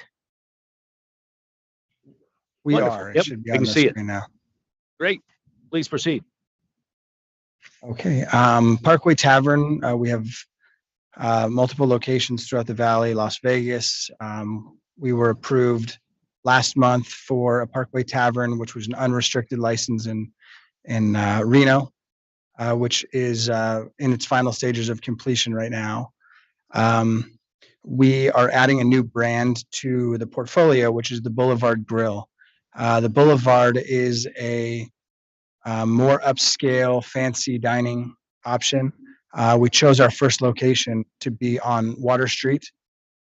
We purchased a building that was the Hardway 8. It was an existing restricted license for years. I think since the 40s. I think it was one of the first buildings on Water Street. It's got a very cool history. And I think this is just a background on Fine Entertainment Management that oversees the Parkway Management, which owns the entity fully. And I'm trying to see, it's very small from where I am. I have a list of properties that we've opened and when we've opened them, going, from the beginning, 2006, when I got into the hospitality industry. I have a brief description of Parkway Tavern, which again, I can't really see. If I maybe have put my glasses on, I could read, but I can send out the hard copies for the board to read, and I can surely have it ready for the commission next week. Yeah, that's okay. We have hard copies and we can see it up here. Okay, great. And this is just the food that we're going to be having at, this is for the Centennial location. The app describes what differentiates us between other hospitality programs, loyalty programs, and the Parkways, the Boulevard, Richie McNeely's, all of our locations. It interacts with the customers and gives them a more experiential meal, or a more engaging experience when they're in the venues. There's a social media app to it that allows people to talk about what they're doing, when they're going, invite other friends in when they're there. It's a very, very cool differential between us and the bar or the restaurant down the street. We've got, in the Parkways, we have about 400 different beers, all regional, 95% regional from Nevada and the Southwest. And I have a list of our investors and the partners that are there. This is images, 3D images of what, on the bottom left, is the dining room will look like in the Boulevard space. More elevated version, so it's not looking like a tavern when you walk in. It's more of a date establishment that you'd bring significant other for a special occasion, and with higher price points than the typical tavern. And then there's me. I apologize for making that picture so big. So going to the first location, Parkway, Boulevard Grill, we plan to, this is actually not a tavern, this is an urban lounge. This has a separate area for smoking, quarantined off. It's got 5 to 7 days a week we'll have live entertainment, acoustic bands, jazz bands. It's got cigar smoking in certain areas of the lounge, separated from the dining room and the bar. There's 2 separate bars, and we're very proud of the product that we put in on Water Street. We're excited to see it open. Very good. Thank you for that presentation. Are there questions from board members regarding the Boulevard Water LLC on Boulevard Grill, which is item number 3? I don't have any questions or concerns, Chair. And neither do I, Chairman. Thank you.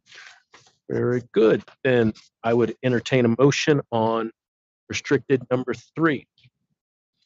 With respect to restricted item number 3, I move that we recommend approval of that agenda item to the Gaming Commission, what has read into the record by Secretary Rupert, with the following condition: that a key employee application must be filed within 60 days of issuance of the state gaming license, and thereafter be refiled within 60 days of any change in the person occupying that position.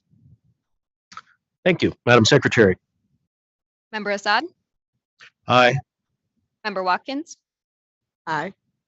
Chairman Hendrick. Aye. And motion passes, bringing us, Madam Secretary, to restricted item number 4. Restricted number 4 is the application of Parkway Water LLC doing business as Parkway Tavern for restricted gaming license, as well as the applications of Jonathan Fine and Parkway Management LLC for licensure as a member or manager as noted on the agenda. Good afternoon again, Mr. Fine. Please state your name for the record. Jonathan Fine.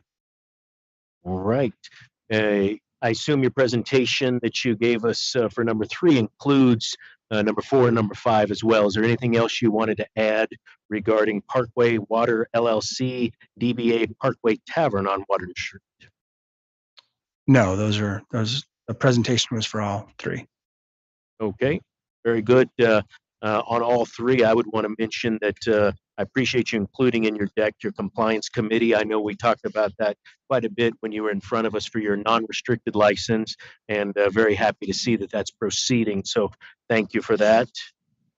Are there questions from board members regarding restricted number 4? I don't have any questions or concerns, Chair. None by me. Thank you, Chairman. All right, then I would take a motion on restricted item number 4. I'd be happy to make that motion with respect to restricted item number 4 on the agenda.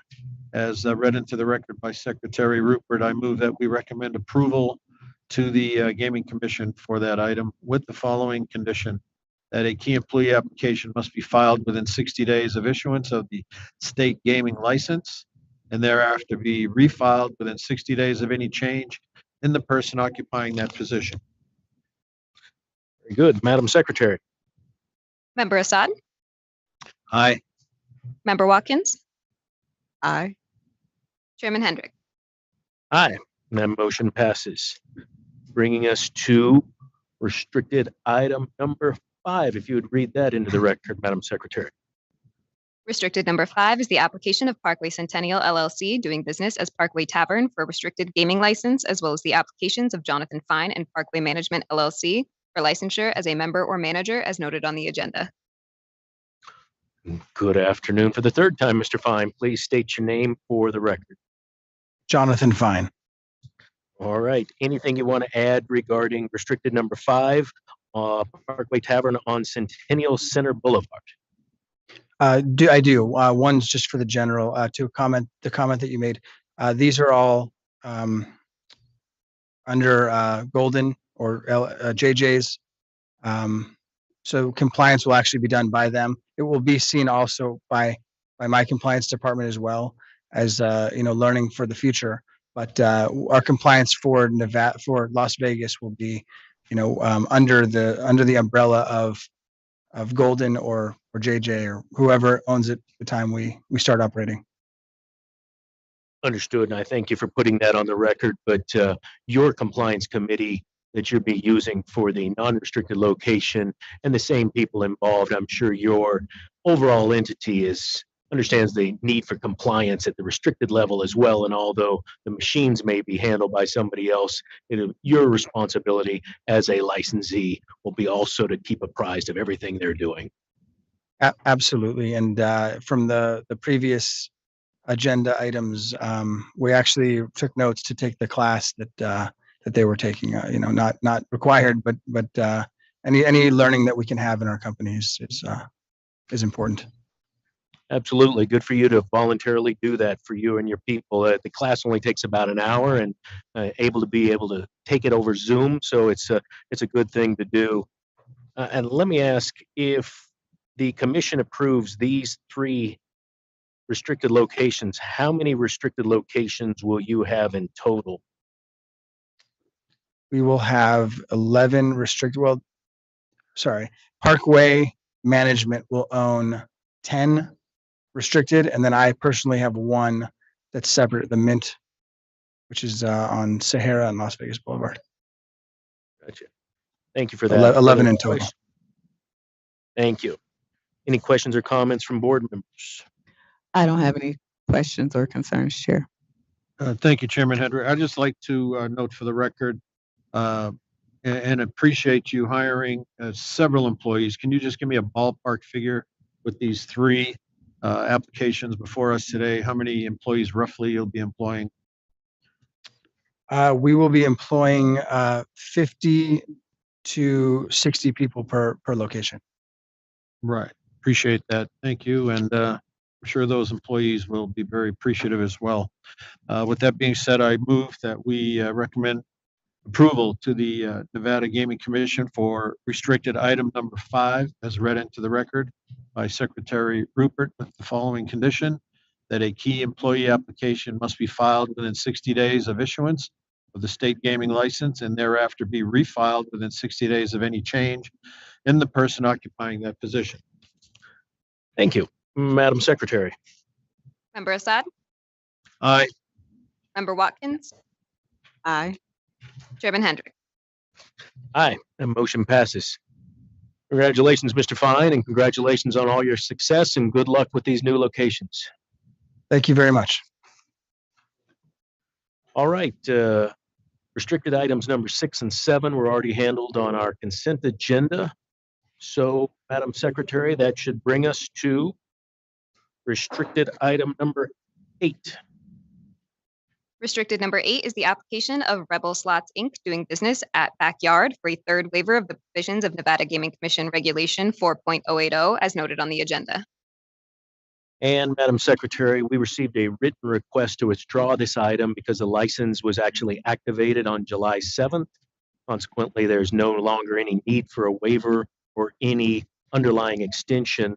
Therefore, I would entertain a motion to withdraw restricted item number 8, which should be without prejudice, although it's probably not necessary with this particular withdrawal, but I think we should still do it without prejudice. Would either of my colleagues like to make a motion to withdraw restricted item number 8? Sure, I'd be happy to, Chairman. I move that we accept the withdrawal waiver by applicant on restricted number 8. Very good. So we're going to, motion is to withdraw. Yes. Just to be clear, that's without prejudice, correct? Without prejudice. Very good. Thank you, Mr. Psalms. Madam Secretary. Member Assad? Aye. Member Watkins? Aye. Chairman Hendrick? Aye, and motion passes. Bringing us to restricted item number 9. Restricted number 9 is the application of Sartini Gaming LLC doing business at Old Vegas Lounge for a restricted gaming license. Good afternoon. Good afternoon, Phyllis Gillen for Sartini Gaming. We are requesting a restricted license to provide services to Rush Hour 3 Inc. doing business as Old Vegas Lounge so that we may maintain a grandfathered status for the state and local jurisdictions on this location. Those matters expire on August 25th for the state, August 30th for Clark County. And we would like to provide for those landlords at least one or as many as needed for their continuation of those licenses at those locations. Thank you for that, Ms. Gillen. Is there a date that's already been picked to have this open for 8 hours? We're in the process of picking that right now based on this approval. So we'll do it as soon as possible. It will be done early August. Early August. Right after the commission approves, if they do. And what do you need to do about any local business license or anything else in order to have the establishment open? The John Moran 3 is, I believe, online. And he is representing the location. It's my understanding that as of yesterday, the Southern Nevada Health District approved it. Fire department and everything, those should all be approved hopefully this week as well as next week. And that'll approve the liquor license. And then on the day that we do the activities, they'll be able to do food, beverages, alcohol, and it should be ready to go. They've done a Herculean effort in the last several weeks to get that completed. Thank you. Good afternoon, Mr. Moran. Thank you for appearing via Zoom. Is there anything you want to add? No, I mean, I would echo the comments made. Again, John Moran for the record, Clark Hill, 1700 Pavilion on behalf of the tenant at the location, working in conjunction with GC Phyllis Gillen with Sartini Gaming on this particular item. Just three things. Again, we do have our dates. The dates are correct. I will echo those dates. The state date on the non-conforming use is correct. The local date on the non-conforming is correct as well. Second item on my list, and being very, very brief, I have been in conjunction with the local governmental tribunal and their approving bodies, the health department, the fire department, the building department, as well as business license. And we are in the landing pattern for setting a date for this 8-hour, not to exceed 8-hour, 1-day open. We will be fully functional on that specific date. We will have certificates of occupancy on that particular date. And finally, we will make certain that we maintain and preserve the integrity of 3015 with regards to incidental use on a go-forward basis. I wanted to make sure to make that representation to you, Mr. Chair, and also to the other members or membership of the control board. I did get an update this morning. I understand that fire has signed off. I do understand that health has also signed off. I believe that those sign-offs have been entered into the county's portal. And I've also been told by the Clark County Business License Department that they will be prepared to issue a license to us after state gaming, both the control board and the commission make their recommendations for approval, and that item gets approved.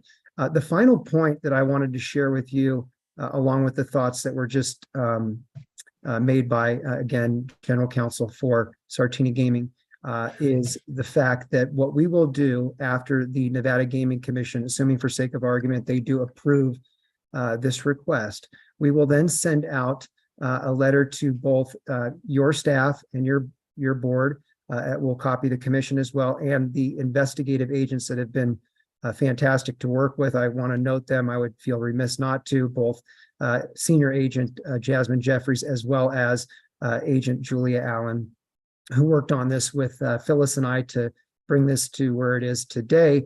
But again, we will also send letters to Clark County Business License. The license tech, senior license tech working on this is a gal by the name of Lori Terry. We will make sure that both the state level folks and also the local level folks are apprised of all of our efforts so that they can also join during that 8-hour time frame, so that we make sure that we have crossed all of our T's and dotted all of our I's. With that, I would submit that that this is appropriate for approval. We're here to answer any questions. I didn't know if there were any further questions after both Phyllis and my statements, affirmative presentations, but I also wanted to thank the board for their time and effort and other staff for making this move through the process in a timely manner to protect the interests of all parties, including the landlord, who really is kind of the innocent bystander in this particular application, who's really trying to preserve her non-conforming use at that location, which would not be as valuable without the ability to move 15 machines into that particular space. So I know she thanks you, we thank you, the tenant thanks you, and so we're just here to answer any further questions. Appreciate your time. Hope your summers are going well. Thank you for that, Mr. Moran. And yeah, thank you for noting the landlord. These grandfather provisions are becoming fewer and fewer. So protecting it for a landlord, as you said, that was not involved in the actual operation is important for us as well. So I support that. I did have a question about the 8 hours. Mr. Somch, you might know, or Chief Hoffman, usually we condition these that it can be open for no longer than 24 hours, but the grandfather provision and the extension of that 8 hours is sufficient. Is that correct? I believe so. This is, Chief Hoffman here. 8 hours. I've seen that with the 1-day operation to preserve the grandfather status of non-restricted locations. So I'm assuming that 8 hours is fine for restricted as well. Good. Thank you, Chief. Yeah, Chair, from my perspective, that's adequate as well. Okay. Thank you both. Are there questions or comments from board members? Yeah, did you mention the services that would be offered during the 8-hour open period? Yes, well, there'll be food, beverage, gaming, obviously restrooms, water. All the tavern will be open. Okay, and February 25th, 2022, that's the correct date when gaming ceased on the property? Yes, I believe that is correct. Okay, thank you. We double checked that. Judge Assad? Yes, thank you, Chairman Hendricks. Excellent presentation, Ms. Gillen. And I'd like to also commend Senior Agent Jasmine Jeffries and Supervisor Julia Allen. Great job under the auspices and guidance of Chief Hoffman. The only question I have is on page I, after the first page, it's a single I. When you look down to grandfathered location, it says the location must have gaming operational no later than August 25th, 2022. I'm sure that's just a typo. It's a typo. All right, so we can just Apologize for amend that that. by interlineation at this time. Yes, sorry about that. Oh, no. Yeah, no, I think we did a corrected page on that. Yeah, we caught that when we Caught that. caught that. Okay, very good. That's all I have. So, All right. Either one of you prepared to make a motion on restricted item number 9? sure, I'd be happy to. Thank you, Chairman Hendricks. With respect to restricted item number 9 on the agenda, I move that we recommend approval by the Gaming Commission of that item as read into the record by Secretary Rupert, with the following condition: that the location is limited to the operation of one slot machine for no more than a 24-hour period, at least 8 hours.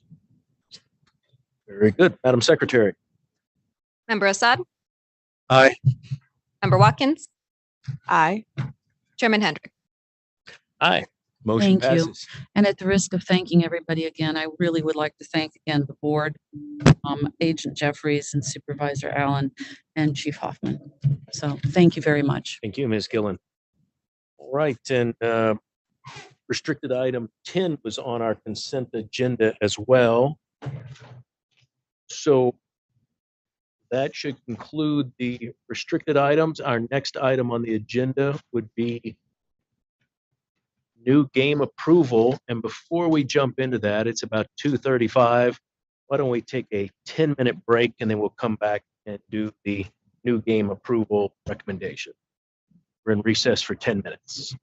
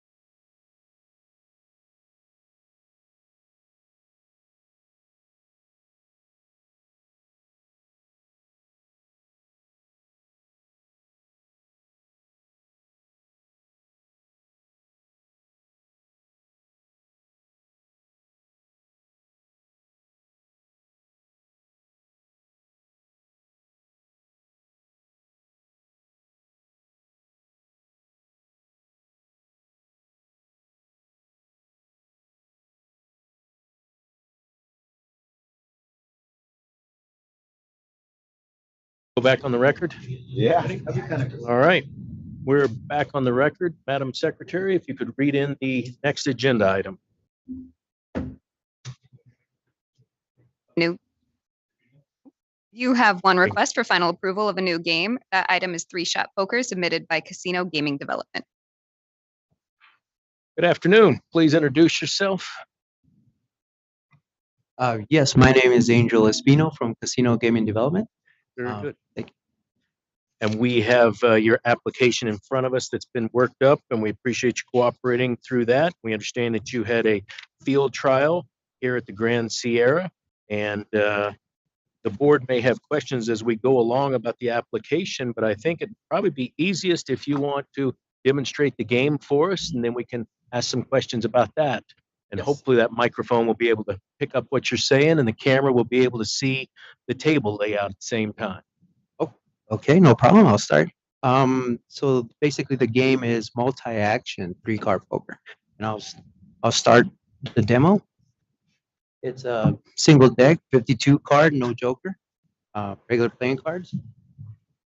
It could be dealt hand dealt, or it could be automatic machine dealt. So I'll do the hand deal.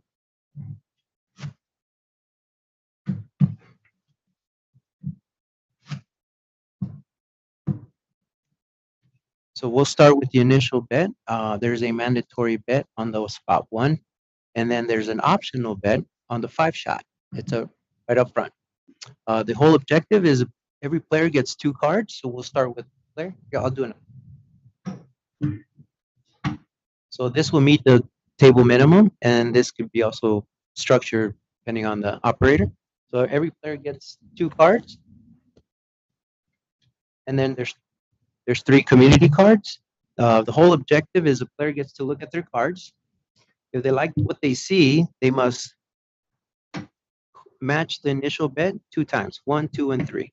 And then what that does is they're trying to make three independent cards with the 3 community cards. So the dealer doesn't play.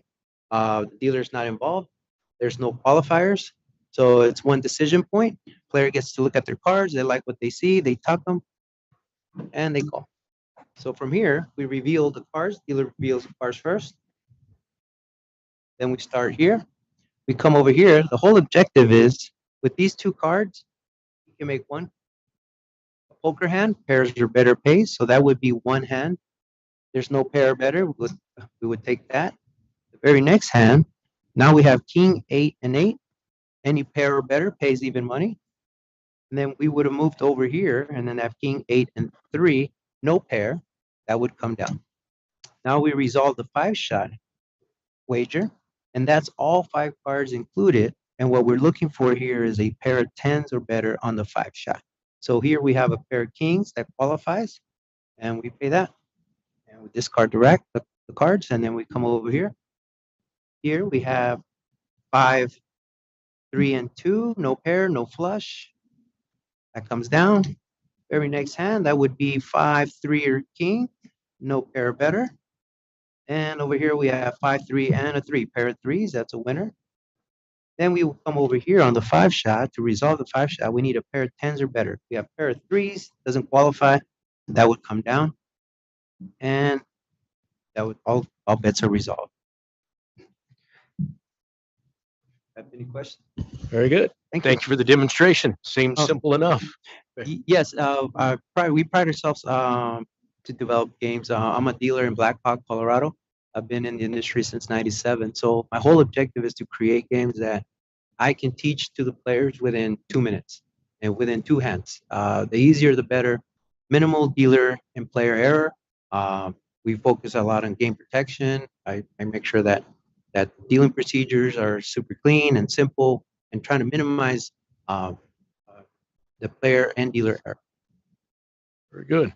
Thank you for that. And I saw that you actually won a competition with this game. Is that correct? Yes, I brought my certificate. Ah, Show it wonderful. off. Congratulations. Thank you. So it won best new table game this year in April. It was voted on by the peers, table games operators, pit bosses, managers all around the country. They get to see all the new games, and then they vote what they think is the best new game. Good. Thank you for that. You can step over to the podium here so you don't have to lean down into that microphone. Are there questions from board members about three-shot poker? Yes, good afternoon. Good afternoon.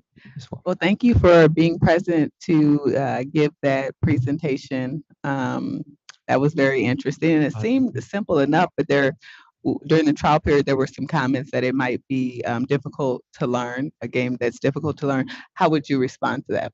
I think every game is difficult to learn. We've trained players when we introduce a new game. Any game that you introduce, whether it's roulette, craps, there's always going to be a player that doesn't understand right out the gate. Their attention span is so short, so I understand. And when they start to play and when they don't win, I can understand why they don't get it, because it takes a strategy. When there's a new game, you got to figure out what's the best strategy, which cards you get to play. So it's difficult as a dealer we can't consult them and tell them play this, don't play that. We're not allowed. So I can see why certain players cannot win right out the gate, and they go, it's hard to win on this game. I don't like it. Well, I would rather do some research. We're on the Wizard of Oz website, and there they break down what's the best hands to play, what's more probable, kind of like blackjack. When you're learning blackjack, you got to learn when to hit, when to split, optimize your winnings. And if somebody that doesn't know a new game, of course, I think that's going to be the initial reaction to a new game. But of all the games that I've ever dealt or learned to play, this is probably one of the top easier games to learn. But I understand not a lot of people play poker, and they might not understand right out the gate. But I think it would take more time for the public to start catch on and learn how to play the game. Well, thank you for that response. Congratulations on winning Best New Game, and thank you. congratulations on all your success. I look forward to seeing this. I'm happy to support the application. Thank you so much. Judge, as a former dealer, what kind of questions do you have? Thank you, Chairman. Thank you for being here, Mr. Espino. It's a pretty interesting game. Thank you for having me. Let's assume the green checks were $25 and the red checks are $5. Yes, sir. I noticed you bet $5 on the 5-shot. Can you bet more than the initial bet on the 5-shot? Yes, sir. Two answers. That would be up to the operator to decide how much they're willing to risk, whether they want to go 100. In Colorado, we're opening at Saratoga Casino, and I think they're doing one up to $25 because of the risk factor of 500 to 1 or something. So they kind of want to minimize their losses. So that would be up to the operator. An operator can say, well, this is how much I want to risk, but there's no limit to what they want. It will be the house rule to do it. Another thing is, the good thing about that wager is that the 5-shot wager and the 3-shot wager, they don't have to match. One can be larger than the other. So one can be $1 and you can make the other one vice versa. It's going to be all up to the operator to set their table limit for the main bet and for the optional 5-shot wager. And I noticed they're all even money payoffs. The pair is even money, and then it gradually goes up. So 2 pair would be 2 to 1, and then it just goes on and on. If you hit 3 of a kind, so if you hit a 3 of a kind, you get 20 to 1, and then straight flush 30 to 1, royal flush 50 to 1 on the 3-shot. On the 5-shot, it pays a lot more. Royal flush is 500 to 1, but that's all 5 cards. 3 community cards and 2 whole cards will make a royal flush, and then it just gradually goes up. And the hold percentage, I believe, was somewhere in the 36% range. Yes, sir, 36%, which is initial when you do a field trial. You get so many hours, so many days, correct? And sometimes if you don't hit a major jackpot, which I believe there wasn't a royal flush that hit, from my understanding, that can skew the numbers. But we have, my company does GLI for every game. I want the best. I want the seal of approval of the best GLI. If you go through the history of the game in the long term, the biggest house hedge on the 5 card, it could be 8.17 house hedge. So I feel that number looks pretty strong, kind of a little bit aggressive, but I think in the long term, the more the odds even out and players get to learn the game a little better and know what to strategize. And I think that house edge should drop with time. And it's a new game, so a lot of people don't know how to play it. But once they catch on, I feel that that number should drop. And if there's a jackpot that would ever hit, it would dramatically drop that house edge. For a 3-month trial period, any jackpot would deviate, move the odds, or the howl would drop a lot. And it's probably safe to assume that players that were utilized during the test run were all novices. Correct. Correct. Yeah. It was the first time we launched the game anywhere in the country. So it was the first. GSR? Yes, sir. Mhm. So if you were to play the game, what do you think the hold would be? If I were playing the game, I would definitely would drop it probably in half. I would play very smart, very tight. We look for suited connector cards that have more probability. Wait for pairs and it just mostly open-ended cards like straight flushes and stuff like that. But when there's a new player, they'll probably play something like 7-2 offsuit with no probability of straight or flush, and they'll probably just, oh, I'll play whatever. I just want to do it. So I could see why the whole percentage could be high. But I think with time, the more players see, they know what to play. And what the good thing, Wizard of Odds, they analyzed the game and they put all the best strategy on their website. So I hope a lot of players can look into it and see what's the best way to play the game and have a better advantage or a better probability of winning. So you don't have to make that second and third bet. Strictly optional, depending on what the first two cards are. Correct. Yes, sir. Or if you get a pair, for example, you'd want to increase and make the second and the third bet. Correct, because you already won all three. The higher the pair.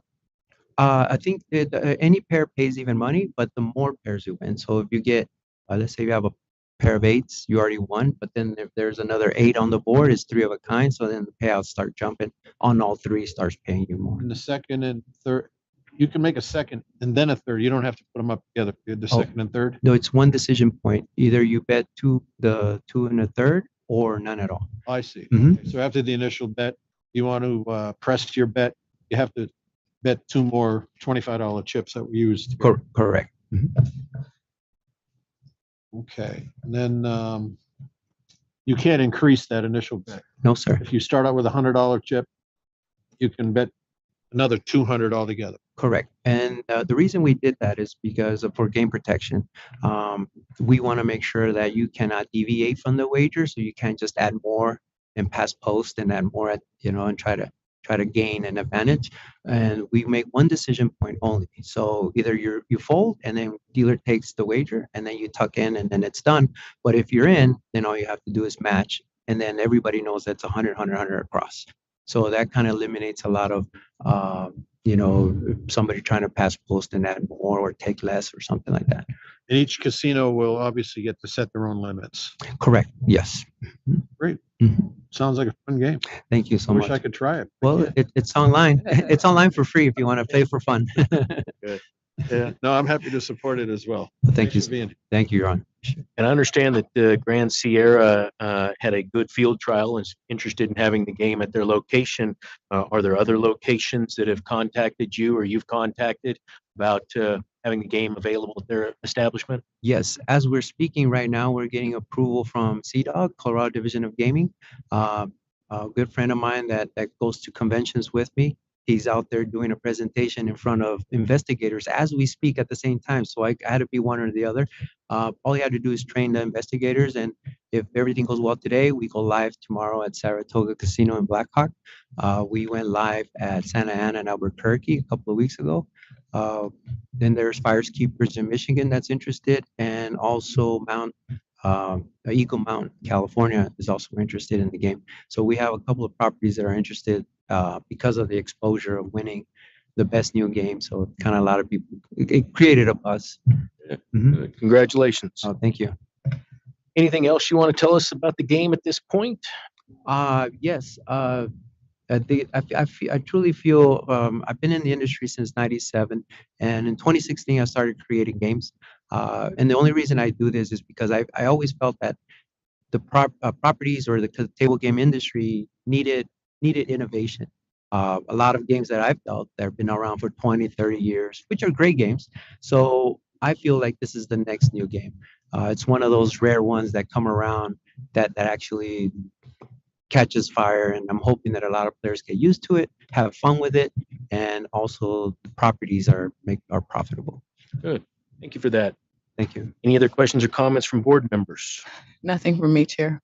Nothing for me either. Thank you. All right, then I'd entertain a motion on new game number 1.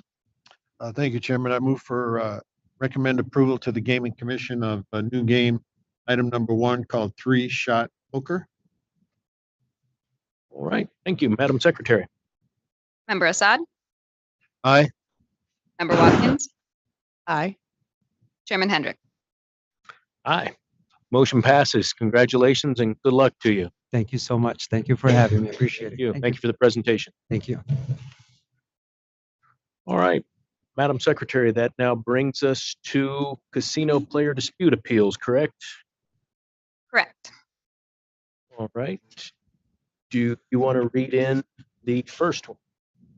Yes, you have 2 casino player dispute appeals today. The first item is Steve Friedlander versus Tamarack Junction Race and Sportsbook, operated by William Hill Race and Sportsbook. The hearing examiner recommends the agent's decision denying payment be affirmed. Thank you, Madam Secretary. Is there anyone here appearing on this matter? Not seeing anyone. I'll go ahead and begin. I've thoroughly reviewed the record from the hearing examiner and all the supporting information. Very thorough record, witnesses, documentation, and everything else, building a very good record by hearing examiner Linksafath and hearing examiner Massey. So kudos to them for doing a very good job of summarizing this for our behalf and for including all of the backup documentations. I didn't have any questions, and I didn't see that there was anything missing from the report, so I think the record is very thorough, including in the hearing on the matter in front of the hearing examiner, as well as the original report done by the enforcement agent. So I didn't have any questions. Questions or comments from board members? Yes, I've also had an opportunity to thoroughly review the record in this matter, and I don't have any further questions or concerns. Judge? Thank you, Chairman Hendricks. Neither do I. I'm in full agreement that the investigation and the report by Ms. Massey and Mr. by Chan were in order and very thorough.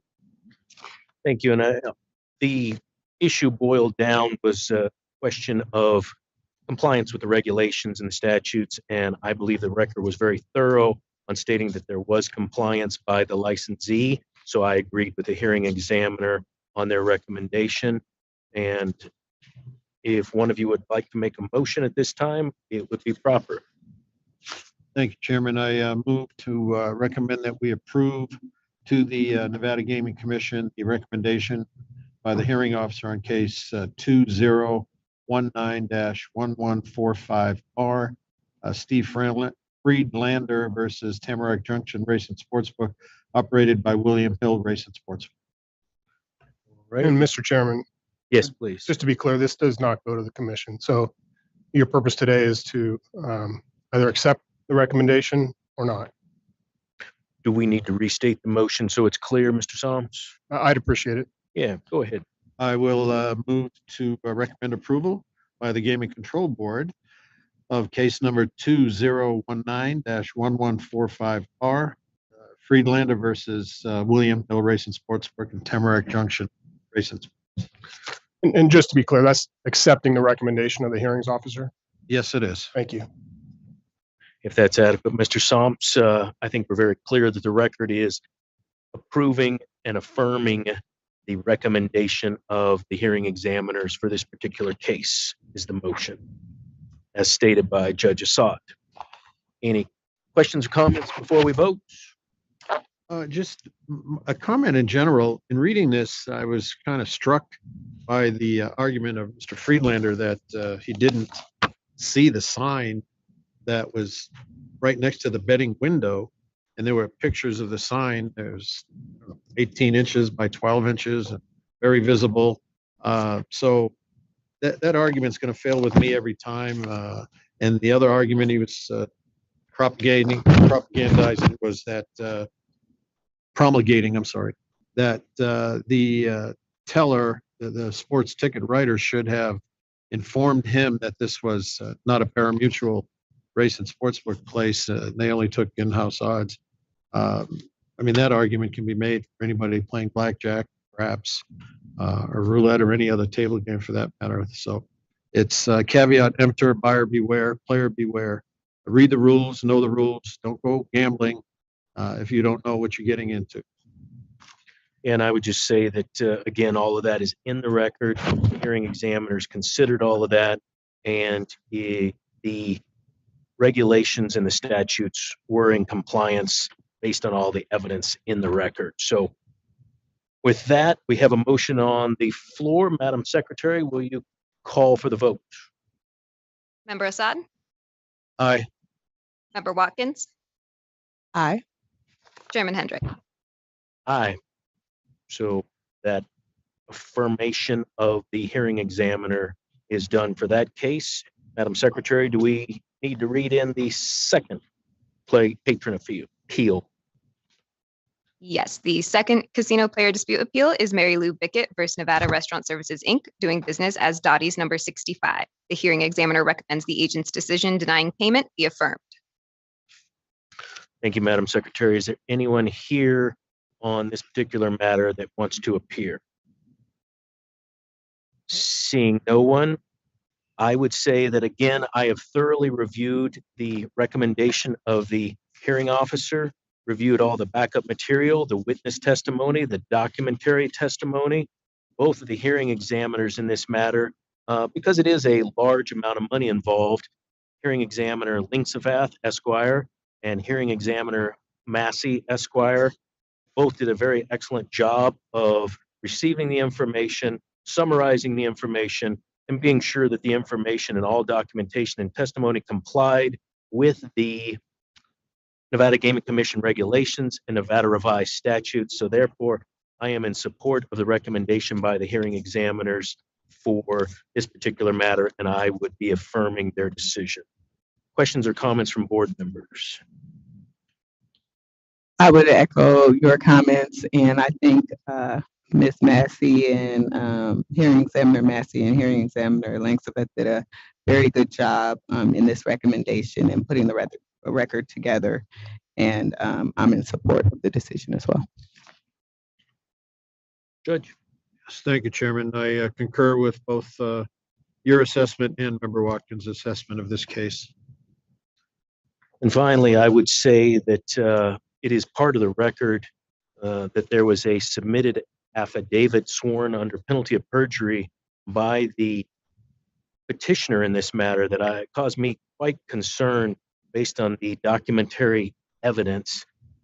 So I believe that the amount of candor presented by the petitioner to the hearing examiners was not up to the level that I would expect from somebody being sworn under penalty of perjury.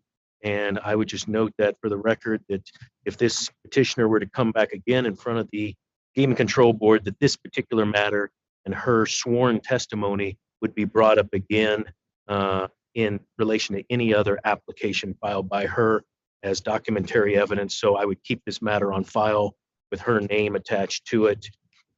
With that, I would entertain a motion. Thank you, Chairman. I move that we approve the hearing officer's recommendation to deny the petitioner's request. It's case number 22EL00342, Mary Lou Beckett versus Nevada Restaurant Services, Inc., DBA Dottie's number 65. Mr. Somps, is that motion adequate? I believe it is, Chairman. Good. All right. Any other questions or comments regarding this matter before we vote? None for me, Chair. None by me, thank you. All right, Madam Secretary. Member Assad? Aye. Member Watkins? Aye. Chairman Hendrick? Aye. So That matter is affirmed according to the hearing examiner's recommendation, and there will be an order accordingly to that vote. Madam Secretary, what is our next item on the agenda? The next item on our agenda are the Nevada Gaming Control Board Division reports. I believe this month we will be hearing from the Administration Division. Very good. Thank you, Madam Secretary. This is a new item that we've initiated by having a chief from each of our respective divisions on a rotating monthly basis provide the board as well as the industry and the public with an update on pertinent matters that the division is working on. The goal of these reports will be for the public to learn more about the board's behind the scenes work so that there is a consistent information from the board, agents, and employees to improve the state in the gaming industry. My intent is to go in alphabetical order based on the names of the divisions. Therefore, we'll be starting this first month with the Administrative Division and Chief Jamie Black. Welcome, Chief Black. Thank you. Thank you very much. Good afternoon. Jamie Black, Chief of the Administration Division for the record. As you mentioned, I'm here today to provide a brief overview of the division, along with some noteworthy items and updates. Before I get started, I did want to mention the board information packet, which is updated on a quarterly basis. It can be found on the board's website. It contains much of the information I'm going to be presenting today and a lot of other useful information just about the board in general. So for any of those that may not know about that. Okay.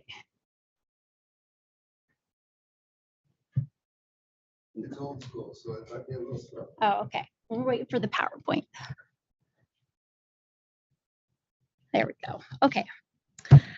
Alrighty, general overview of the Administration Division. So currently it consists of 20 employees.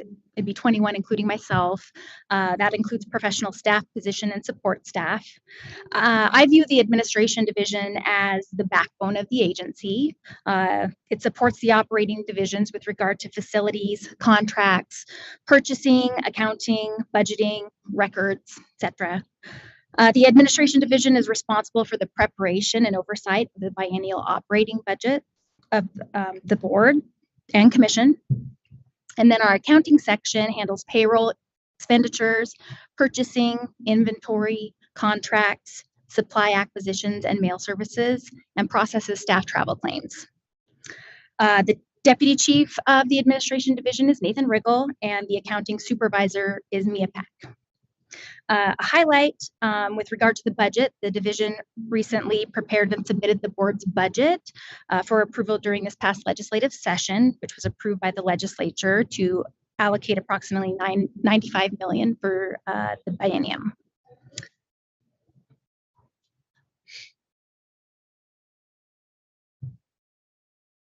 Okay, our next group is the records and research section. It's responsible for records management, maintaining the security and confidentiality of all information received from various board divisions for historical preservation and retrieval. It's the principal repository for data maintained on all Nevada gaming applicants and licensees. All court-ordered subpoenas and public records requests are processed through records and research. In fiscal year 23, the group processed 145 public records requests. They had an average turnaround time of 3 days for those. And then for those requests, it required an extension, so they would have been a little bit more complicated, research intensive. The average turnaround time for those was 22 days.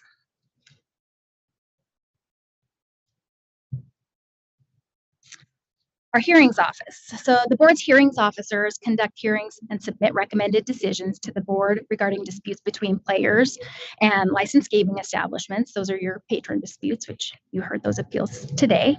Then the hearings officers also conduct hearings and submit recommended decisions to the board concerning persons whose applications for gaming employee registration have been denied due to an objection. In the north, our hearings officer is Alex Hardy, and in the south, it's Miss Augusta Massey.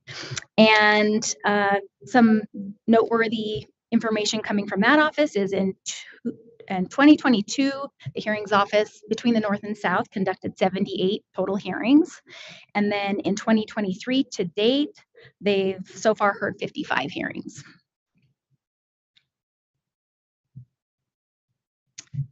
Next is our legal research section. So this position is currently vacant. It serves as the board's quasi in-house counsel. This is usually an attorney that's in this position. It plays a key role during the legislative session. It will present and testify on behalf of the board in front of the Nevada legislature. Historically, it's worked in conjunction with the Attorney General's Office Gaming Division in drafting NGC regulations. And it performs a variety of special research projects, primarily at the request of board members and chiefs.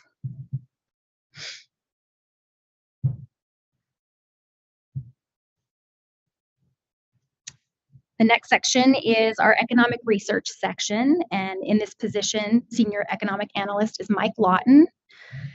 This position is responsible for forecasting gaming tax and fee revenues, excuse me. Those forecasts are presented to the state's economic forum as part of the general fund revenue projection board process.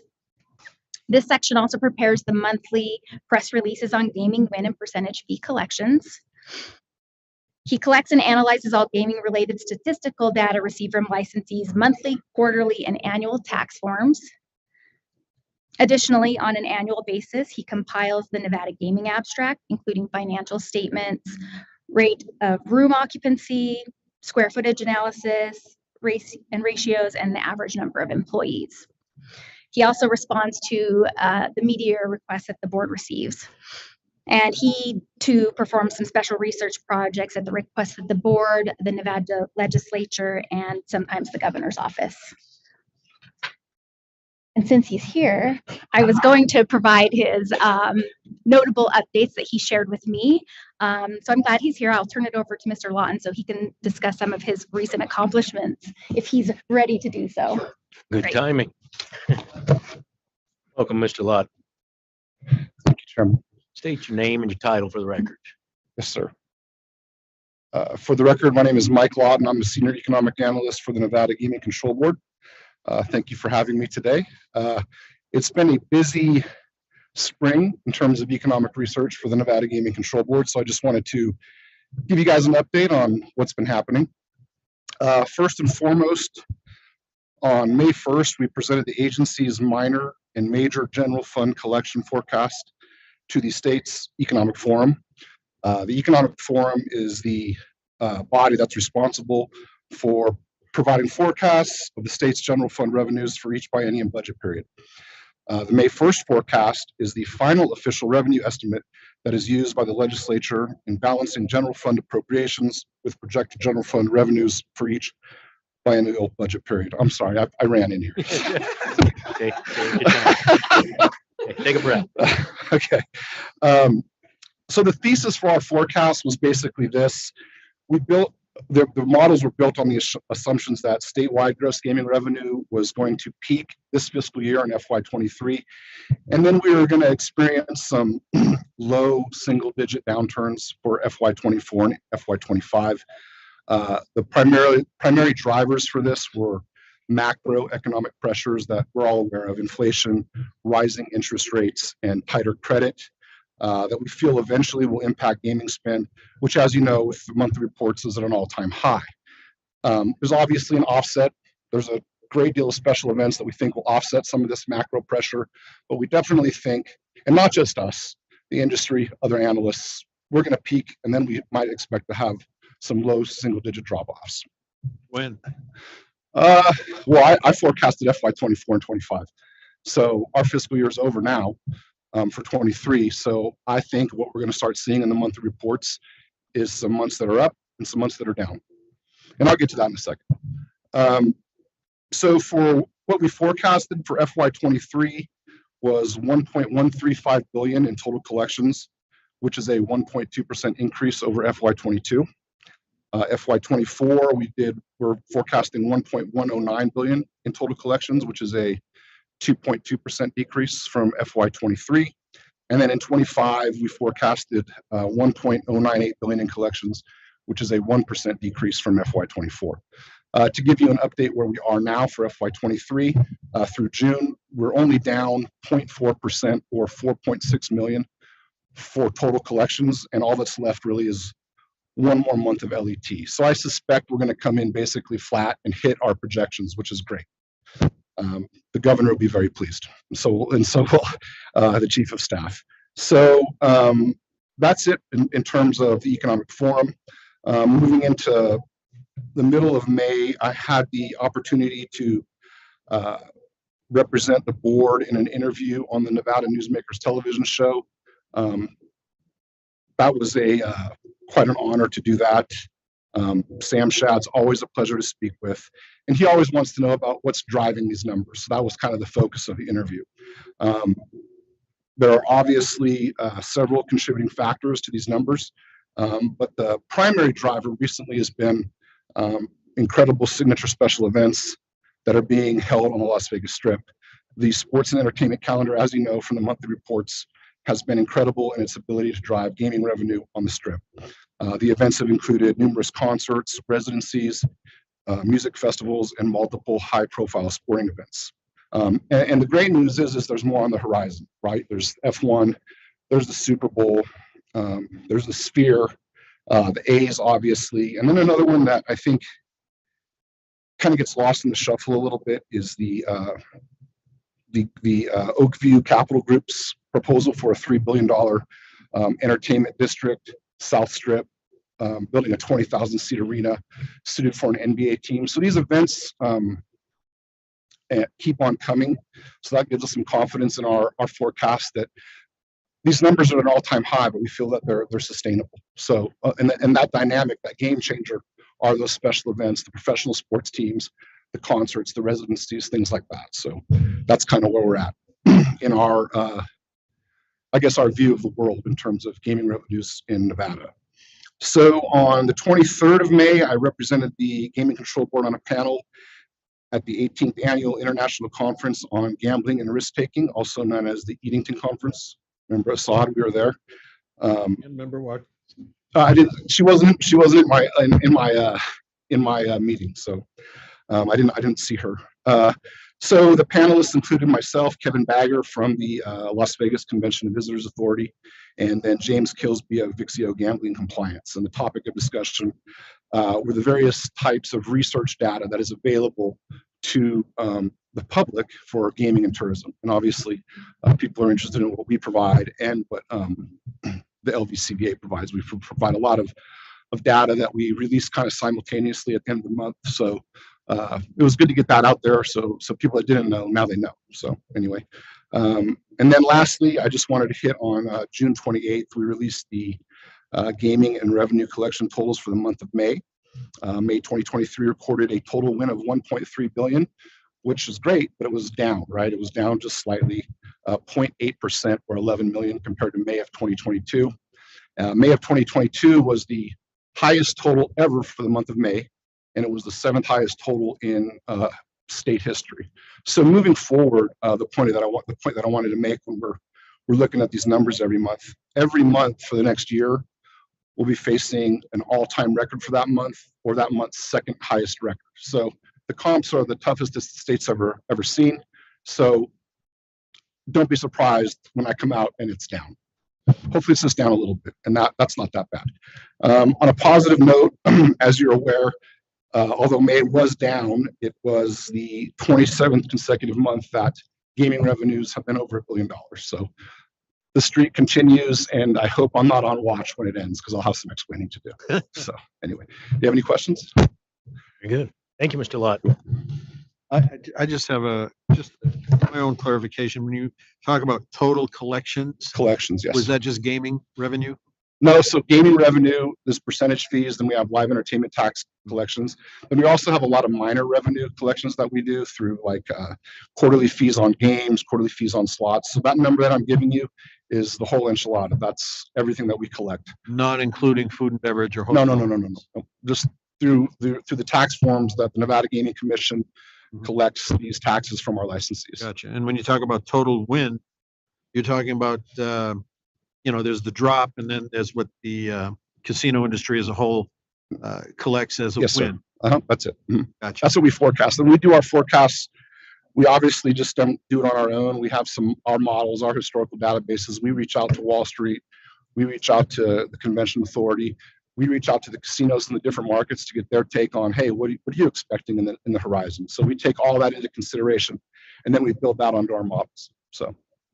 And the last question I have is, how do you do it? I mean, it's amazing when we get these monthly reports.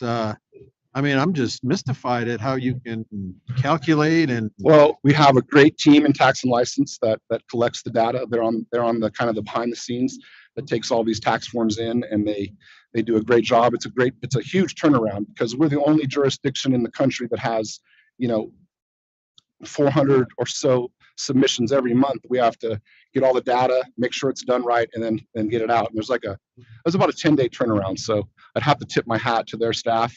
And then I'm a staff of one, but I've been doing it for a while, so I can get it done usually in a where we get the numbers out by the end of the month. That's the goal. I hope you don't move on to bigger and better things, at least not for a while. I got a softball game tomorrow. That's all I'm really looking forward to. That's So. okay, but don't get hurt. I'll try not to. Sliding into second base. Thanks. Very good. Thank you, Mr. Lawton. And as the judge said, thank you for all the monthly reports, and especially thank you for appearing at the gaming seminars and the media. That's important. As I've said many times, all the agents here at the Gaming Control Board are doing some amazing work, and we're going to use this forum as well as other forums to let the public and the industry know about it. So thank you for providing that presentation. Chief Black, thank you as well. Is there anything else you would like to add? That's the end of the presentation. Thank you both. And if I could, I would ask you if you could encapsulate this into something that could be sent out via social media to make it sound biteable. So we can get it out to everybody else. I would appreciate that. And I think it'd be good for the state, the board, and the industry as well. So thank you both again. All right. Madam Secretary, that brings us to our last agenda item, which is public comment. This item is placed on the agenda to give the public an opportunity to comment on gaming-related matters. As stated at the time of the public comment section at the beginning of the meeting, anyone wishing to address the board may do so at this time. Comments by each person are limited to 3 minutes as a reasonable time, place, and manner restriction. If board members ask questions of the speaker, the time needed to address those questions will not count against the speaker's 3-minute time period. If speakers have any handouts or written copies of verbal comments to provide for the record, please hand them to the enforcement agent seated to your left in Las Vegas or behind you in Carson City. Thank you, Madam Secretary. In pursuant to state open meeting law, matters brought to the attention of the board at this time during public comment cannot be acted upon. Of course, we can discuss them, and we're happy to hear any comments from the public as well as from my fellow board members during this public comment section of our agenda. Let's start here in Carson City. Is anyone wishing to make public comment? Seeing none, let's go down to Las Vegas. Madam Secretary, is there anyone in Las Vegas wishing to make public comment? There is not. Okay, thank you very much. Well, with that then, yes, Judge Assad. Yeah, I'd please, just public like to comment. make a quick statement. Thank you, Chairman. I just want to commend and thank and appreciate Chief Hoffman, Deputy Chief Rippey, and Mr. Teggio back there for the outstanding job you all do and supervising your agents and the rest of your administrative staff as well. I'm just very personally impressed each and every month, the work product that you put out. And it makes our job here so much easier because we have faith and confidence in the work product that you're putting out. So kudos to you all. Thank you very much for the work you do. Good. Member Watkins, anything for public comment? I don't have anything, Chair. All right. With that then, that will conclude the Nevada Game Control Board meeting for the month of July 2023. Thank you all for attending in person or virtually today, and we are adjourned. Thank you all.